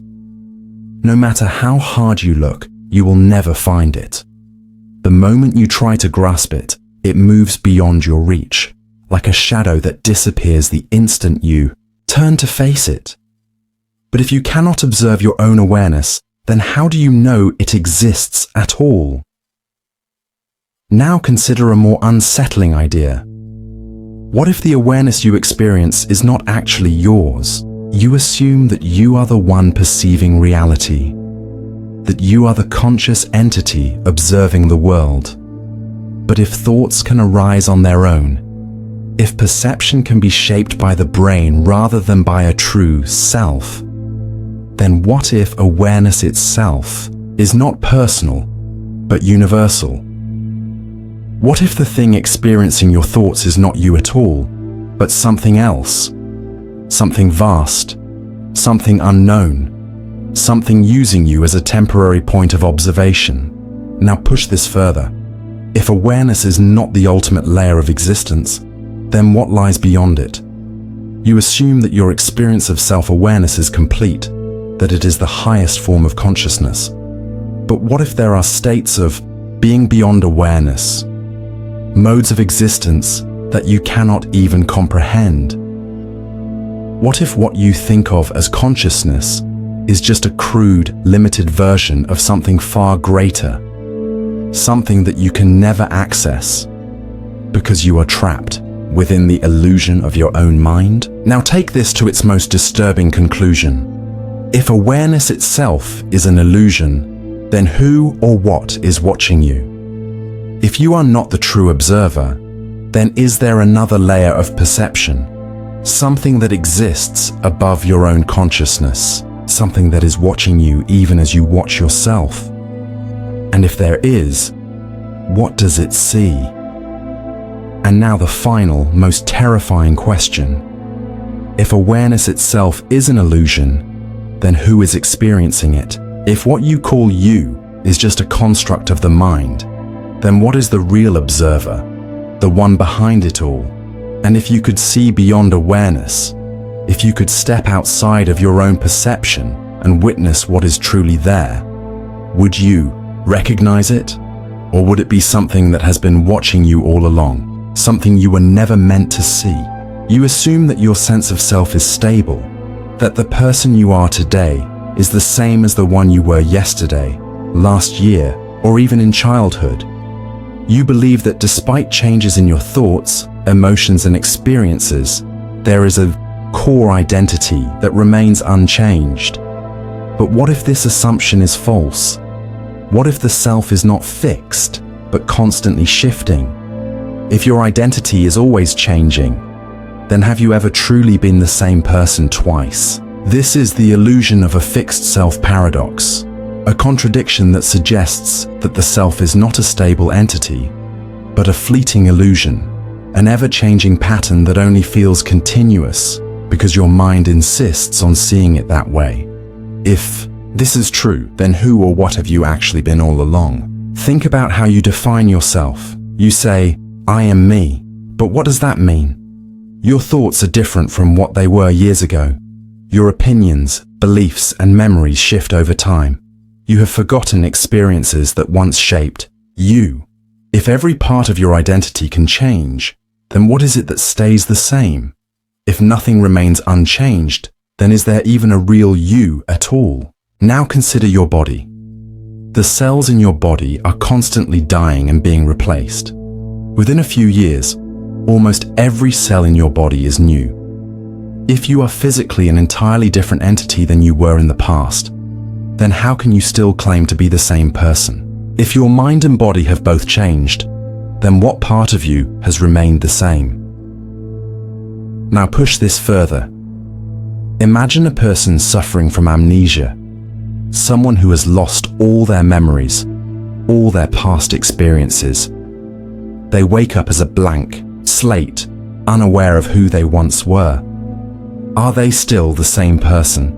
If identity is based on memory, then when memory is lost, is the self lost as well? If so, then does that mean you are only ever the sum of your memories, and that when those memories change, so does the person you think you are? Now take this to an even darker level. If your self is constantly shifting, then what happens when you sleep? When you go unconscious? When awareness disappears? When thought ceases? Where do you go? And when you wake up, how do you know that you are still the same person? If there is no continuity between one moment of consciousness and the next, then how do you know that the you who wakes up is the same you who fell asleep? Some philosophers and neuroscientists suggest that the feeling of self-continuity is an illusion, a mental trick designed to maintain coherence in your identity. Your brain stitches together disconnected moments, creating the illusion that you have always been the same person, even though every moment is entirely new. If this is true, then is your identity nothing more than a self-perpetuating hallucination? Now consider the final, most unsettling question. If the self is always changing, then how many times have you already disappeared? How many versions of you have already existed, each believing it was the first, each unaware of the countless selves that came before? And if this moment is no different, then when you change again, when your thoughts, memories, and identity shift once more, what happens to the version of you that exists right now? And if that version of you is about to vanish, did it ever truly exist at all? You assume that willpower is something conscious, that decisions and actions come from deliberate thought, that when you choose to act, it is because you have made a conscious decision to do so. You believe that you are the one making choices, that free will is a product of awareness, of intentional control over your own mind and body. But what if this assumption is false? What if the will itself is unconscious?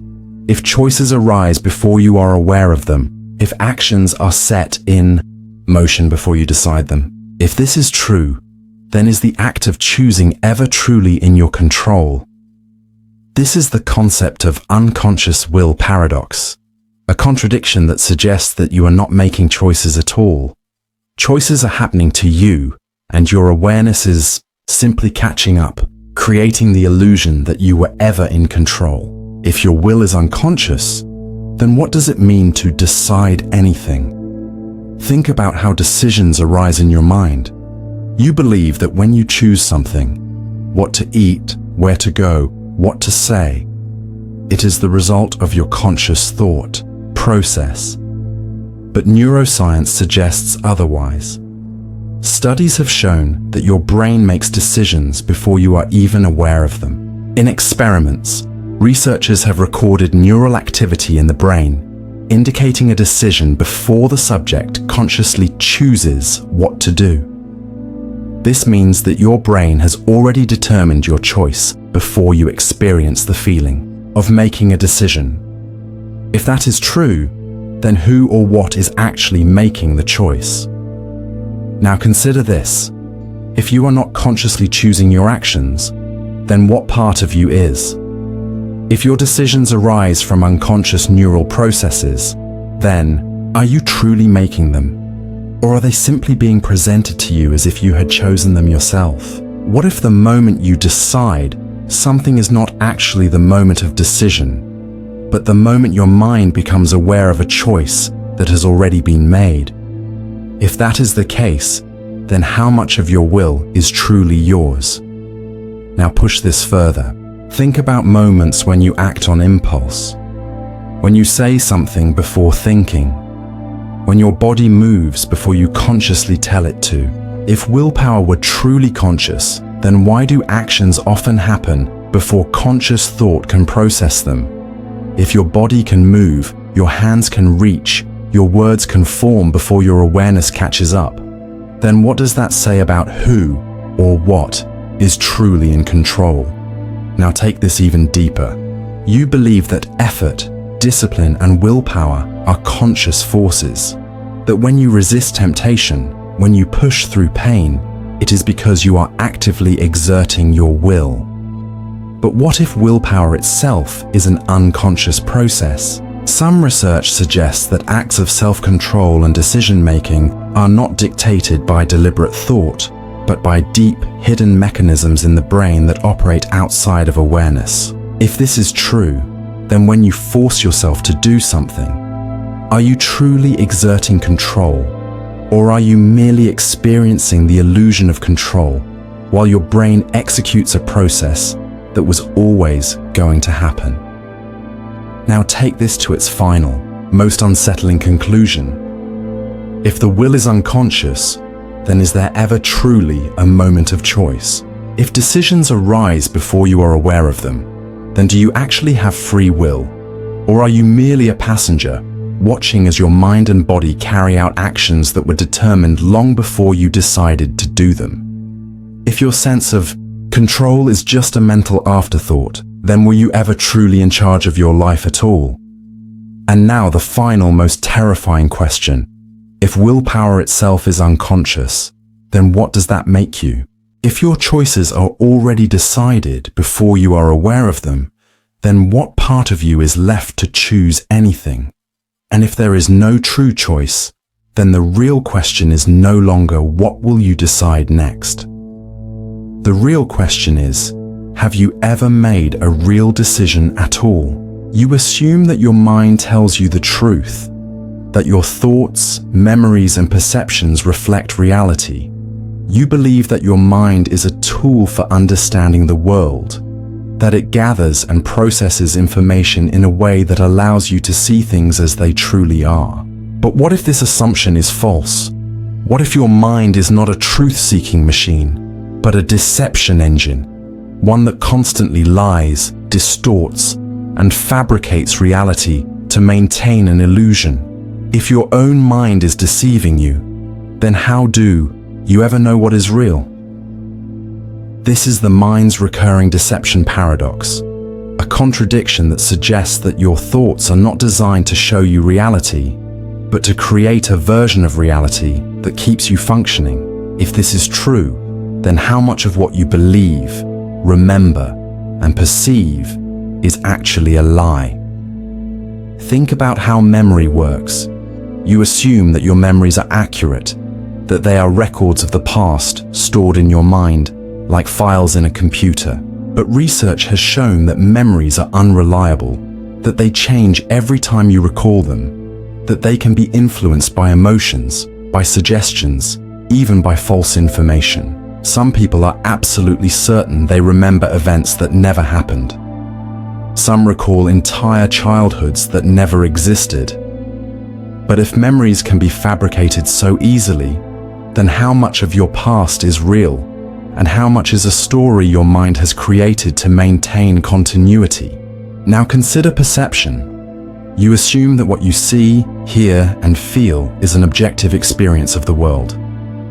But studies have proven that your senses can be tricked. Optical illusions fool your vision, auditory illusions distort sound, and false sensations make you feel things that do not exist. Your brain fills in gaps, creating details where none exist, smoothing over contradictions to make sense of an incomplete world. But if perception itself is a construct, then how do you ever know if what you are experiencing is the truth? Now push this further. Your mind is not just deceiving you about external reality, it is deceiving you about yourself.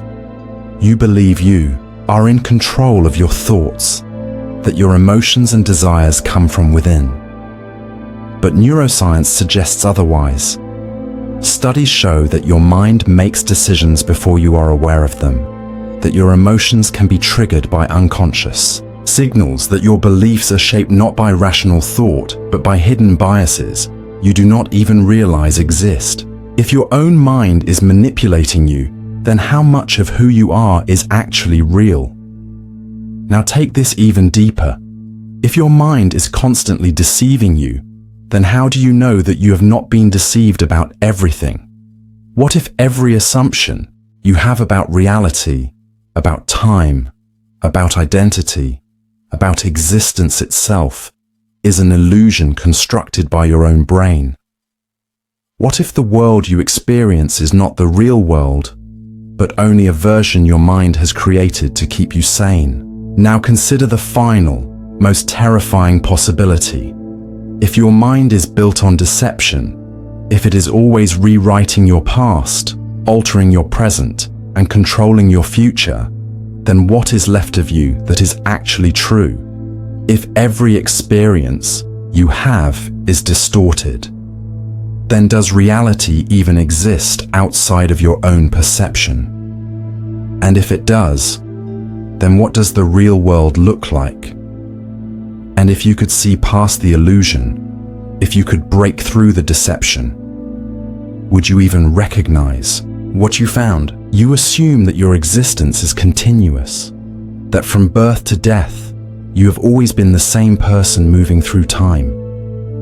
You believe that every moment of your life is connected to the next, forming a smooth, unbroken chain of experiences. But what if this belief is false? What if your existence is not continuous at all, but an illusion created by your mind?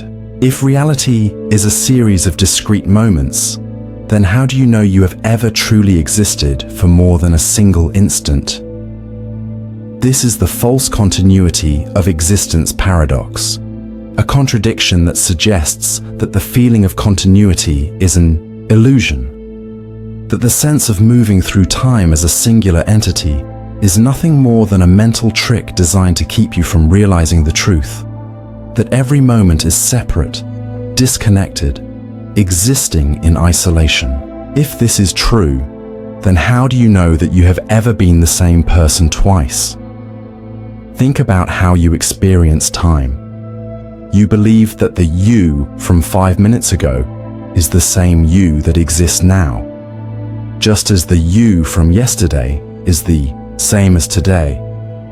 But what if each moment of your existence is actually separate and independent, with no real connection to the moment before? What if your mind is simply reconstructing the illusion of continuity, tricking you into believing that there is a single, unbroken thread of existence? Now consider the way you experience consciousness. You assume that you are always awake, always aware, always existing in a continuous flow of time. But every night, you go to sleep. Your awareness disappears, your consciousness vanishes. And then, in the morning, it returns. But is it truly the same consciousness? Or is it simply a new version of you, one that inherits the memories and identity of the previous self, believing that it has always existed? If you cease to exist every time you sleep, then how do you know that each new day is not the birth of an entirely new you? Now push this further. Imagine that, for a single instant, you completely lose consciousness. No thoughts, no sensations, no awareness. Then, a moment later, your consciousness returns. How do you know that the you that existed before that gap is the same you that exists now? If your experience of reality is made up of individual frames, like a film reel, then what happens in the moments between those frames? If existence is a series of still images, then what connects them? And if nothing connects them, then how do you know that your past self has anything to do with the present one?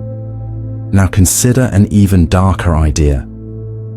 What if every moment of your life is not just disconnected, but entirely separate versions of you that are born and die instantly, only to be replaced by another?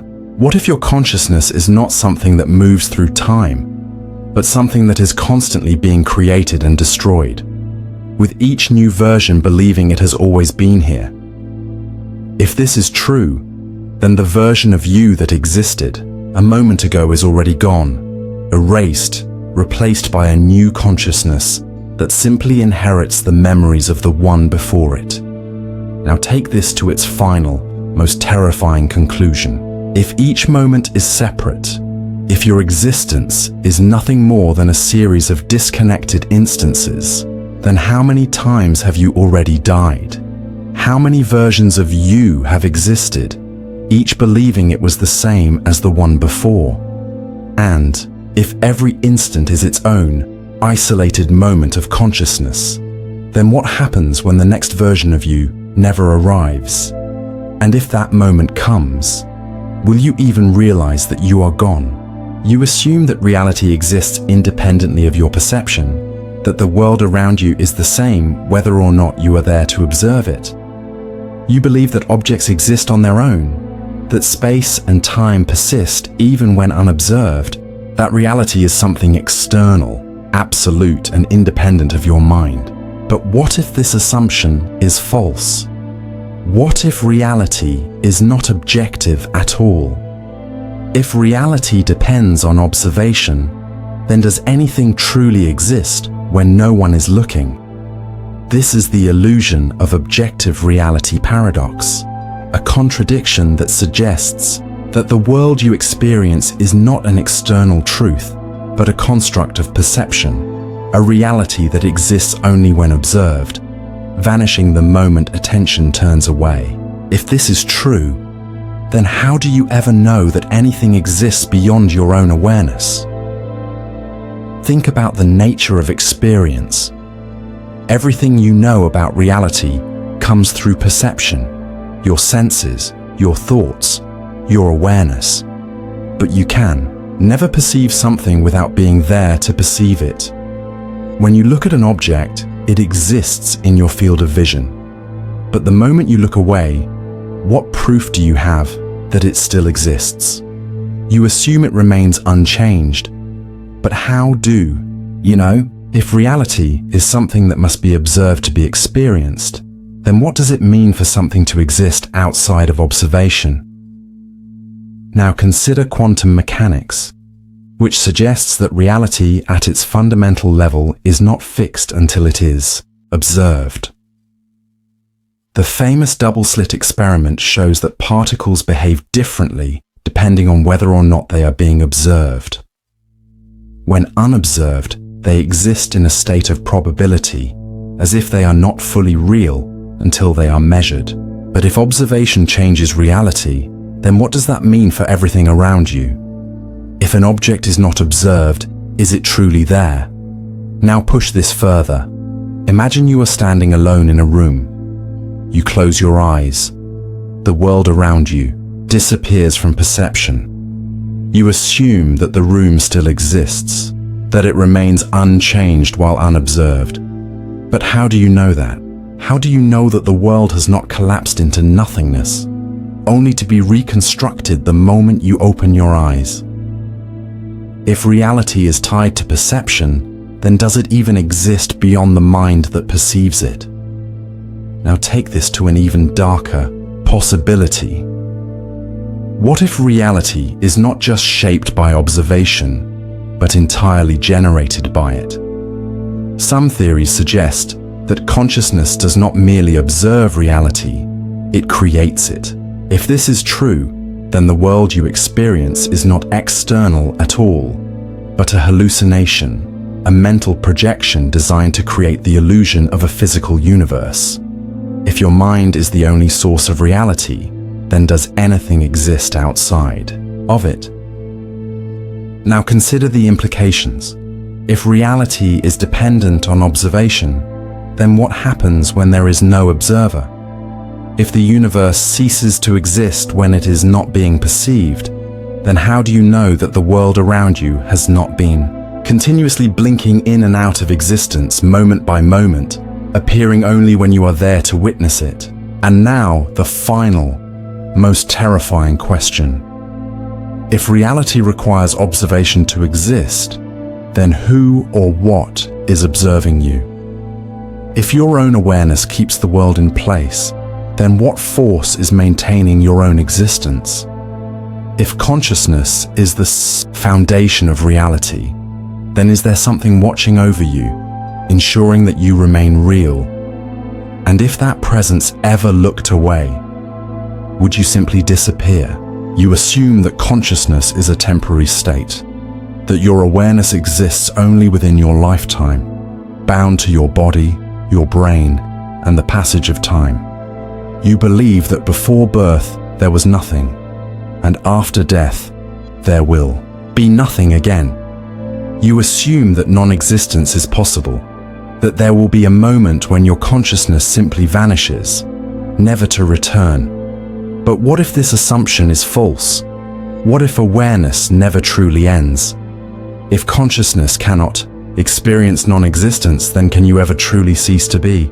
This is the eternal observer paradox, a contradiction that suggests that your awareness may not be a finite event, but an unbroken phenomenon, one that never truly disappears, but only transitions, reconfigures, and continues without your knowledge. If this is true, then death may not be an ending, but merely a shift in perspective, one that has already happened to you more times than you can count. Think about the nature of awareness. Right now, you are conscious. You are experiencing this moment, reading these words, existing in a stream of perception. But try to imagine non-existence. Try to picture what it would be like for consciousness to stop. You cannot. Every attempt to conceive of non-existence requires consciousness to do so. You can imagine darkness, but that is still something. You can imagine silence, but that too is an experience. No matter how hard you try, you cannot imagine what it would be like to not exist, because the act of imagining requires an observer. But if non-existence is something you cannot experience, then how can it ever be real? Now consider sleep. Every night you lose consciousness. Your thoughts vanish, your awareness fades. In dreamless sleep, there is nothing, no perception, no self, no time. But then, without warning, you awaken. Awareness returns. But where was it before? If sleep is the closest you have ever come to non-existence, then why does awareness always return? And if it always returns, then how do you know it does not return after death as well? Now push this further. You assume that your consciousness began at birth, but how do you know that? You have no memory of before you were born. But does that mean you did not exist? Just as you cannot remember the moment before waking, you cannot remember the moment before birth. But if awareness can vanish and then reappear, then how do you know that birth was truly the first time? If you cannot experience non-existence, then is it possible that you have always been conscious in some form, just not always as the same person? Now take this to its most unsettling conclusion. If consciousness cannot experience its own absence, then is death truly the end? Or is it simply a doorway to another form of awareness, one that you have already stepped through countless times before? If there is no last moment of consciousness, if awareness is something that never encounters nothingness, then have you ever truly been born? Or have you simply been shifting between states of awareness for eternity, always believing that this moment is the first, and now the final, most terrifying question? If you have never truly ceased to exist, then what comes next? If you cannot experience non-existence, then where will your consciousness go when this body fades? If every moment of awareness is just one part of an infinite cycle, then how many times have you already woken up in a new reality with no memory of the one before? And if that happens again, will you ever realize that it has happened before? You assume that consciousness exists to perceive the world, that awareness is a tool for understanding reality, a means through which you interact with existence. You believe that your thoughts, emotions, and perceptions serve a purpose, that your mind is engaged in observing something external. But what if this assumption is false? What if consciousness is a trap, an endless loop of self-recognition, a mechanism that exists not to perceive the world, but only to perceive itself? If awareness is merely an infinite cycle of observation, then is there anything outside of it at all? This is the reflexive consciousness trap paradox, a contradiction that suggests that your experience of self-awareness is not a window into reality, but an inescapable loop, one that creates the illusion of depth when in fact it is only ever reflecting itself. If this is true, then your mind is not processing reality. It is merely watching itself watch itself forever. Think about how awareness functions. You assume that your consciousness is directed outward, that your mind is taking in information from the world, but every experience you have is internal.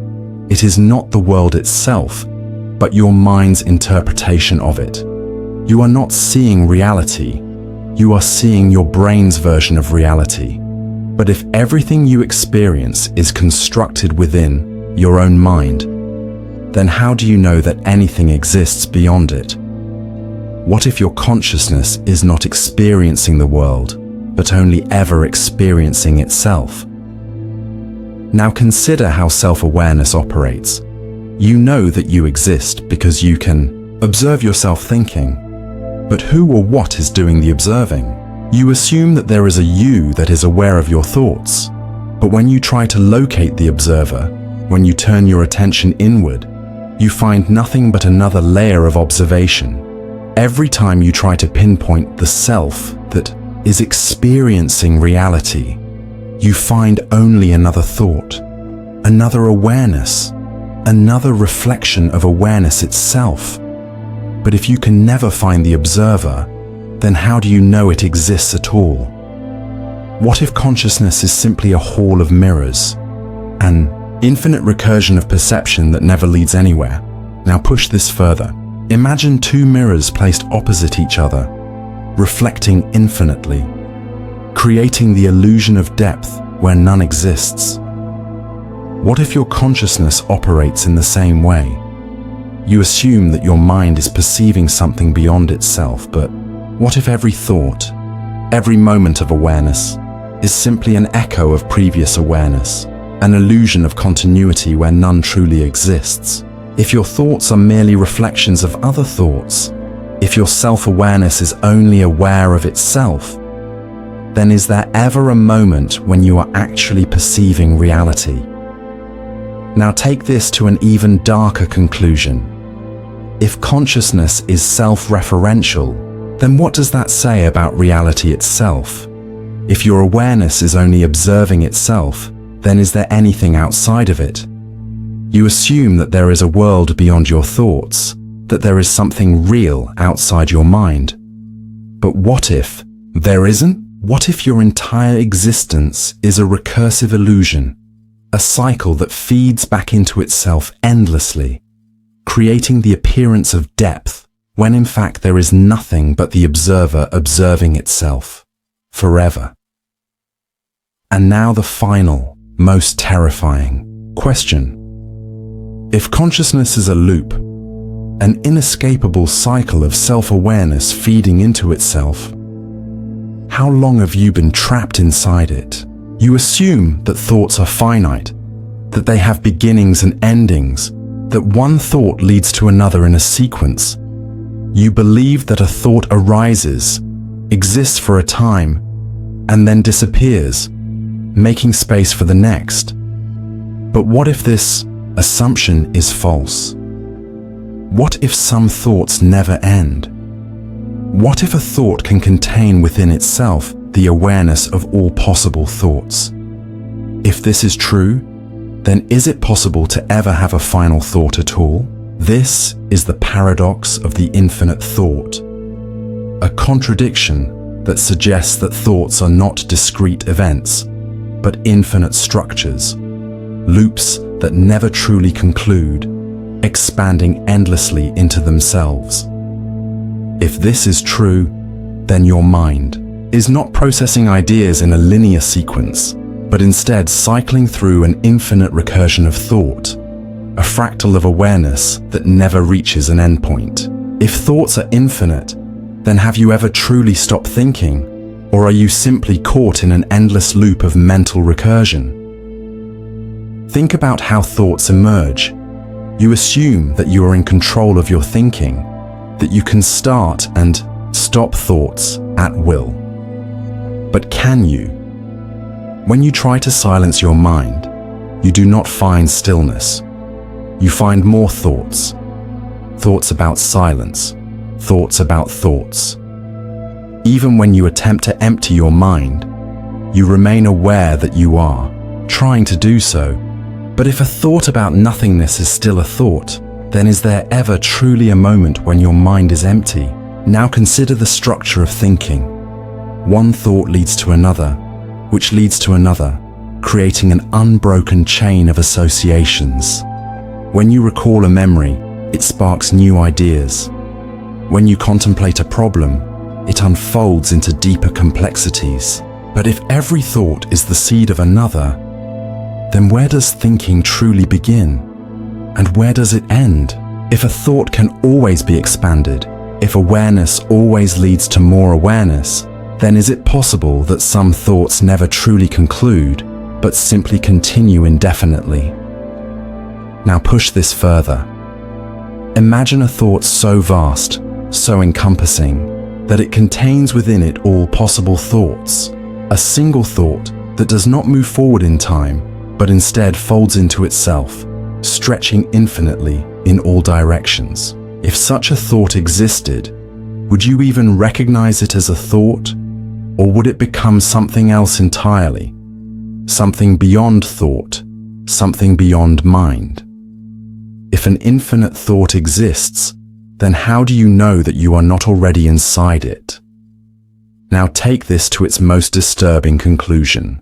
If thoughts are infinite, then what happens when you reach the limits of thought itself? What happens when your mind encounters a thought so vast, so recursive, that it can never be completed?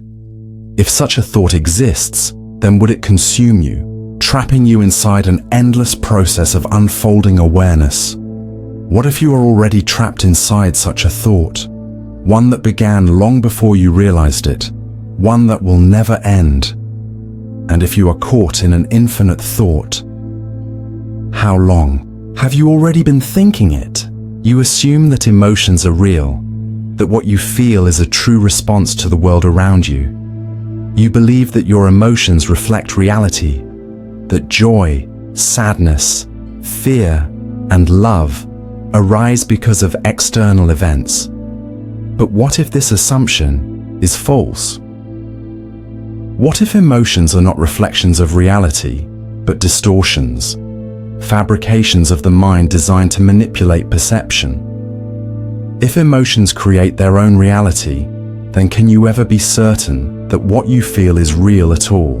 This is the deception of emotional reality paradox, a contradiction that suggests that your emotions are not objective experiences of the world, but constructs, internal illusions that shape your perception. altering the way you interpret reality, regardless of the truth. If this is the case, then how much of your life has been determined not by reality itself, but by the emotions that have rewritten it in ways you will never fully understand? Think about how emotions arise. You assume that something causes you to feel a certain way, that sadness comes from loss, happiness from success, fear from danger. But is this always true? Have you ever felt sudden sadness for no reason at all? Have you ever been consumed by anxiety, even when nothing is wrong? If emotions are reactions to reality, then why do they often appear without cause, without logic, without explanation? What if emotions do not reflect reality at all, but instead construct a false version of it, one that convinces you it is real, even when it isn't? Now consider how emotions shape memory. When you recall an event from the past, your emotional state at the time of remembering alters the way you perceive that memory. A moment of happiness can seem insignificant if you recall it while feeling depressed. A painful memory can feel bearable if you revisit it in a moment of joy. But if emotions have the power to rewrite the past, then how do you ever know that your memories are accurate? How much of your life is not a reflection of what truly happened, but a distortion shaped by how you felt when you remembered it? Now push this further. Imagine that emotions are not just internal experiences, but filters, lenses that change how you perceive everything. When you are in love, the world seems brighter, more alive. When you are afraid, every shadow hides a threat. But what if emotions do not simply alter perception? What if they create it? If emotions determine how you experience the world, then are you ever truly perceiving reality at all? Or are you trapped inside an emotional hallucination, one that shifts and reshapes the world every time your feelings change? Now take this to its darkest conclusion. If emotions define reality, then what happens when they become uncontrollable? What if your emotions are not just influencing your perception, but dictating it, creating a reality that exists only in your mind? If this is true, then how do you know that your experiences, your relationships, your entire sense of self are anything more than fabrications built by the emotions that control you? And if emotions are in control, then the final, most terrifying question is no longer what do you feel? The real question is, have you ever truly known what is real at all? You assume that you have always been the same person, that your identity has remained constant throughout your life. You believe that despite growth, change, and new experiences, there is a fundamental you that has always been there, unchanged, guiding every decision, every thought, every action. But what if this belief is false? What if your past selves have already been forgotten, replaced by newer versions of you that believe they have always existed? If the self is constantly being rewritten, then how do you know you are the same person you were before? This is the paradox of the forgotten self, a contradiction that suggests that your identity is not a continuous entity, but a series of temporary versions of you, each believing itself to be the original, even though countless past versions have already disappeared. If this is true, then how much of you has already been erased, and how many times have you unknowingly ceased to exist? Think about how memory functions. You assume that your memories are the foundation of your identity, that they make you who you are. But memories are fragile, constantly changing, distorting over time. You have already forgotten more of your life than you remember. Your childhood, your past thoughts, your former dreams, most of them are gone. But if those memories once defined you and now they are lost, then how much of your past self has already vanished? If your memories have been rewritten, then how do you know that the self you experience now is the same self that existed years ago? Now consider how personality changes over time. Have you ever looked back at your younger self and felt like you were an entirely different person? Perhaps you once held beliefs you no longer recognize, or made choices that seem unthinkable to you now. If you met your past self, would you even recognize them as you? If your personality, thoughts, and beliefs can change so completely, then does that mean your past self no longer exists? And if that version of you is already gone, then what happens when the current version of you disappears, replaced by another? Now push this further. Imagine a thought experiment. If every day one small part of your mind is erased and rewritten, just a tiny piece, something you would never notice, at what point do you stop being the same person? If your thoughts, emotions, and memories are always shifting, then is your identity anything more than a temporary illusion? What if your self is not a permanent entity, but a process, a story that your mind tells itself, constantly rewriting the past while believing it has always been the same? Now take this to its most unsettling conclusion. If the self is always changing, then how many versions of you have already existed, believing they were the first? If each new version of you inherits the illusion of continuity from the last, then have you already been erased and replaced countless times without realizing it? And if that is the case, then how do you know that the current version of you is not the final one? That when the next version emerges, you will not simply disappear, leaving behind only a new self that believes it has always been here? And if that moment is coming, will you even realize when you are gone? You assume that waking life is real and dreams are illusions? That when you wake up, reality continues, while dreams fade away into nothingness? You believe that dreams are temporary, fleeting, disconnected from the solid reality of your waking world. But what if this assumption is false? What if waking life is no different from a dream? If dreams feel real while they happen, then how do you know that this life is not just another dream, one from which you have not yet awakened?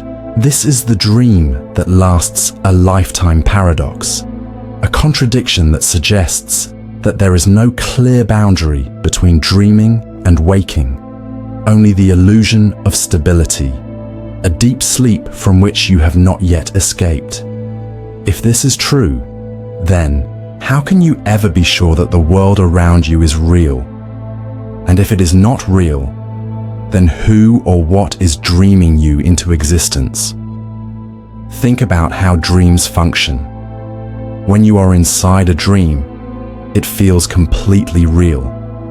You experience sights, sounds, emotions, entire lives that seem as concrete as waking existence. And yet, when you wake up, all of it vanishes instantly, dissolving into memory, leaving behind nothing but fragments.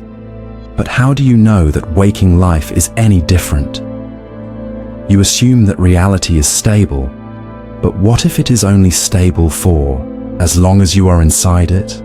If dreams vanish the moment you leave them, then what will happen when you leave this reality? Now consider time in dreams. Entire years can pass in a single night. You can live lifetimes within the span of a few sleeping hours. But if time can be compressed inside dreams, then how do you know that your entire life is not just a few moments stretched out within a greater dream? If dreams can create entire worlds that feel real, then what is stopping this world from being just another fabrication, one that you will awaken from, only to realize that this lifetime was nothing more than a passing illusion? Now push this further. Imagine that you are dreaming right now. How would you know? When inside a dream, you accept it as reality until you wake up. But if you are inside an illusion, then what does that say about the people around you, the places you have been, the memories you hold, If this world is a dream, then who are the other people inside it? Are they dreamers like you, or are they merely figments of the dream, designed to convince you that this world is real? Now take this to its most unsettling conclusion. If this life is a dream, then who or what is the dreamer? You assume that your consciousness belongs to you, but what if it doesn't? What if your awareness is just a fragment of a greater mind, a temporary perspective that will disappear the moment the dream ends? What if you are not the one dreaming, but merely a character inside someone else's dream, experiencing a world that was never meant to last? And now the final, most terrifying question. If this life is a dream, then when will you wake up? If the illusion of reality is all that holds this world together, then what happens when that illusion breaks? And if you are about to awaken, will you remember that this life ever happened at all? You assume that consciousness is a single, continuous experience, that your awareness flows in a straight line, unbroken from one moment to the next. You believe that every thought follows naturally from the last, that your perception of the world is steady and uninterrupted. But what if this assumption is false? What if consciousness is not a single stream, but a collection of countless fragmented experiences stitched together by memory? If every moment of awareness is disconnected, then how do you know you have ever been conscious for more than a single instant?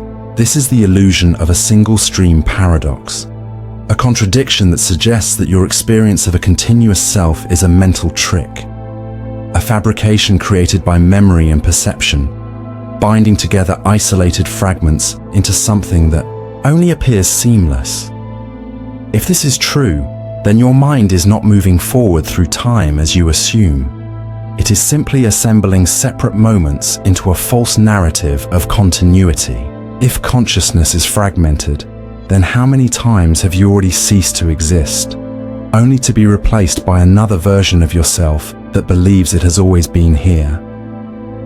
Think about how time feels. You assume that your awareness has never been interrupted, that your experience flows smoothly from one second to the next. But every night, you lose consciousness. Sleep takes away your awareness completely, breaking your experience into separate chapters. And yet, when you wake up, you do not feel as though you have disappeared. Your mind reconstructs continuity, giving you the illusion that you were always here. But what if this is not just happening when you sleep? What if your mind is constantly resetting, constantly stitching together separate fragments, making you believe you have always been conscious, when in reality you have already been erased and replaced countless times? Now consider memory. Believe that your past experiences are connected because you remember them. But memory is not a perfect recording. It is selective, incomplete, distorted by emotions and bias. Some memories disappear entirely, others shift in meaning over time. If your experience of self-continuity relies on memory, but memory itself is unreliable, then how do you know that your sense of self is not equally unreliable? If memory is a collection of incomplete fragments, then is your identity just an illusion built from those fragments? Now push this further. Imagine a person who loses all their memories, who wakes up with no knowledge of who they are, of their past, of their identity. Are they still the same person? If identity depends on continuity, then does memory define existence? If so, then what does that say about your own sense of self? If your awareness is nothing more than a series of disconnected moments, held together by a fragile, shifting memory, then have you ever truly been the same person twice? Now take this to its darkest conclusion. If consciousness is fragmented, then what happens between those moments of awareness? If every instant of experience is disconnected from the next, then what is happening in the gaps, in the spaces where you are not aware? What if every time awareness shifts, the version of you that existed before is already gone. What if consciousness is not a continuous stream, but a series of isolated flashes, each one believing it has always existed, even though the one before it has already disappeared? And now the final, most terrifying question. If consciousness is not continuous, if every moment is separate, then how do you know that this is not the very first moment of your existence? If every version of you before this one has already vanished, then who were you before this moment? And if you are about to disappear, will the next version of you even remember that you were ever here? You assume that thoughts arise from your mind, that each idea is born, exists for a time, and then fades away. You believe that your thoughts come into being at the moment you think them, that they did not exist before and will cease to exist once forgotten. But what if this assumption is false? What if some thoughts were never created at all? If an idea can exist in potential before it is ever thought, then how do you know that every thought you have was not already there, waiting for you to discover it? This is the thought that was never born. Paradox, a contradiction that suggests that thoughts do not originate from within you, but are instead found, pre-existing, waiting, uncreated, yet inevitable. If this is true, then how many of your thoughts were ever truly yours? Think about how thoughts arise. You assume that when you think of something new, you are creating that thought, bringing it into existence from nothing. But are you? Try to predict your next thought. Try to decide in advance what it will be. You cannot. Thoughts appear without warning, fully formed, emerging into consciousness without your control. If you were truly the creator of your thoughts, then why can you not control when and how they appear? If thoughts arise on their own, then where are they coming from? Now consider inspiration. People often say that ideas come to them, a sudden flash of insight, an answer appearing in the mind without effort. Writers, artists, and scientists frequently describe ideas as something discovered, not invented, as though they were already there, waiting to be noticed. But if ideas exist before they are thought, then do they have an existence independent of the thinker? If thoughts can be found, then does that mean they were never truly created at all? Now push this further. Imagine a world where every thought already exists, every idea, every concept, every realization. In this world, thinking is not a process of invention, but of uncovering what was already there. But if every thought already exists, then what does that say about free will?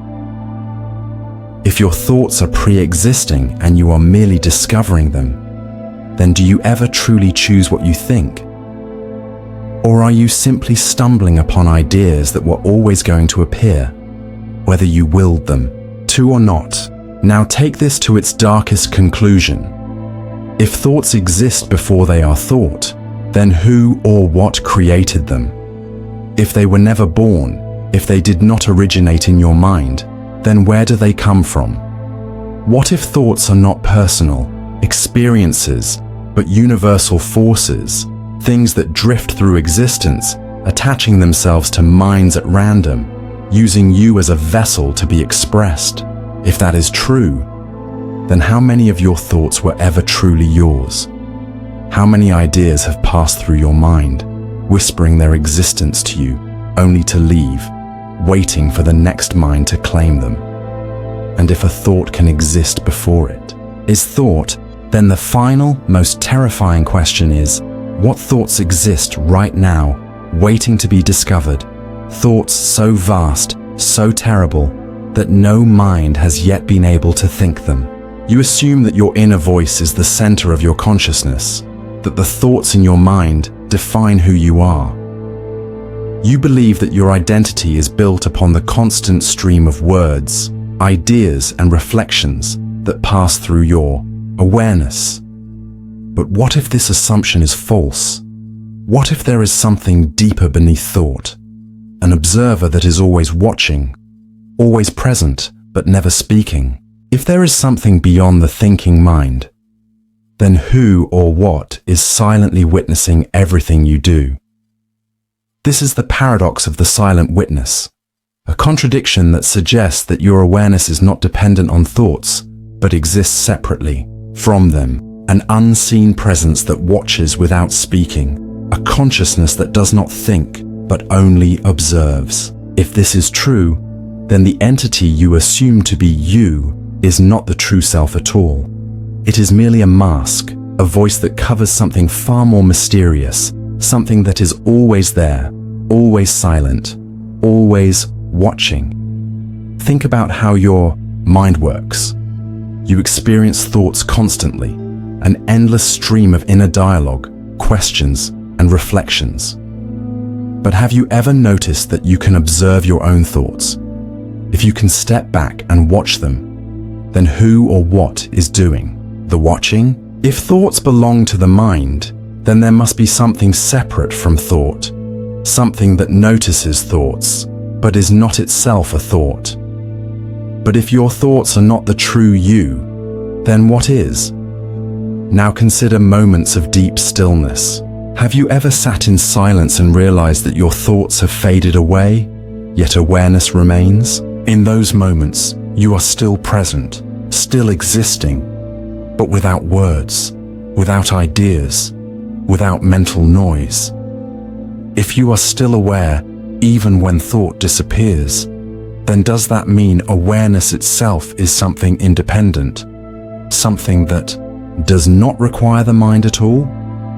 If that is true, then how much of your existence has been spent identifying with the wrong part of yourself, believing that you are your thoughts, when in reality, you are the silent observer beneath them? Now push this further.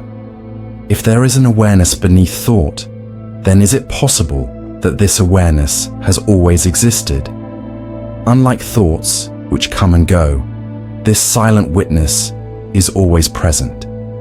It was there when you were a child. It is there now, and it will be there in the final moments of your life. But if it does not change, if it does not age, if it does not evolve, then what is it?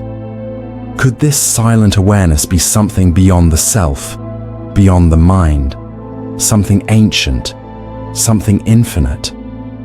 Now take this to its most unsettling conclusion. If awareness is separate from thought, then what if it is not personal at all?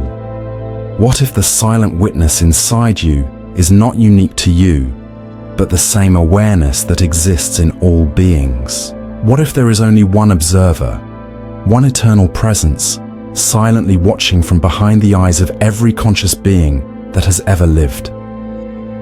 If this is true, then your sense of self, your belief in an individual identity, may be nothing more than an illusion, a mask worn by something far older, something that was never truly yours, something that has been watching through countless lives, countless minds, never speaking, never interfering, only observing, forever. And now the final, most terrifying question. If the silent witness is always there, always watching, who or what is it waiting for? You assume that your perception of reality aligns with what actually exists, that what you see, hear, and feel corresponds to an external world. You believe that your senses give you access to the truth, that what you experience is an accurate reflection of the universe around you. But what if this assumption is false? What if perception does not match reality at all? If your senses distort, filter, and fabricate experience, then how do you know that what you perceive is the same as what is truly there? This is the misalignment of perception paradox, a contradiction that suggests that your experience of reality is not reality itself, but a carefully constructed hallucination, one that may have little or no relation to what actually exists. If this is true, then how much of what you call reality is nothing more than a projection of your own mind, a simulation designed to keep you from seeing the truth? Think about how perception works. You assume that when you see something, you are witnessing it directly, but you are not. Your eyes do not perceive reality as it is. They only detect light waves, which are then processed by your brain into an image. That image is not the external world. It is your brain's best guess at what the world looks like. But if your mind is only guessing, then how do you know that it is guessing correctly? What if the image in your mind is not an accurate reflection, but a distortion, a fabrication, a convenient illusion? Now consider your other senses. Your ears do not truly hear sound. They detect vibrations in the air, which your brain then translates into what you perceive as noise. Your sense of touch does not truly feel the world. It detects electrical signals sent from your nerves, which your brain then interprets as sensations. But if everything you experience is a translation, a reconstruction, a processed version of reality, then what does the world actually look like beyond the limits of your perception? And what if your mind is wrong about what it perceives? Now push this further. Consider optical illusions, situations where your brain perceives movement, where there is none, depth where none exists, colors that change depending on context. If your perception can be fooled so easily, then how often does this happen without you realizing it? What if your entire experience of the world is nothing more than a collection of illusions, distortions, and errors, an incomplete, misleading version of reality? Now take this to an even more unsettling level. If perception does not align with reality, then how much of what you believe to be true is simply an illusion? If your brain is constructing reality rather than revealing it, then what if the world you experience is not the world at all, but only an artificial simulation, one designed by your own mind to make sense of something far more complex, far more incomprehensible? Now consider an even darker question. If your perception is wrong, then how do you know that any of what you experience is real? You assume that you live in a physical world, but what if physicality itself is an illusion? An artificial construct created by your brain to make sense of something far stranger. If what you see is not what truly exists, then what exists beyond the veil of perception?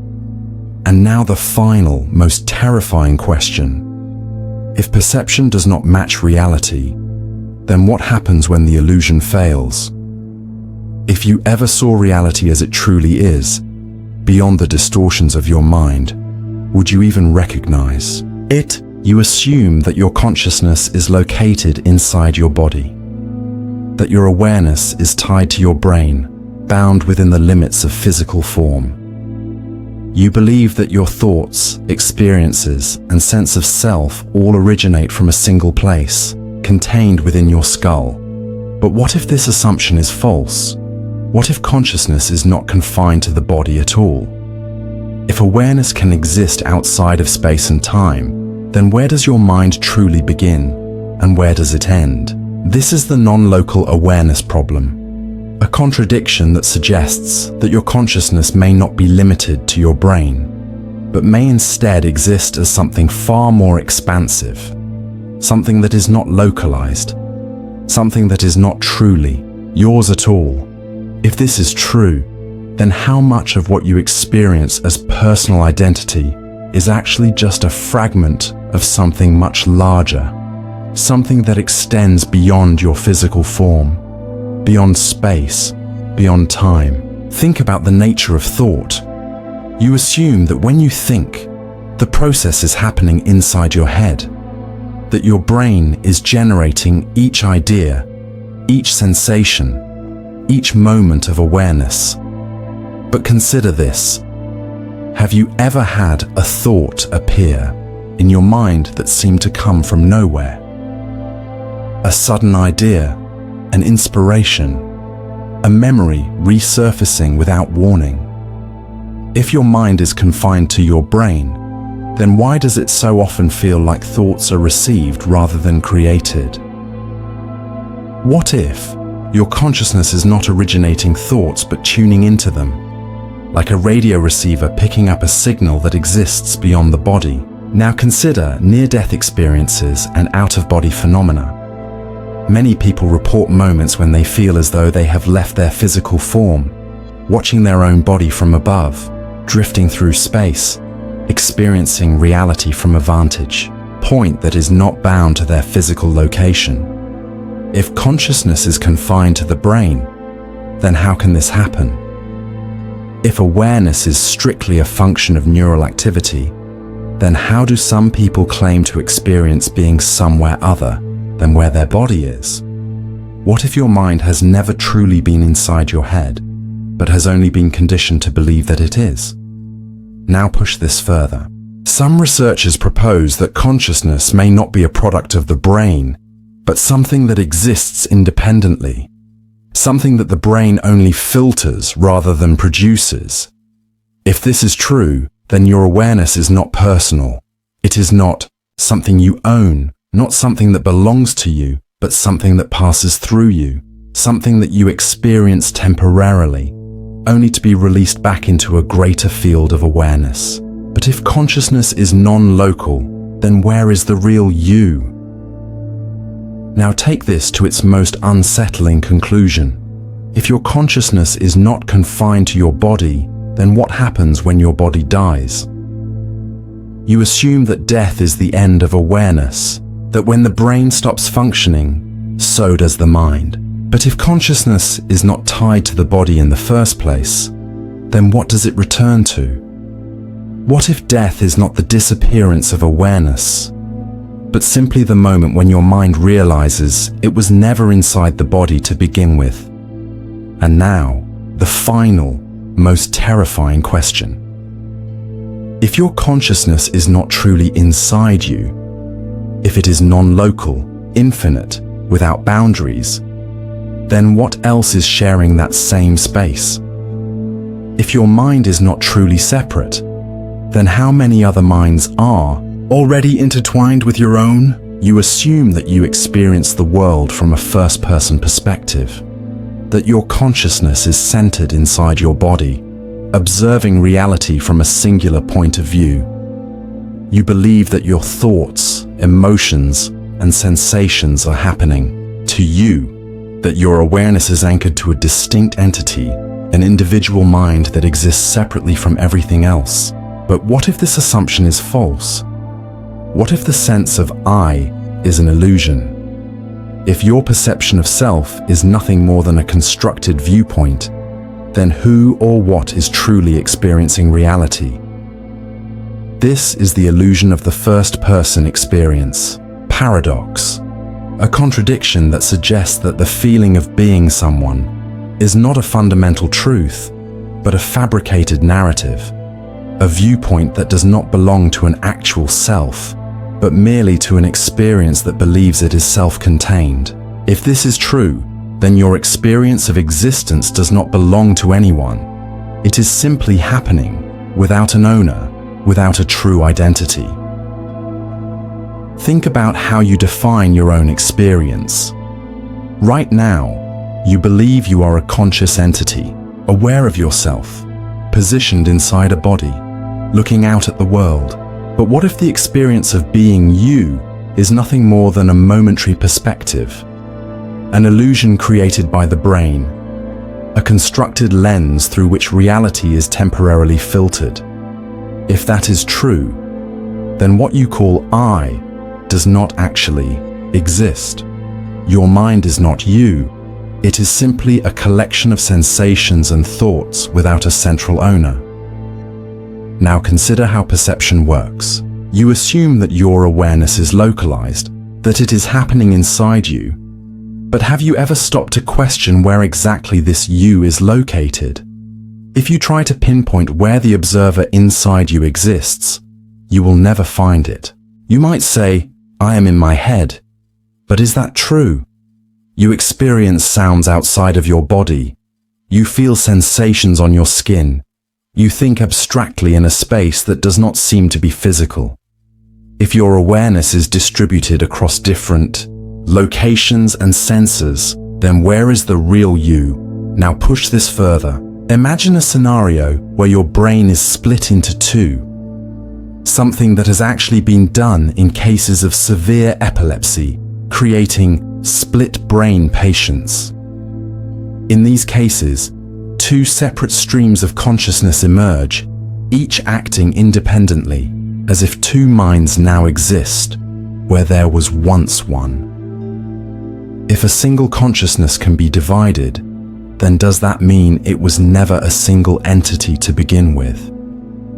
If your awareness can be split, then was there ever truly a first-person you at all, or only an illusion of singularity? Now take this to its most unsettling conclusion.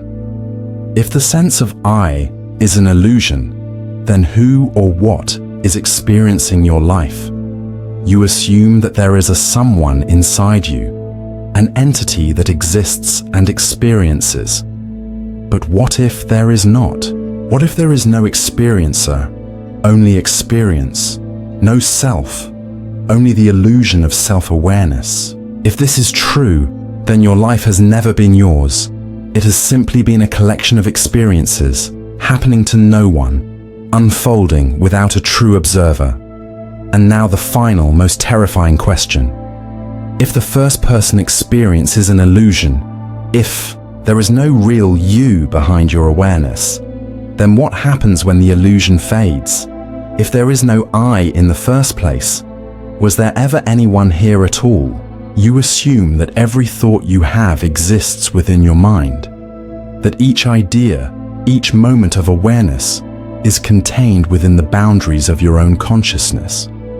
You believe that thoughts belong to you, that they arise from within, that they are yours alone. But what if this assumption is false? What if some thoughts do not belong to anyone at all? If thoughts can arise without an origin, if they can appear without ever being created, then what are they? And where do they come from? This is the phantom thought paradox, a contradiction that suggests that not all thoughts are yours. Some may not even have a source, drifting through consciousness like ghosts, unclaimed, untraceable, existing without ever having been created. If this is true, then how many of your thoughts were never meant to be yours in the first place? Think about how thoughts enter your mind. You assume that they emerge from within you, that they are the result of your own mental processes. But have you ever noticed how thoughts simply appear without warning, without reason? Have you ever had a sudden, intrusive thought that seemed entirely foreign, something you would never normally think? If thoughts arise without your control, then are they truly yours at all? Now consider how ideas spread. A thought that once belonged to someone else can enter your mind through conversation, through writing, through memory. But what about thoughts that arise seemingly from nowhere? Ideas that feel like they have always been there, waiting to be discovered. If a thought can appear without origin, then does that mean thoughts exist independently of minds, waiting to be found rather than created? If so, then where do they exist when no one is thinking them? Now push this further. Imagine that thoughts are not produced by individual minds, but are instead free-floating entities, patterns of consciousness that move from one mind to another, existing beyond the individual, beyond the self.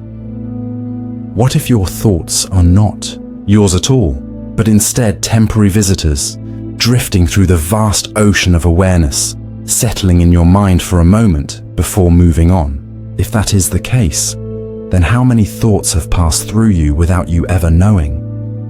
How many ideas have existed within your consciousness whispering their presence before vanishing, leaving behind only the illusion that they belonged to you. Now take this to its most unsettling conclusion. If thoughts can exist without an origin, if they can drift between minds without ever truly belonging to anyone, then who or what is thinking them? If ideas do not require a thinker, then does that mean they can exist on their own, independently, without ever needing a mind to contain them? If a thought can exist without being created, then how many thoughts are already out there, waiting, lingering, unseen, unheard, waiting for the right moment to enter a mind and take root? And now, the final, most terrifying question. If thoughts can exist outside of individual minds, then how many of the thoughts you believe to be your own were never yours at all?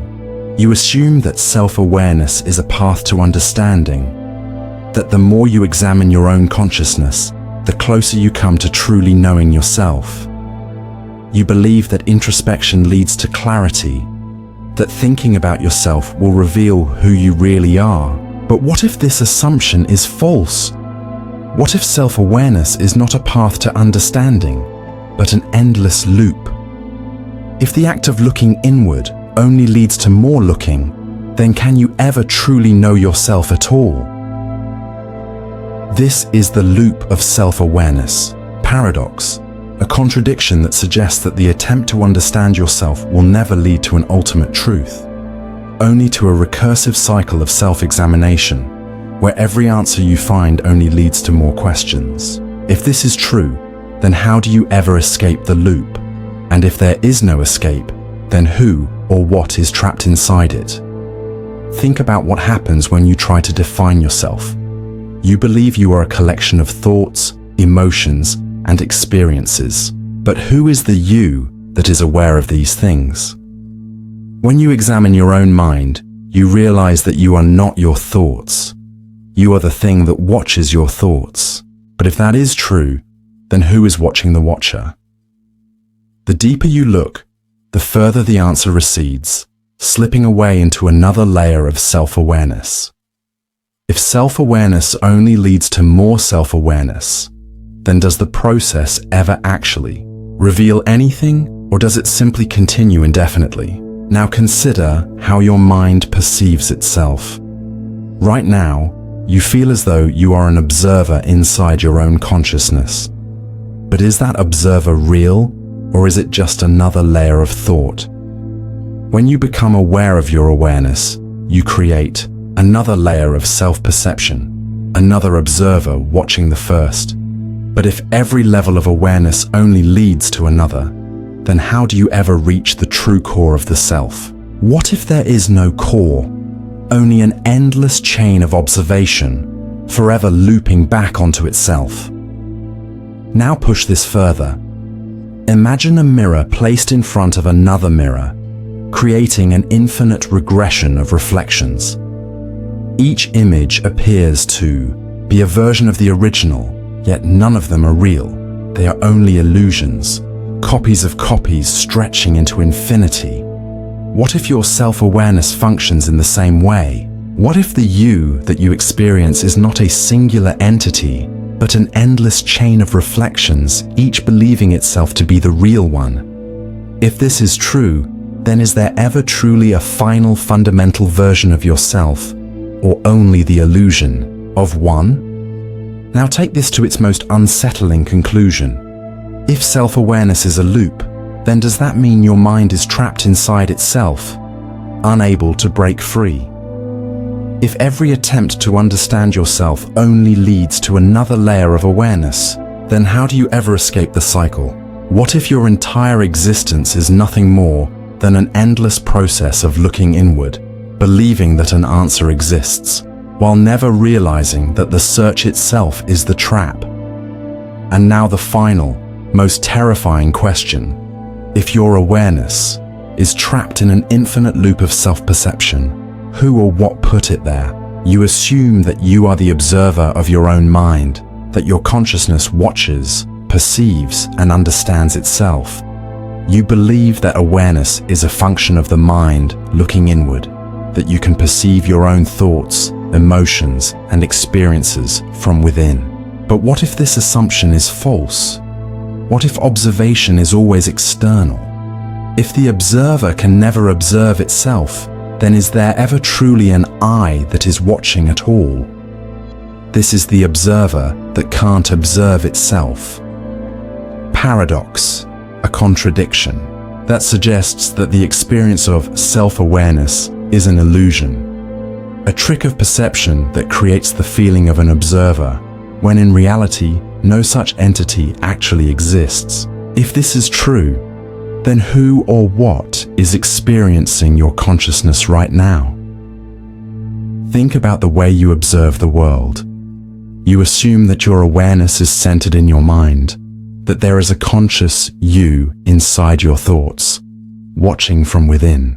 But when you try to turn your attention inward, when you try to look at the thing that is looking, what do you find? Nothing. No matter how hard you try, you can never see the observer itself, only the thoughts and sensations that pass through it. If the observer were real, then shouldn't you be able to observe it? Now consider the analogy of a camera. A camera can record everything around it, but it can never record itself without the help of another camera. The same is true for mirrors. You can see your reflection, but you can never see your own eyes directly. But what if your mind functions the same way? What if your awareness is only capable of observing thoughts, emotions, and experiences, but never itself? If this is true, then what does that mean about the nature of consciousness? Now push this further. If the observer can never observe itself, then what if it does not actually exist? What if the feeling of being aware, the sense that you are watching your own thoughts, is nothing more than a recursive illusion, a byproduct of the way the brain processes information?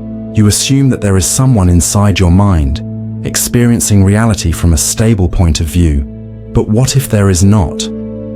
What if awareness is simply an emergent phenomenon, a process without a true self behind it? Now take this to its most unsettling conclusion. If the observer is an illusion, if there is no true I watching your thoughts, then what is left? What if the thing you call you is nothing more than a loop of awareness that believes it exists, but has no real presence at all? What if your mind is nothing more than a hollow structure, endlessly observing, but never truly existing? And now the final, most terrifying question. If the observer cannot observe itself, if awareness is only an illusion, then who or what is experiencing your life?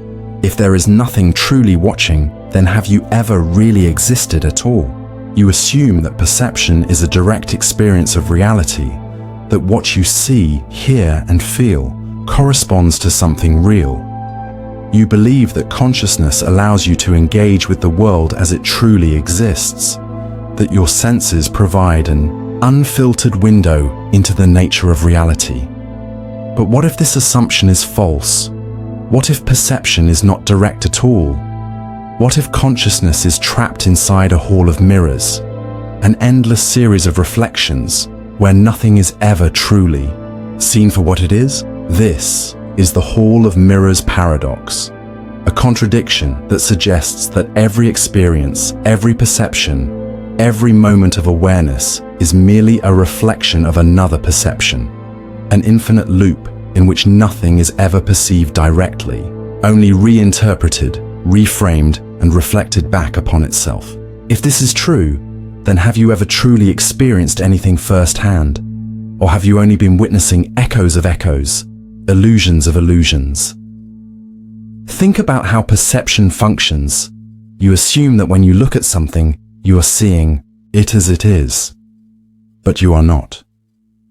Your eyes do not directly see the world, they only detect light, which is then translated into electrical signals. Your brain constructs an image based on those signals. not the real world itself, but a processed representation of it. But if your mind is only ever processing information, then have you ever seen reality, or only your brain's interpretation of it? Now consider memory. You believe that when you recall a past event, you are retrieving a stored version of what actually happened. But neuroscience suggests that memory is not a perfect recording. It is a reconstruction, altered every time you recall it, shaped by new experiences, by emotions, by expectations. If your memories are constantly changing, then how do you know that they are real at all? What if every memory is just a distorted reflection of previous memories, endlessly reshaping itself, leaving no original event untouched? Now push this further. If all perception is interpretation, and all memory is reconstruction, then where is the original experience? If every thought is based on previous thoughts, if every belief is shaped by past interpretations, then is there ever truly an authentic moment, or only layers upon layers of reflections, distorted and refracted until all reality is lost? If the mind is simply an endless process of reinterpreting itself, then has it ever truly seen anything clearly? Now take this to its most unsettling conclusion. Imagine standing in a room filled with mirrors, each reflecting the others in an endless loop. As you look deeper, you see infinite versions of yourself. But which one is the real one? What if your mind functions in the same way?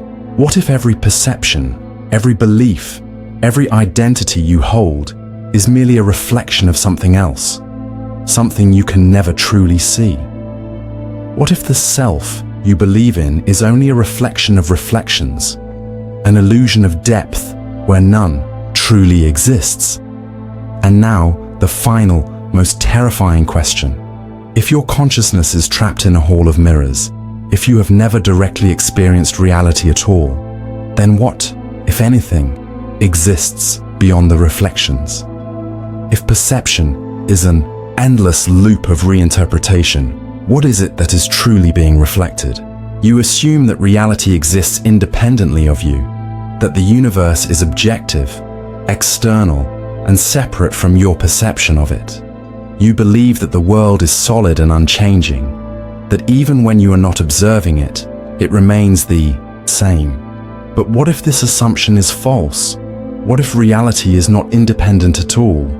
If your mind shapes everything you experience, then how do you know that the universe exists outside of your own perception? This is the subjective universe problem, a contradiction that suggests that everything you experience is filtered through your own mind, making it impossible to ever know if there is a reality beyond perception. If this is true, then have you ever truly seen the universe, or only your mind's version of it? Think about how you experience the world. Every sound you hear, every color you see, every sensation you feel exists only because your brain processes information. But if all experience is processed within your mind, then what is the external world actually like? You assume that objects have color, but color does not exist outside of perception. It is only the brain's interpretation of light frequencies. You assume that sound exists in the world, but sound is only a vibration that your brain translates into experience. But if all experience is shaped by perception, then is there truly an external universe, or only a world created by your mind? Now, consider the implications. If the universe only exists as you perceive it, then what happens when you are not looking? You assume that an object remains the same whether or not you observe it, but how do you know? Quantum mechanics suggests that particles exist in a state of probability until they are observed, implying that observation itself determines reality. If this is true, then is the universe something that exists independently? Or is it something that is continuously generated by your mind? Now push this further. Imagine that every person perceives a completely different version of reality, shaped by their own mind. their own consciousness. If this is the case, then is there a single objective universe at all, or only billions of separate private realities that never truly align? If every mind constructs its own version of reality, then how do you ever know that your reality matches anyone else's? And if every mind perceives a different world, then which version of the universe is the real one? Now take this to its darkest conclusion. If reality is entirely subjective, then what happens when you stop perceiving? You assume that the universe will continue without you, that time will move forward, that the world will persist. But how can you be sure? If perception shapes reality, then when your perception ceases, does reality itself vanish? If your mind is the only thing generating the world, then how do you know that anything exists beyond your own awareness? And now the final, most terrifying question. If the universe only exists through perception, then what happens if you stop perceiving permanently? If there is nothing beyond perception, then was there ever truly a universe at all? You assume that your awareness of the world is immediate, that you experience reality in real time, that your perception of the present moment is synchronized with actual events. You believe that what you see, hear, and feel happens as it happens, that there is no delay between the world unfolding and your awareness of it. But what if this assumption is false? What if your mind is always behind, processing everything with a delay? If consciousness is always lagging behind reality, then have you ever actually experienced the present moment? This is the delayed awareness phenomenon, a contradiction that suggests that your perception of now is never truly now, that your awareness is only a reconstruction, a delayed interpretation of events that have already passed. If this is true, then how far behind reality is your consciousness? And if your experience is always delayed, then have you ever truly lived in the present at all? Think about how perception works. When light reaches your eyes, when sound reaches your ears, when your body senses touch, those signals must be processed by your brain before you become aware of them. But processing takes time. Studies have shown that your brain takes at least 80 milliseconds to construct a conscious experience, meaning that by the time you perceive something, it has already happened. You are never actually seeing the present. You are always experiencing the recent past.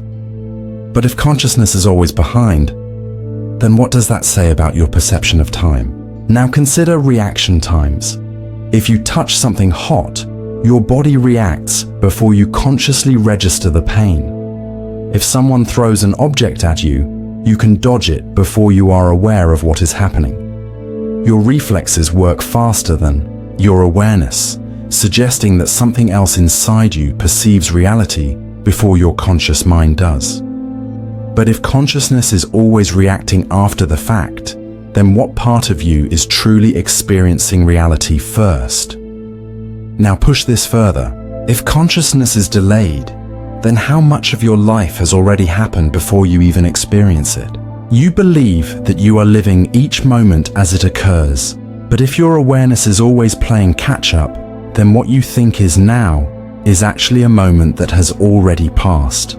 But if this is true, then who or what is truly living in the present? If your awareness is always one step behind reality, then is there another version of you that exists in real time, one that you will never catch up to? Now take this to its most unsettling conclusion. If consciousness is always delayed, then does that mean you are forever trapped in a state of living in the past? If every thought, every perception, every experience you have is always slightly behind reality, then does that mean the real you is always just out of reach? If so, then what happens when the delay becomes infinite, when you reach the moment where you are so far behind that your consciousness never catches up at all? And now the final, most terrifying question. If your mind is always behind, if you are never truly experiencing the present, then who or what is experiencing the real now? You assume that the present moment exists, that now is a real point in time, something tangible, something you can experience. You believe that you are always existing in the present, that you are moving through time, moment by moment, constantly anchored in now. But what if this assumption is false?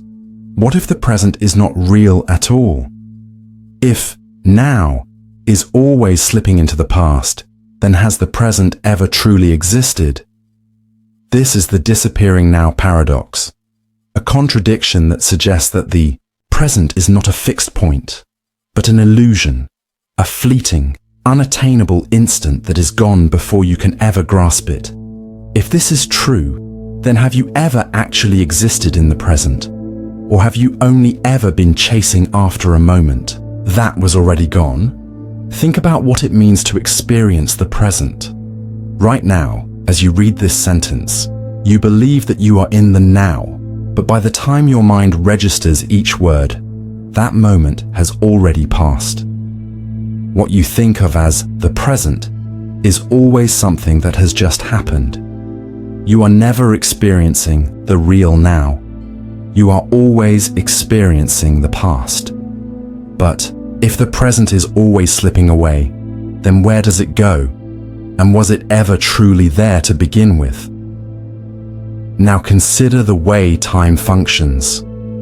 You assume that the past is behind you, the future is ahead, and the present is where you exist.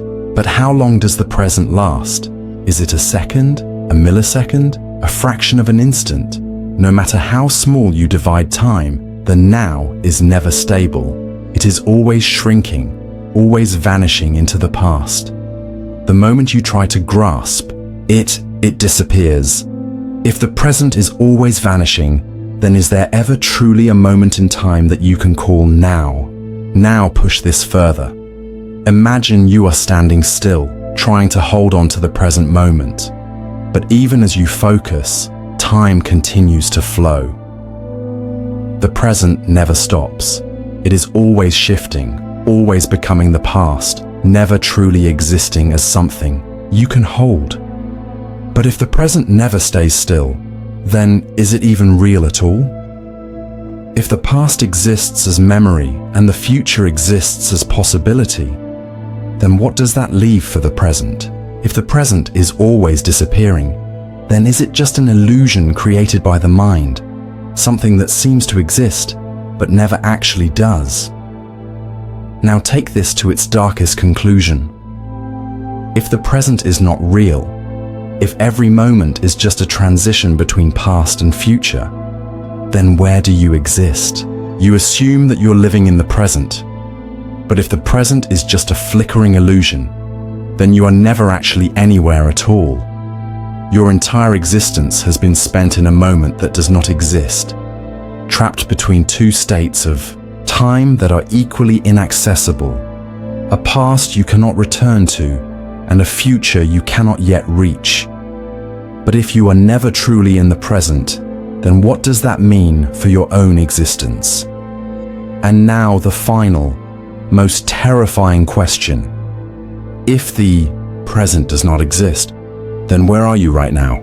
You assume that the future is something that has not yet happened, that it is an empty space waiting to be filled, a sequence of moments yet to unfold. You believe that time moves in one direction, that you are traveling forward into the unknown. But what if this assumption is false? What if the future has already happened and you have simply forgotten it? If time does not move forward, but instead loops endlessly, then how many times have you already lived this moment without remembering? This is the paradox of forgotten futures, a contradiction that suggests that time may not be a straight line, but an endless cycle, that what you think of as the future has already occurred, only to be erased from your memory, forcing you to experience it again as if for the first time. If this is true, then every decision you make, every path you take, every moment you live has already happened before and will happen again. Think about the way you experience time. You assume that the past is behind you, a collection of memories that shape who you are. The future, on the other hand, is unknown, something you have not yet encountered. But what if the reason the future feels unknown is not because it hasn't happened, but because you have forgotten it? If your memory is erased at the end of each cycle, then how would you ever know that you were repeating something that had already occurred? Now consider déjà vu, the eerie sensation of having lived a moment before. You assume that déjà vu is a glitch, an anomaly in the brain. But what if it is something else? What if déjà vu is not a misfiring of neurons, but a flicker of recognition, a brief glimpse into a future you have already experienced but cannot remember? If time is cyclical, then every moment you live is not new. It is simply a replayed sequence, a reality you have already encountered in a forgotten past. Now push this further. Imagine that time is not a river, but a loop, an endless cycle of repetition where the past, present, and future are not separate, but eternally recurring. If this is true, then every moment you live has already happened an infinite number of times. The conversations you have, the choices you make, the experiences you believe are new. They are not new at all. They are simply repeating themselves again and again, with you trapped inside, unaware that you have been here before. Now take this to its most unsettling conclusion. If the future has already happened, if every moment is predestined looping infinitely, then what does that say about free will? You assume that you are making choices, shaping your future, creating new possibilities. But if the future is simply a forgotten past, then are you truly making choices? Or are you just following a script that has already been written? If time loops endlessly, then how many times have you lived this life, believing it to be the first time, unaware that you have been through it all before? And now the final, most terrifying question. If the future is simply a forgotten past, what happens when you start to remember? You assume that perception is passive, that your mind simply receives information from the world and interprets it. You believe that your senses function like a window, allowing you to see reality as it truly is. But what if this assumption is false? What if perception is not passive at all? If your perception creates reality rather than reflecting it, then are you seeing the world, or are you only seeing what your mind expects to see? This is the perception that feeds itself. Paradox, a contradiction that suggests that your mind does not observe reality. It constructs it, shaping your experiences to fit its own expectations. If this is true, then every moment of your life is not a reflection of the external world, but a self-reinforcing illusion, a feedback loop where your perception creates the very thing it believes it is perceiving. Think about how the brain processes information. You assume that your eyes see what is there, that your ears hear actual sounds, that your senses detect reality as it is. But this is not true. Your brain does not see the world. It interprets electrical signals sent from your senses, creating an internal model of reality based on limited information. But if your mind is constructing reality rather than perceiving it, then how do you ever know that what you see is real? Now consider cognitive biases, mental shortcuts that distort how you interpret the world. Your brain tends to notice information that confirms what it already believes, while ignoring evidence that contradicts it. If perception were passive, this would not happen. But your mind is not simply observing, It is filtering, shaping, and reinforcing the reality it expects to find. If this is true, then how much of what you experience is actually there, and how much is simply a projection of what you already believe?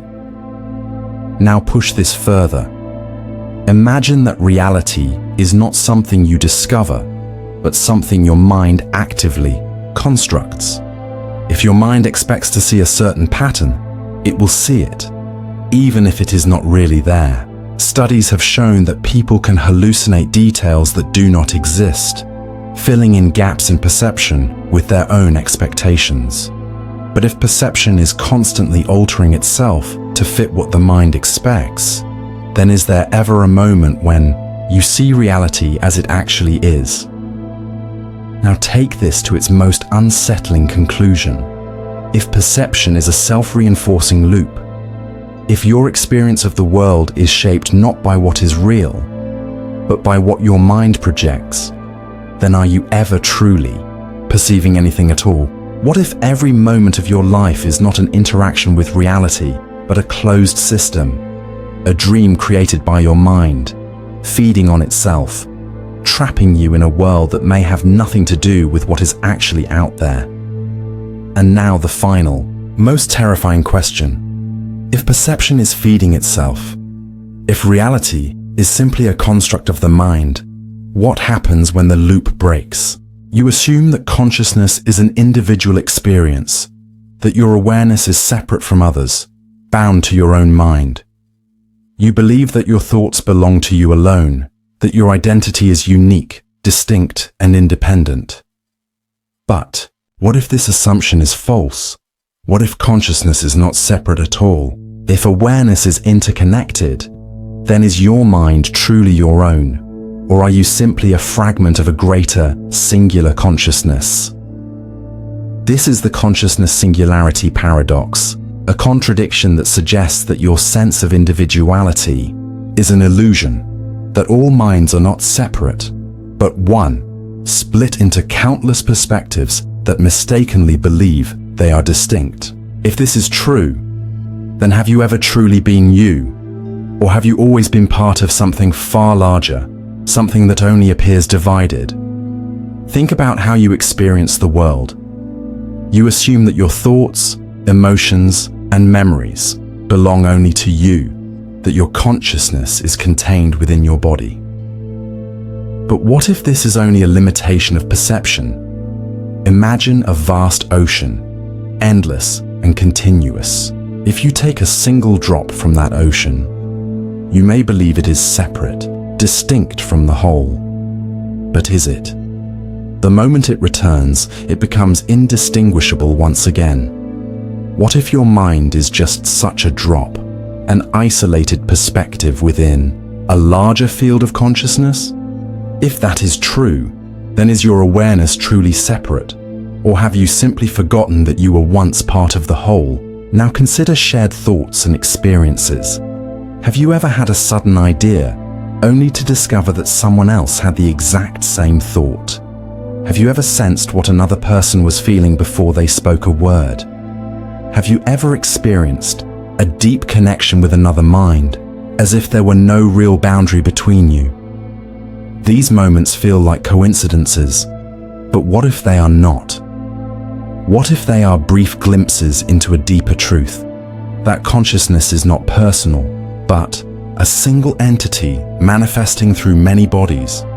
Now push this further. If consciousness is singular, then individuality is a temporary illusion, a construct that arises for a time, only to dissolve when the body dies. You believe that death is the end of the self, but what if death is simply the moment when awareness returns to the singular source? If your identity is nothing more than a momentary separation from the whole, then how many times have you already lived as different people, forgetting each time that you were ever part of something greater? Now take this to its most unsettling conclusion. If all consciousness is one, then what does that say about free will? You assume that you are making choices, that your thoughts originate from you alone. But if your mind is simply a fragment of a larger awareness, then are your thoughts truly yours? Or are they echoes of something far greater, something that has always existed thinking through you? What if your entire life is not something you control, but something being played out by a single consciousness, experiencing itself from infinite perspectives? And now the final, most terrifying question. If all consciousness is one, if your mind is not truly separate from any other, who is truly having this thought right now? You assume that you make choices, that free will is real, that your decisions shape your future. You believe that each action you take is a product of your own will, that you are in control of your path, navigating through life with intention. But what if this assumption is false? What if choice is an illusion? If every thought and action is predetermined by prior causes, then have you ever truly made a decision, or have you only ever followed a path that was always meant to be? This is the false perception of choice paradox, a contradiction that suggests that your sense of free will is an illusion, that the feeling of making a decision is nothing more than a mental construct, masking the reality that every choice you make was already determined before you ever became aware of it. If this is true, then are you truly in control of your life, or are you merely watching it unfold, powerless to change anything? Think about how decisions arise. You assume that when you make a choice, you are weighing options, considering possibilities, and freely selecting one over the other. But is this actually what happens? Neuroscience suggests otherwise. Studies have shown that your brain makes decisions before you become conscious of them. Brain scans reveal that activity occurs in decision-making, regions of the brain seconds before a person becomes aware of their choice. If your brain has already decided before you even realize it, then who or what is actually making the decision? Now consider cause and effect. Every thought, every decision, every action is the result of something that came before it. Your preferences, beliefs and instincts were shaped by genetics, past experiences, and external influences. When you choose something, you do not choose it randomly. Your choice is determined by the sum of your past, by the wiring of your brain, by the conditions of your environment. If this is true, then was there ever truly a choice at all? If every decision was inevitable, dictated by prior events, then is free will just a trick, a story the mind tells itself to create the illusion of control? Now push this further. Imagine you rewind time to a moment where you had to make a choice. Would you be able to choose differently? You might believe that you could, that with new knowledge or a shift in circumstances, you would pick another path. But if everything leading up to that moment remained exactly the same, if every past event, every subconscious influence, every neuron in your brain was in the same state, could you have ever done anything differently? Or was the outcome always inevitable? Now take this to its most unsettling conclusion. If free will is an illusion, then your entire life has been nothing more than a sequence of preordained events, unfolding exactly as they must, with you trapped inside the illusion of choice. Every decision you have ever made, what to say, where to go, who to love, was not truly yours to make. You were simply following a path that was already determined, unaware that you never had control to begin with. And now, the final, most terrifying question. If every thought and action was always meant to happen, if you have never truly made a choice of your own, then who or what set this path in motion? You assume that your thoughts come from you, that your mind generates ideas, that your awareness is the source of your thinking. You believe that you are the thinker, the origin of all that passes through your consciousness. But what if this assumption is false? What if you are not the creator of your thoughts, but the result of them? If thoughts arise before the self, then is it the mind that creates thoughts, or do thoughts create the mind? This is the thought that creates the thinker.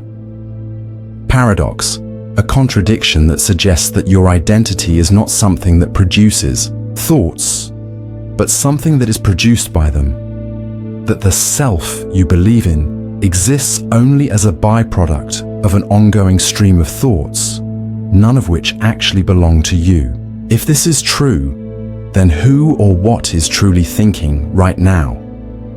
Think about how thoughts appear in your mind. You assume that you are consciously forming them, that you decide what to think, that you are in control. But is that really true? Try to predict your next thought. Try to decide in advance what idea will appear in your mind. You can't. Thoughts arrive unannounced, from nowhere, without permission. But if you are not the one deciding what to think, then who or what is? Now, consider the nature of identity. You believe that there is a you that is the thinker, the entity that owns and controls thoughts. But can you find that entity? When you look for the self that is doing the thinking, you find only more thoughts. You assume that a stable you exists underneath those thoughts. But if you cannot find it, then is it truly there? What if the thinker is nothing more than a side effect of thinking itself, a phantom generated by the very process it believes it controls? Now push this further. If thoughts come first and the thinker comes second, then how many of your thoughts were ever truly yours? If each thought leads to another, forming a chain of awareness, then where did the first thought come from? If thinking itself is responsible for the illusion of the thinker, then was there ever truly an individual self at all, or only a stream of awareness convincing itself that it belongs to someone? Now take this to its most unsettling conclusion. If thoughts create the thinker, if the self exists only as a product of the process of thinking, then what happens when the thinking stops? If there is no thought, then is there still a self? You assume that if you silence your mind, the I that you believe in will remain. But what if the self exists only when there is something to think? What if you are not an observer of thought, but an illusion created by thought itself? And now the final, most terrifying question. If you are not the thinker, if your mind is not the source of its own thoughts, then who or what is thinking you into existence? You assume that your thoughts and emotions happen inside your mind, that your experiences exist within you. You believe that your consciousness is an internal phenomenon, that your awareness arises from within, separate from the external world. But what if this assumption is false? What if internal experience is an illusion? If everything you feel, think, and perceive is shaped by external forces, then is anything truly happening inside you at all? This is the illusion of internal experience paradox, a contradiction that suggests that your sense of self, your inner world, your most private thoughts are not generated from within, but are instead entirely shaped by the external reality you believe yourself to be separate from. If this is true, then have you ever truly had an independent thought? Or have you only ever reflected the world around you? Think about how experience arises. You assume that your emotions come from within, that you feel happiness, sadness, or fear as a result of your inner world. But is this true? Imagine being in an unfamiliar place, surrounded by strangers. Would your emotions remain the same if they suddenly began smiling? If they looked at you with kindness? If they reassured you? And would they remain the same if they stared at you with suspicion? If they whispered behind your back? If they turned away from you in silence? You believe that your emotions belong to you, yet they shift in response to the external world, molded by forces you cannot control. If this is true, then are emotions truly internal, Or are they simply reflections of the environment you exist in? Now consider thought. You assume that your ideas are original, that your inner world is private, untouched by the outside. But where did your beliefs come from? The language you use, the concepts you understand, the way you structure your thinking, all of these were given to you, shaped by the words of others, by the culture you were raised in, by the world you observe. Every thought is a reaction to something outside of you. But if all your thoughts are responses to the external world, then is there ever truly an internal thought at all? If your mind is merely a mirror, reflecting everything it has absorbed, then who or what is truly doing the thinking? Now push this further.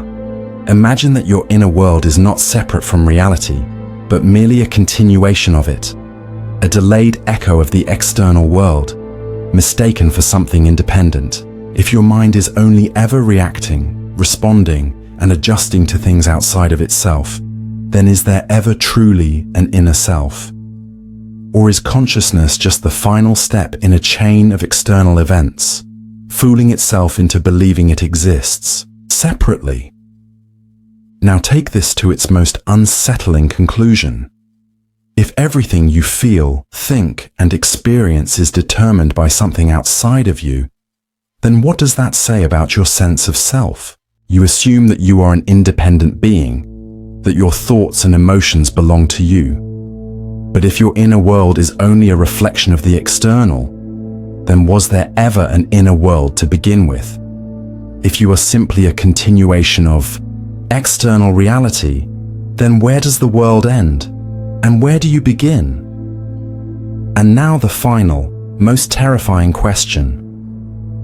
If your internal experience is just an illusion, if every thought, feeling, and moment of awareness is merely an echo of the world around you, then who or what is truly experiencing reality? You assume that you have always been aware, that your consciousness has existed continuously since the moment you were born. You believe that your awareness is an unbroken stream, flowing from past to present, anchoring you in existence. But what if this assumption is false? What if awareness is not continuous at all? If your consciousness is constantly vanishing and being replaced, then have you ever truly been aware, or have you only ever existed for an instant before disappearing? This is the awareness that was never there, paradox, a contradiction that suggests that what you experience as a continuous, stable consciousness is actually a sequence of disconnected moments, each one unaware of the one before it, each one believing itself to be part of a whole that does not exist. If this is true, then who or what is experiencing this very moment? Think about how you experience time. You assume that your awareness moves forward without interruption, that you are the same you from second to second, year to year. But is this true? Consider how your mind works in sleep. Every night, your awareness disappears, dissolving into nothingness. And yet, when you wake up, you assume that you are the same person who fell asleep. But if consciousness can vanish so easily, if there is no awareness of the moment before waking, then how do you know that you are the same self you were yesterday? What if every night you die, and every morning a new version of you awakens, convinced it has always existed? Now consider the nature of perception. You assume that every moment of awareness flows smoothly into the next. But neuroscience suggests otherwise. The brain does not perceive reality in an unbroken stream. It pieces together fragmented snapshots, filling in the gaps to create the illusion of continuity. Your mind is not experiencing time in real time. It is reconstructing it after the fact. But if your consciousness is being assembled moment by moment, then is there ever truly a continuous you? Or are you simply the latest moment of awareness, believing itself to be connected to something that no longer exists? Now push this further. Imagine that every instant of awareness is independent. that each moment is the only moment that has ever existed. If each experience is self-contained, with no real connection to the past or future, then what does that mean about your identity? You assume that you are the same person who existed yesterday, last year, a decade ago.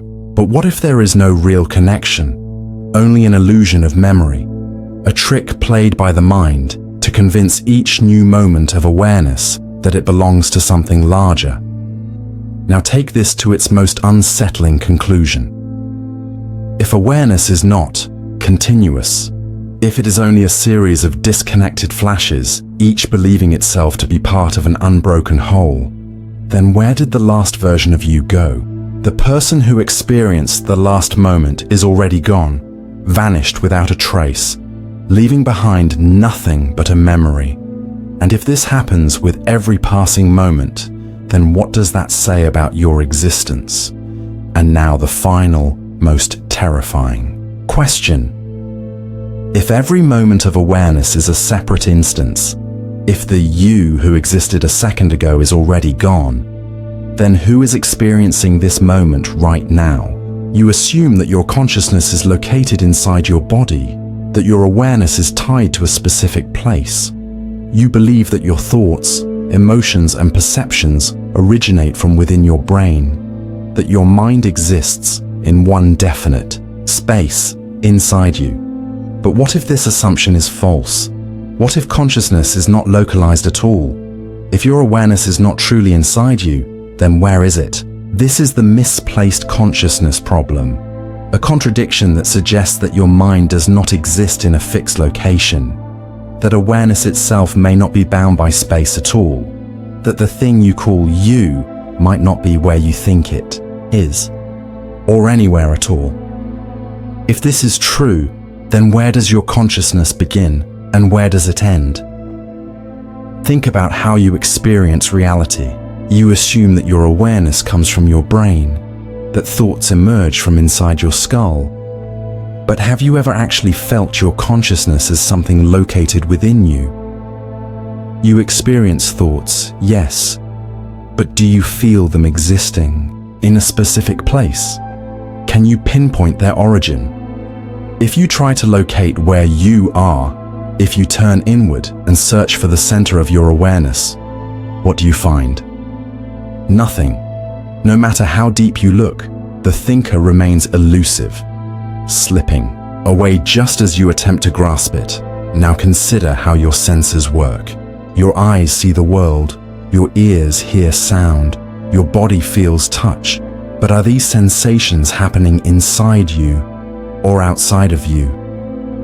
When you hear a sound, do you experience it in your brain or in the space where the sound seems to be coming from? When you see an object, is the image inside your head or does it exist out there in the world? If awareness is confined to your brain, then why does perception seem to occur in the space around you? What if consciousness is not inside the body, but spread out, extending beyond what you assume to be its boundaries? Now push this further. Imagine that consciousness is not a thing inside you, but a field, a non-local phenomenon that is not bound to any physical structure. What if your brain is not producing awareness, but merely acting as a receiver, tuning into something greater, something that exists beyond the limits of your body? If that is true, then your mind does not truly belong to you. It is simply passing through you, like a signal traveling through an antenna. But if consciousness is not contained inside you, then where is it truly located? Now take this to its most unsettling conclusion. If your awareness is not inside you, then how do you know it belongs to you at all? You assume that your thoughts are your own, that your mind is an individual entity. But if consciousness is misplaced, if it is not confined to your body, then how many minds might actually be connected to the same awareness? If consciousness is not local, then what separates your awareness from anyone else's? And if there is no true boundary between minds, then have you ever truly been you at all? And now the final, most terrifying question. If your consciousness is not where you think it is, if it is not inside you, if it is not bound to your body, if it does not exist in any specific location at all, then where, if anywhere, does it truly exist? You assume that you are awake, that your experience of the world is real, that you are not trapped inside a dream. You believe that waking life is fundamentally different from dreaming, that your awareness in this moment is a direct experience of reality. But what if this assumption is false? What if waking life is no different from a dream? If you have never truly awakened, then how would you ever know? This is the dreamer that cannot wake paradox, a contradiction that suggests that there is no clear distinction between waking and dreaming, that reality itself may be just another dream from which you have not yet escaped. If this is true, then how much of your life has been spent inside an illusion that only seems real because you have never known anything else? Think about how dreams feel when you are inside them. While you are dreaming, you accept everything as real. No matter how strange, no matter how impossible, the dream makes sense until you wake up. Only then do you realize that it was an illusion. But if dreams feel real while they are happening, then what is stopping this moment? Your experience of being awake from being just another dream? If a dream can create an entire reality that feels real, then how do you know that this reality is not simply another layer of the same illusion? Now consider false awakenings, dreams in which you believe you have woken up, only to realize later that you were still dreaming. Some people report experiencing multiple false awakenings in a row, believing they have awakened several times before realizing that they are still trapped inside the dream. But if it is possible to wake up inside a dream without truly waking up, then how can you ever be sure that you have reached true wakefulness? If you have always assumed that you are awake, then how do you know that you are not simply experiencing another level of a deeper dream? Now push this further. Imagine that every time you have ever woken up, you were not truly waking into reality, but simply shifting into another dream, one that is more stable, more immersive, one designed to convince you that it is real. If your waking life is just another illusion, then who or what is the real dreamer? If this life is not the final layer, then what happens when you finally wake up for real? Now take this to its most unsettling conclusion. If waking and dreaming are indistinguishable, if this reality is just another level of illusion, then what happens when you try to escape? If you have never truly awakened, then what is keeping you trapped inside the dream? What if your entire existence, everything you have ever known, has been nothing more than a carefully constructed dream designed to prevent you from waking up? And now the final, most terrifying question. If you are the dreamer that cannot wake, if you have been trapped in an endless dream without knowing it, then what will happen when you finally realize it? You assume that your thoughts are original, that your mind generates new ideas, that your awareness is fresh in each moment. You believe that every experience is unfolding for the first time, that your consciousness is an evolving process, constantly changing, constantly creating something new. But what if this assumption is false? What if every thought, every experience, every perception is simply an echo? An endless repetition of something that has already happened? If your consciousness is just a replay of a past that never changes, then have you ever truly thought anything new? This is the consciousness echo paradox, a contradiction that suggests that awareness is not a continuous process, but a loop, an illusion that convinces itself it is moving forward, when in reality, it is only repeating itself, endlessly reflecting back on what has already happened. If this is true, then how much of your mind is truly yours, and how much is merely an echo of something that has already played out before. Think about how memory functions. You assume that when you recall something, you are accessing a stored version of a past event. But memory does not work this way. Every time you remember something, your brain rewrites the memory, reconstructing it based on new experiences, emotions, and expectations. But if memory is constantly changing, then how do you ever know that what you recall is real? What if your entire past is simply a series of distorted echoes, reflections of reflections, endlessly altering themselves until the original is lost? Now consider the nature of thought. When you think, you assume you are generating new ideas. But how many of your thoughts are truly new? How many times have you found yourself having the same realizations, making the same choices, following the same patterns? What if consciousness does not move forward, but simply loops back on itself, convincing itself that it is progressing when it is only repeating what has already happened? If this is true, then how much of your life has already been lived before without you ever realizing it? Now push this further. Imagine that every moment of consciousness is not something fresh, but something that has already happened countless times, replaying itself with slight variations, deceiving itself into believing it is new. If every thought, every perception, every awareness is just an echo of a previous version of itself, then is there ever truly a first thought, or only the illusion of something new, endlessly looping? Now take this to its most unsettling conclusion. If your consciousness is nothing more than an echo, if everything you experience has already happened before, then what does that mean for free will? You assume you are making choices, shaping your own future. But what if your decisions have already been made, and your awareness is simply following a predetermined script, unaware that it is repeating itself over and over? If thought is nothing but a reflection of past thought, then who or what originally set the first thought into motion?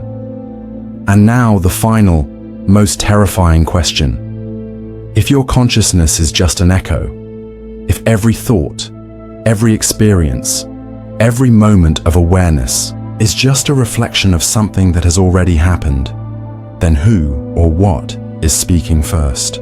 You assume that you are the observer of your own thoughts, that your awareness is stable, that your consciousness remains intact as you experience reality. You believe that no matter how much your thoughts change, no matter how much you evolve, the observer, the core you, remains unchanged, always watching, always present. But what if this assumption is false? What if awareness is self-destructive? If the act of observing changes the observer, then how much of you is disappearing with every moment of awareness? This is the observer's self-destruction paradox, a contradiction that suggests that the very process of being aware alters and erases the observer, meaning that the one who experiences this moment is never the same as the one who experienced the moment before. If this is true, then how much of you has already been destroyed without you realizing it? Think about how perception functions. You assume that when you observe something, you are passively taking in reality, that your consciousness remains the same as it was before, but quantum physics suggests otherwise. In the famous double-slit experiment, the mere act of observation alters the behavior of particles, meaning that the observer is not separate from reality.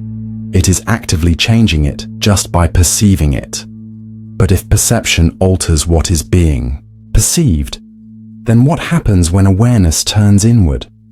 What if the very act of observing your own thoughts destroys the version of you that existed before the observation? Now consider how identity changes over time.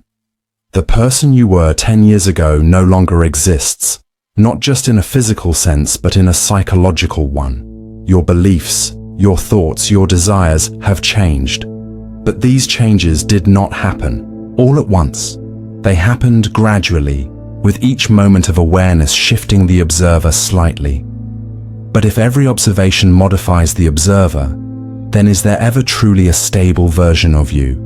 Or are you constantly erasing yourself moment by moment with every act of awareness? Now push this further. Imagine a candle burning down, its flame constantly consuming the wax that sustains it. At what point does it stop being the same candle? If every moment of self-awareness destroys a previous version of you, then who is left at the end? If every act of consciousness modifies the observer, then is there ever truly a lasting self, or only a series of momentary minds, each believing they have always been the same? Now take this to its most unsettling conclusion. If awareness itself is an act of self-destruction, then what happens at the final moment of awareness? If every observation changes the observer, then with enough observations, does the observer eventually cease to exist? If you are constantly being rewritten by your own consciousness, then how many versions of you have already been erased? And if you are not the same person who began reading this paradox, then who is experiencing this moment right now? And now, the final, most terrifying question. If the observer is constantly destroying itself with each act of awareness, then who or what will be left when the process is complete? You assume that time flows at a steady rate, that your experience of time is reliable, that the past, present, and future follow a linear sequence.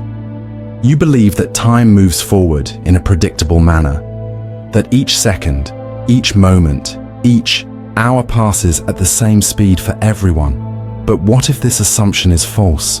What if time is not as stable as it seems? If subjective time can expand, contract, and distort, then have you ever truly known how much time has passed? This is the uncertainty of subjective time paradox, a contradiction that suggests that time is not an objective measurement, but a flexible, unstable experience, one that bends, twists, and reshapes itself based on perception, making it impossible to know how much time has truly elapsed. If this is true, then how do you know whether a second, a year, or an eternity has already passed? Think about how you experience time. In moments of deep boredom, minutes stretch endlessly, each second dragging forward, slow and unbearable. Yet in moments of intense focus, joy or fear, entire hours can vanish in what feels like an instant. If time were truly objective, this would not happen. Each second should feel exactly as long as the one before it. But it does not.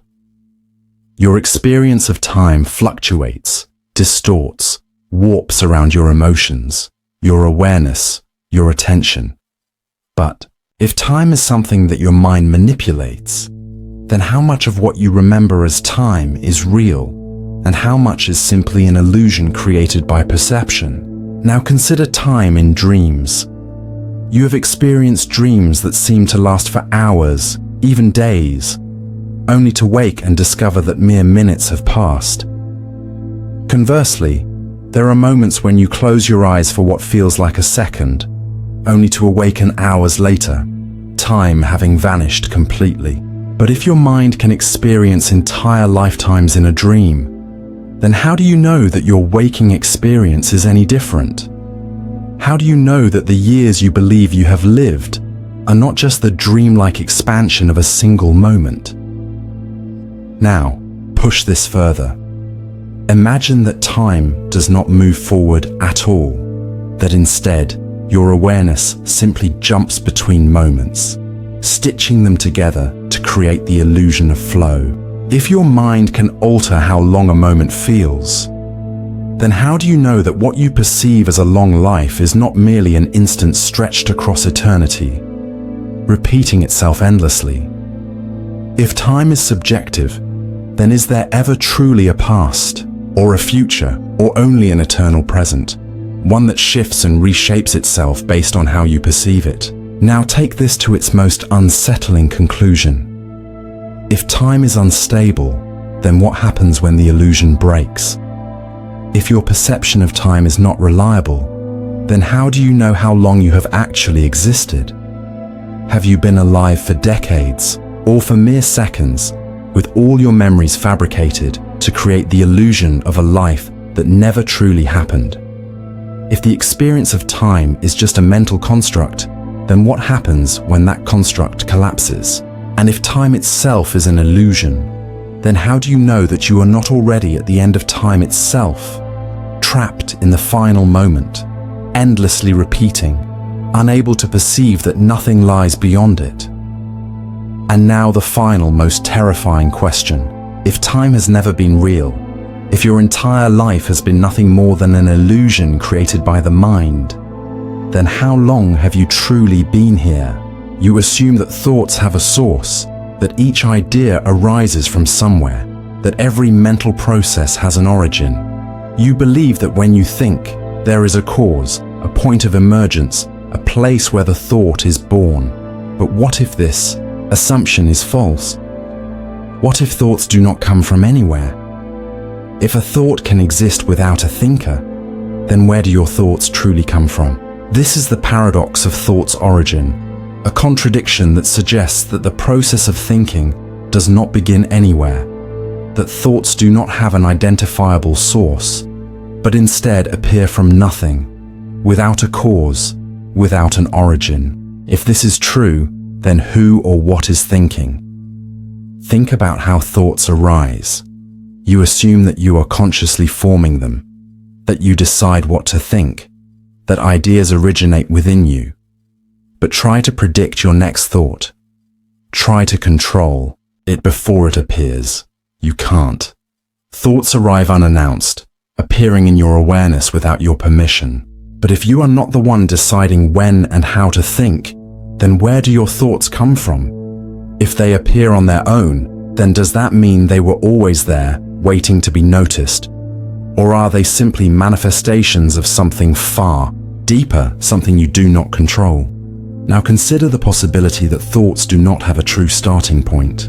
If every thought arises from a prior thought, then where did the first thought come from? Was there ever an original thought, or only an endless sequence of thoughts, each one creating the illusion of a beginning? If your mind is simply following a chain of thoughts, then does that mean your awareness is not the creator of thought, but merely the observer of a process that was already happening before you ever noticed it?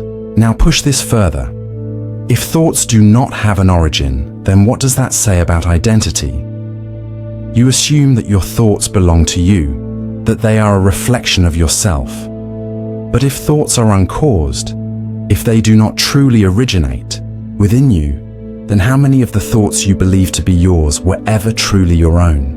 What if your mind is not generating thoughts, but merely witnessing them as they arise? Like signals traveling through a receiver, like echoes of something far beyond your comprehension. Now take this to its most unsettling conclusion. If thoughts do not have an origin, then what is thinking through you? You assume that your mind is the source of its own thoughts, that there is a self generating them. But if the self is just another thought, another fleeting process without an origin, then does that mean the thinker itself does not truly exist? If there is no source for thought, then have you ever been the one thinking at all?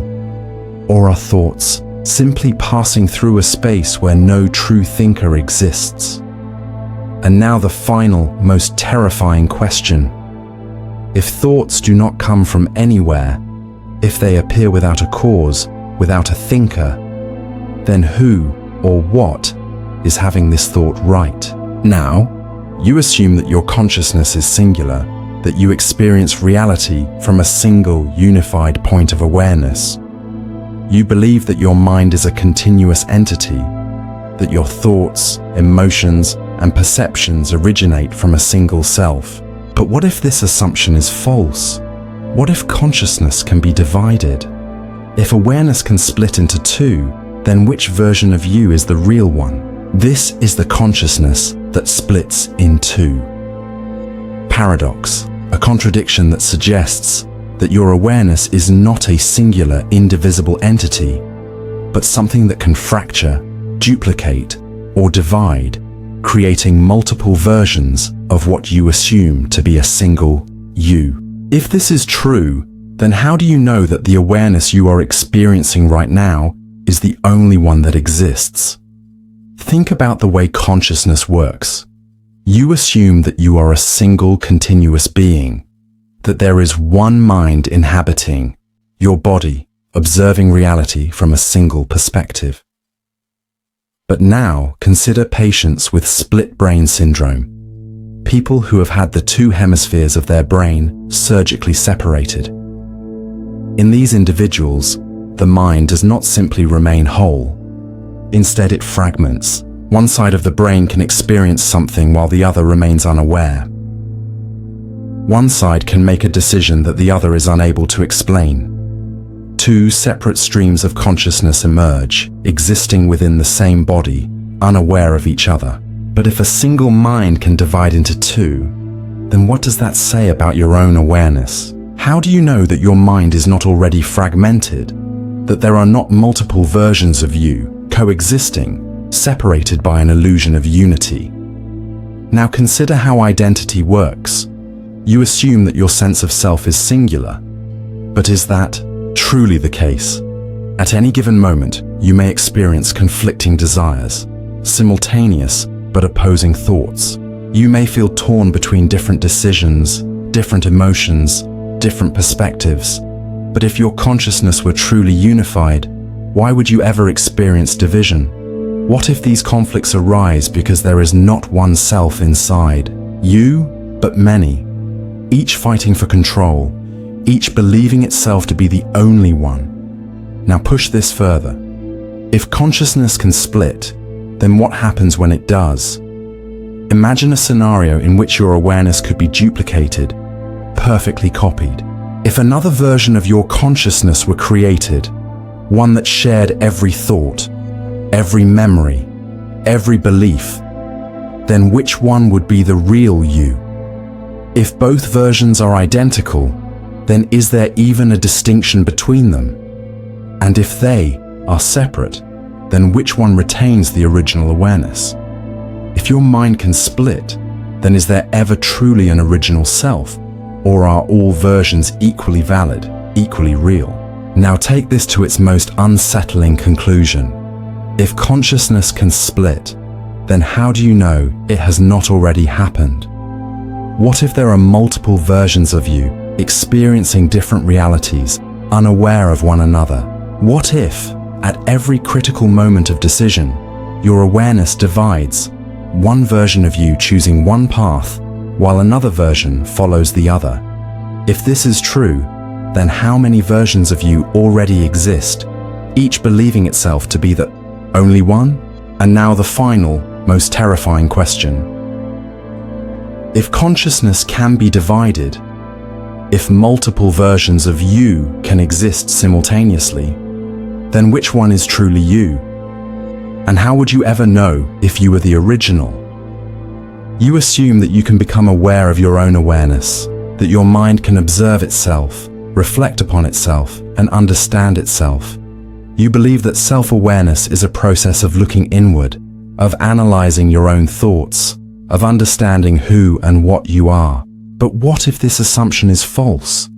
What if awareness is a trap? If every act of self-awareness creates another layer of awareness, then can you ever reach the true source of your consciousness?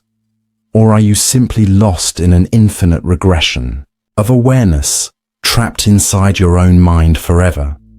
This is the recursive awareness trap paradox, a contradiction that suggests that the more you try to understand your own mind, the further you move from understanding it, that every moment of self-awareness creates another observer behind it, endlessly stacking layers upon layers of consciousness, preventing you from ever reaching the original source. If this is true, then have you ever truly been self-aware? Or have you only been falling deeper into an illusion? Think about how self-awareness functions. You assume that you are aware of your own thoughts, that your mind can reflect upon itself, that there is a single you watching and understanding your own experiences. But try to observe yourself directly. Try to pinpoint the exact moment when awareness emerges. The moment you focus on the observer, another observer emerges behind it. If you are aware of your own awareness, then what is observing the observer? And what is observing that? If each level of awareness creates another level behind it, then is there ever a final, fundamental awareness? Or is self-reflection just an infinite loop with no beginning or end? Now consider mirrors.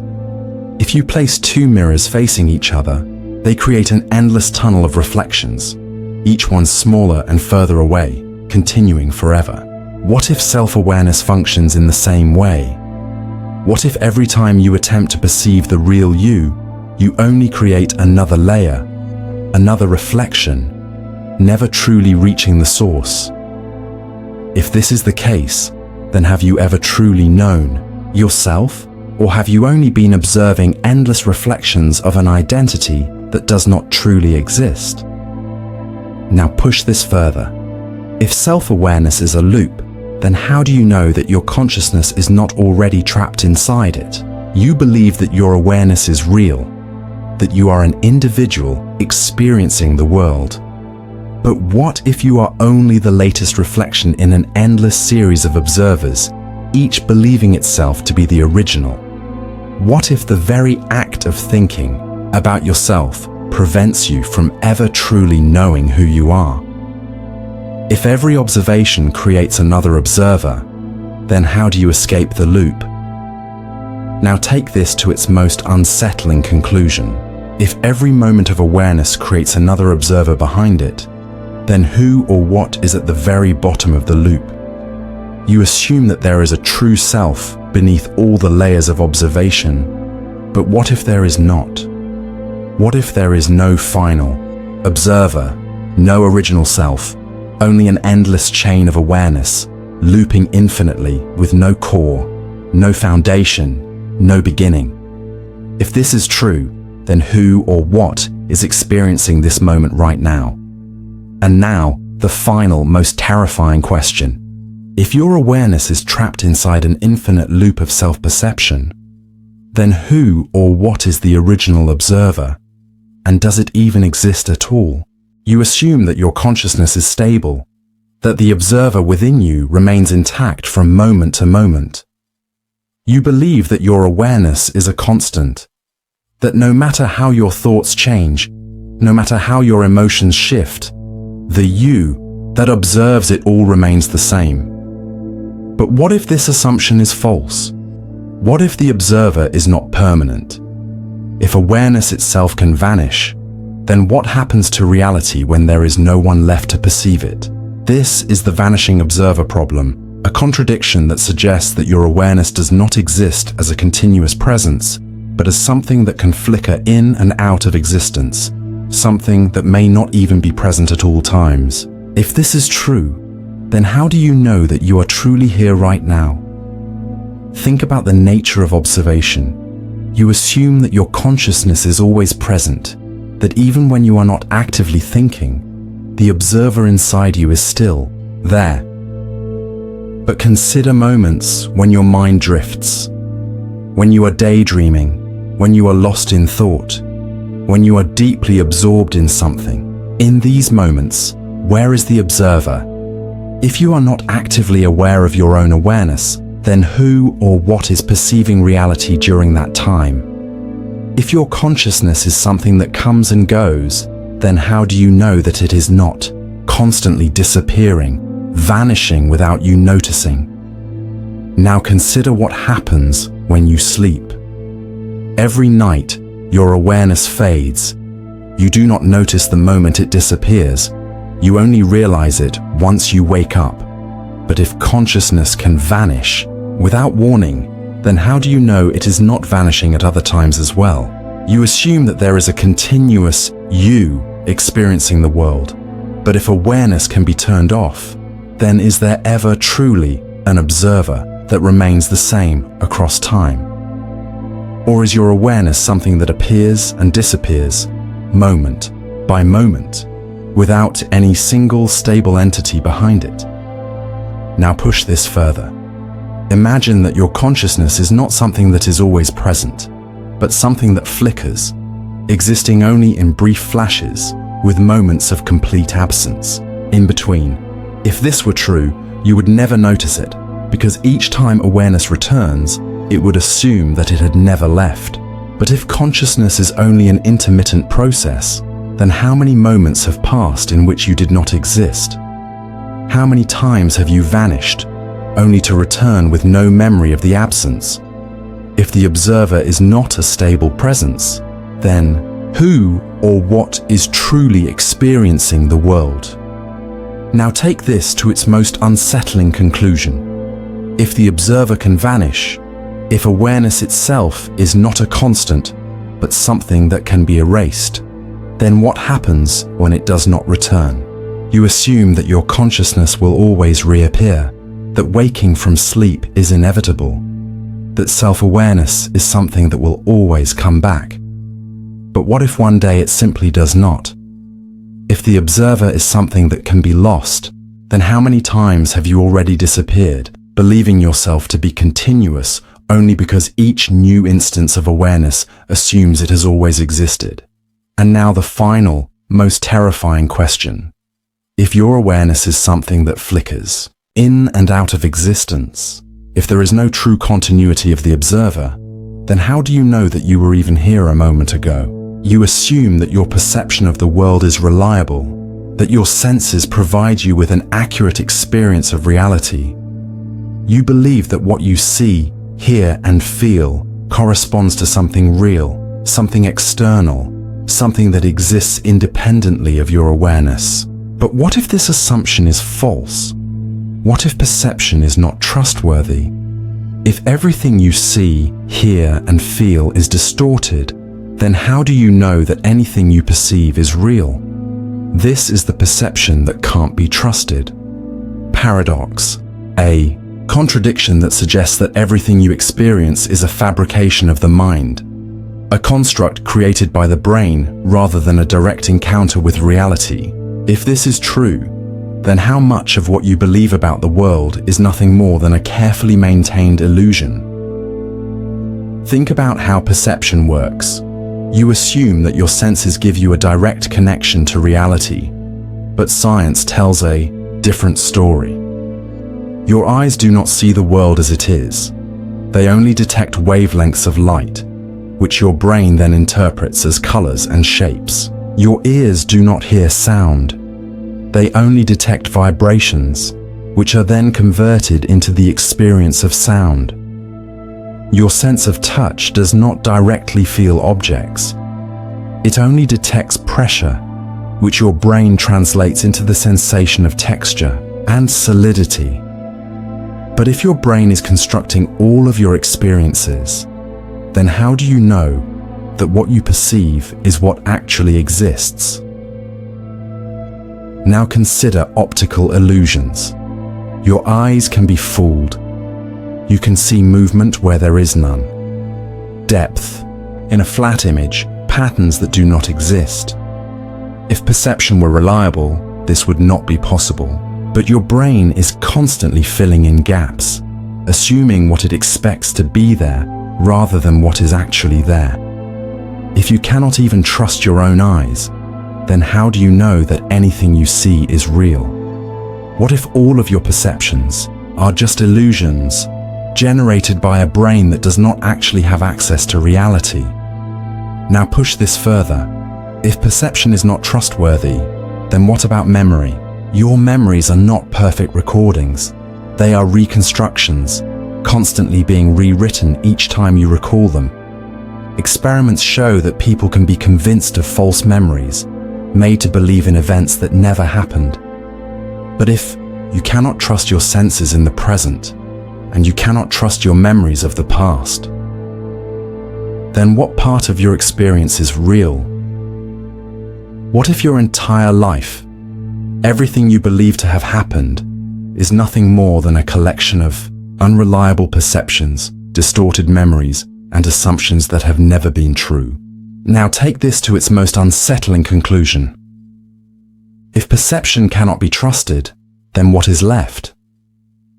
You assume that there is an external world, that there are people around you, that there is a body you inhabit. But how do you know?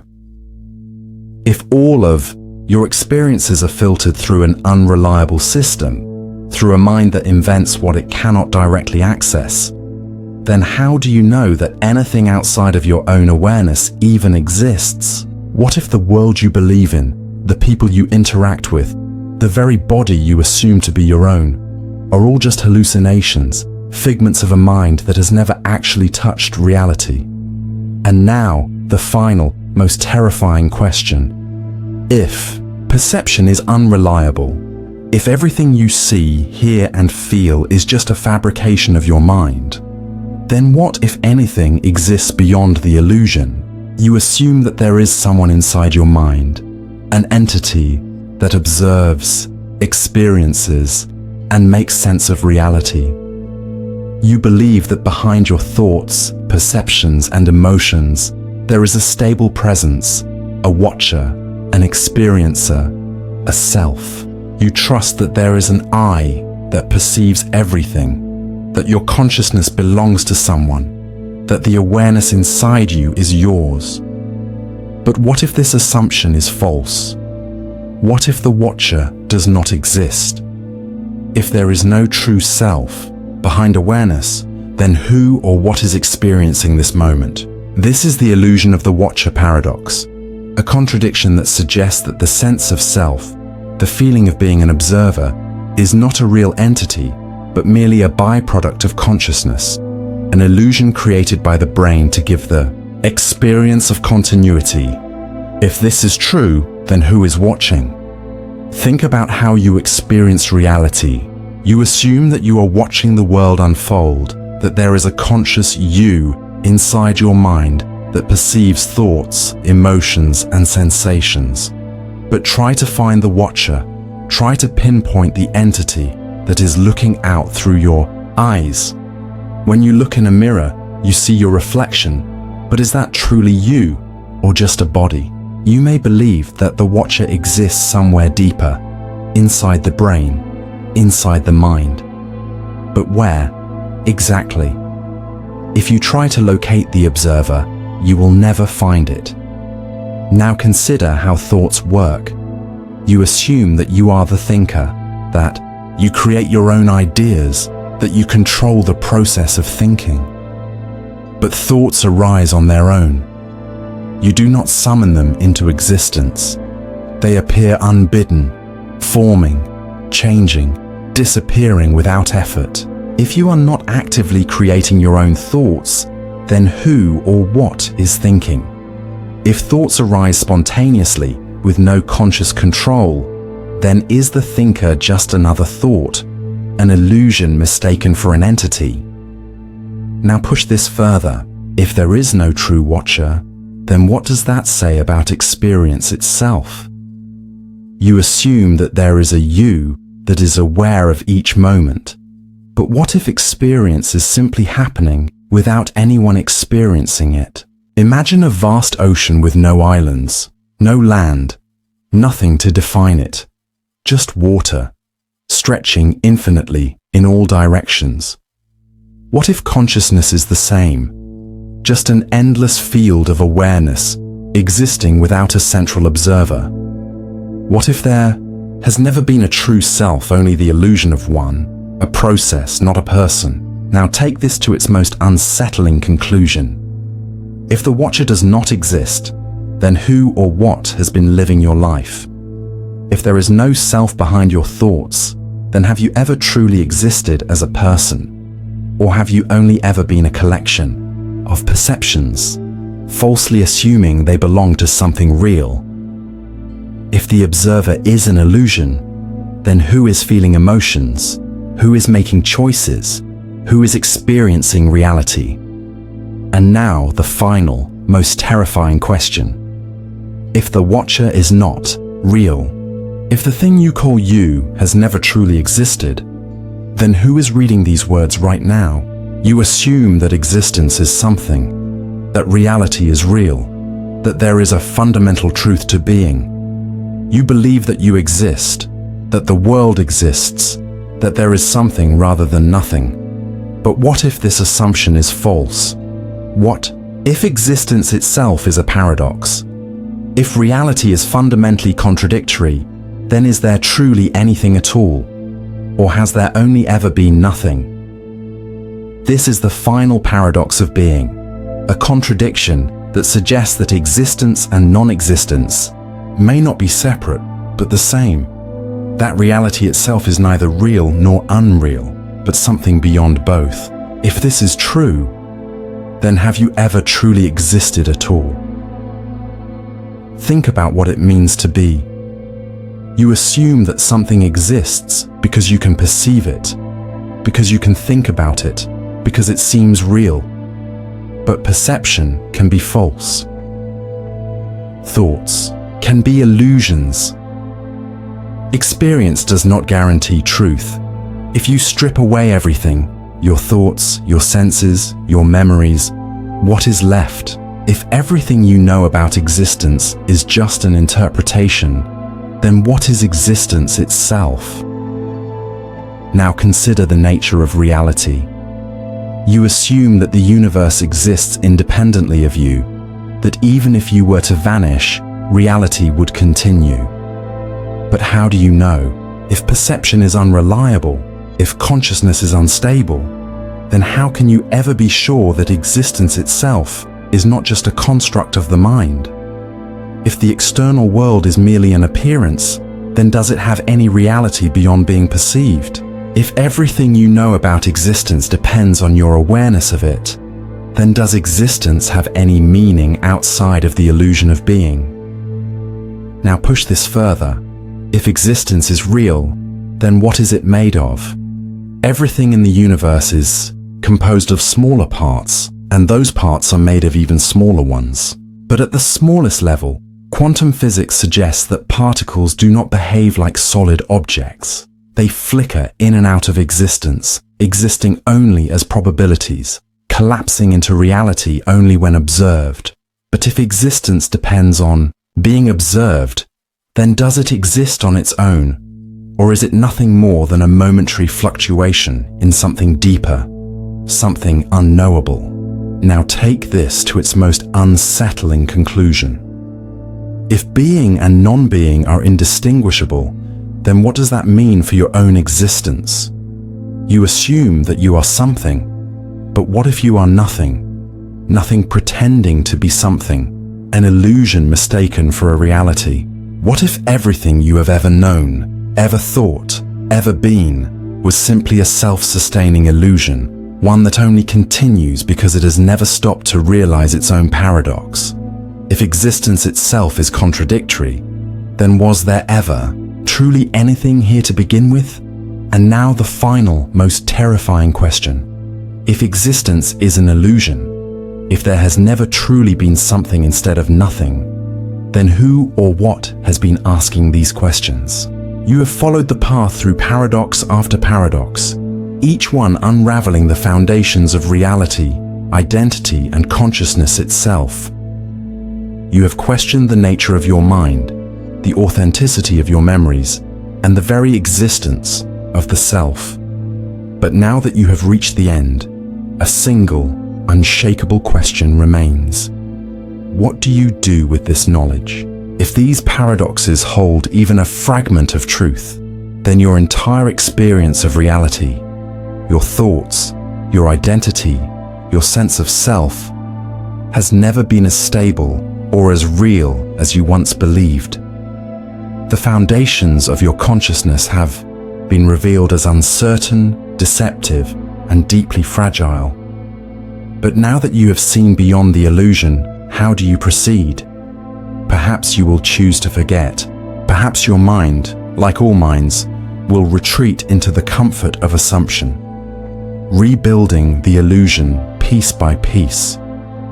After all, these paradoxes do not disappear simply because you refuse to acknowledge them. The mind is designed to shield itself from the unsettling truth that it is not a fixed entity, that its perception is unreliable, that the world it believes in may not exist in the way it assumes. If you let go of these questions, your mind will reconstruct its comforting walls, and you will return to the familiar illusion of stability. But what if you don't? What if, instead of turning away, you continue to question? What if you take these paradoxes not as meaningless contradictions, but as doorways, gateways to a deeper truth that has always been just beyond your reach? What if everything you thought was real is simply a construct, an illusion meant to maintain order, while something far greater, far more incomprehensible, lies beyond? If your self is not stable, then who or what is experiencing this moment? If your mind is an illusion, then what remains when the illusion fades? If reality itself is a hallucination created by perception, then what is left when the hallucination ends? And now the final, most unsettling realization. You have already crossed the threshold. The moment you questioned your own thoughts, the moment you considered the possibility that your self is not what it appears to be, you stepped beyond the illusion. You are no longer the same person who started this journey. That version of you is already gone, replaced by a new awareness, one that knows that the ground beneath its feet has always been unstable. And now, you are left with one last paradox. Who is asking this question? And more importantly, who, if anyone, is there to answer it?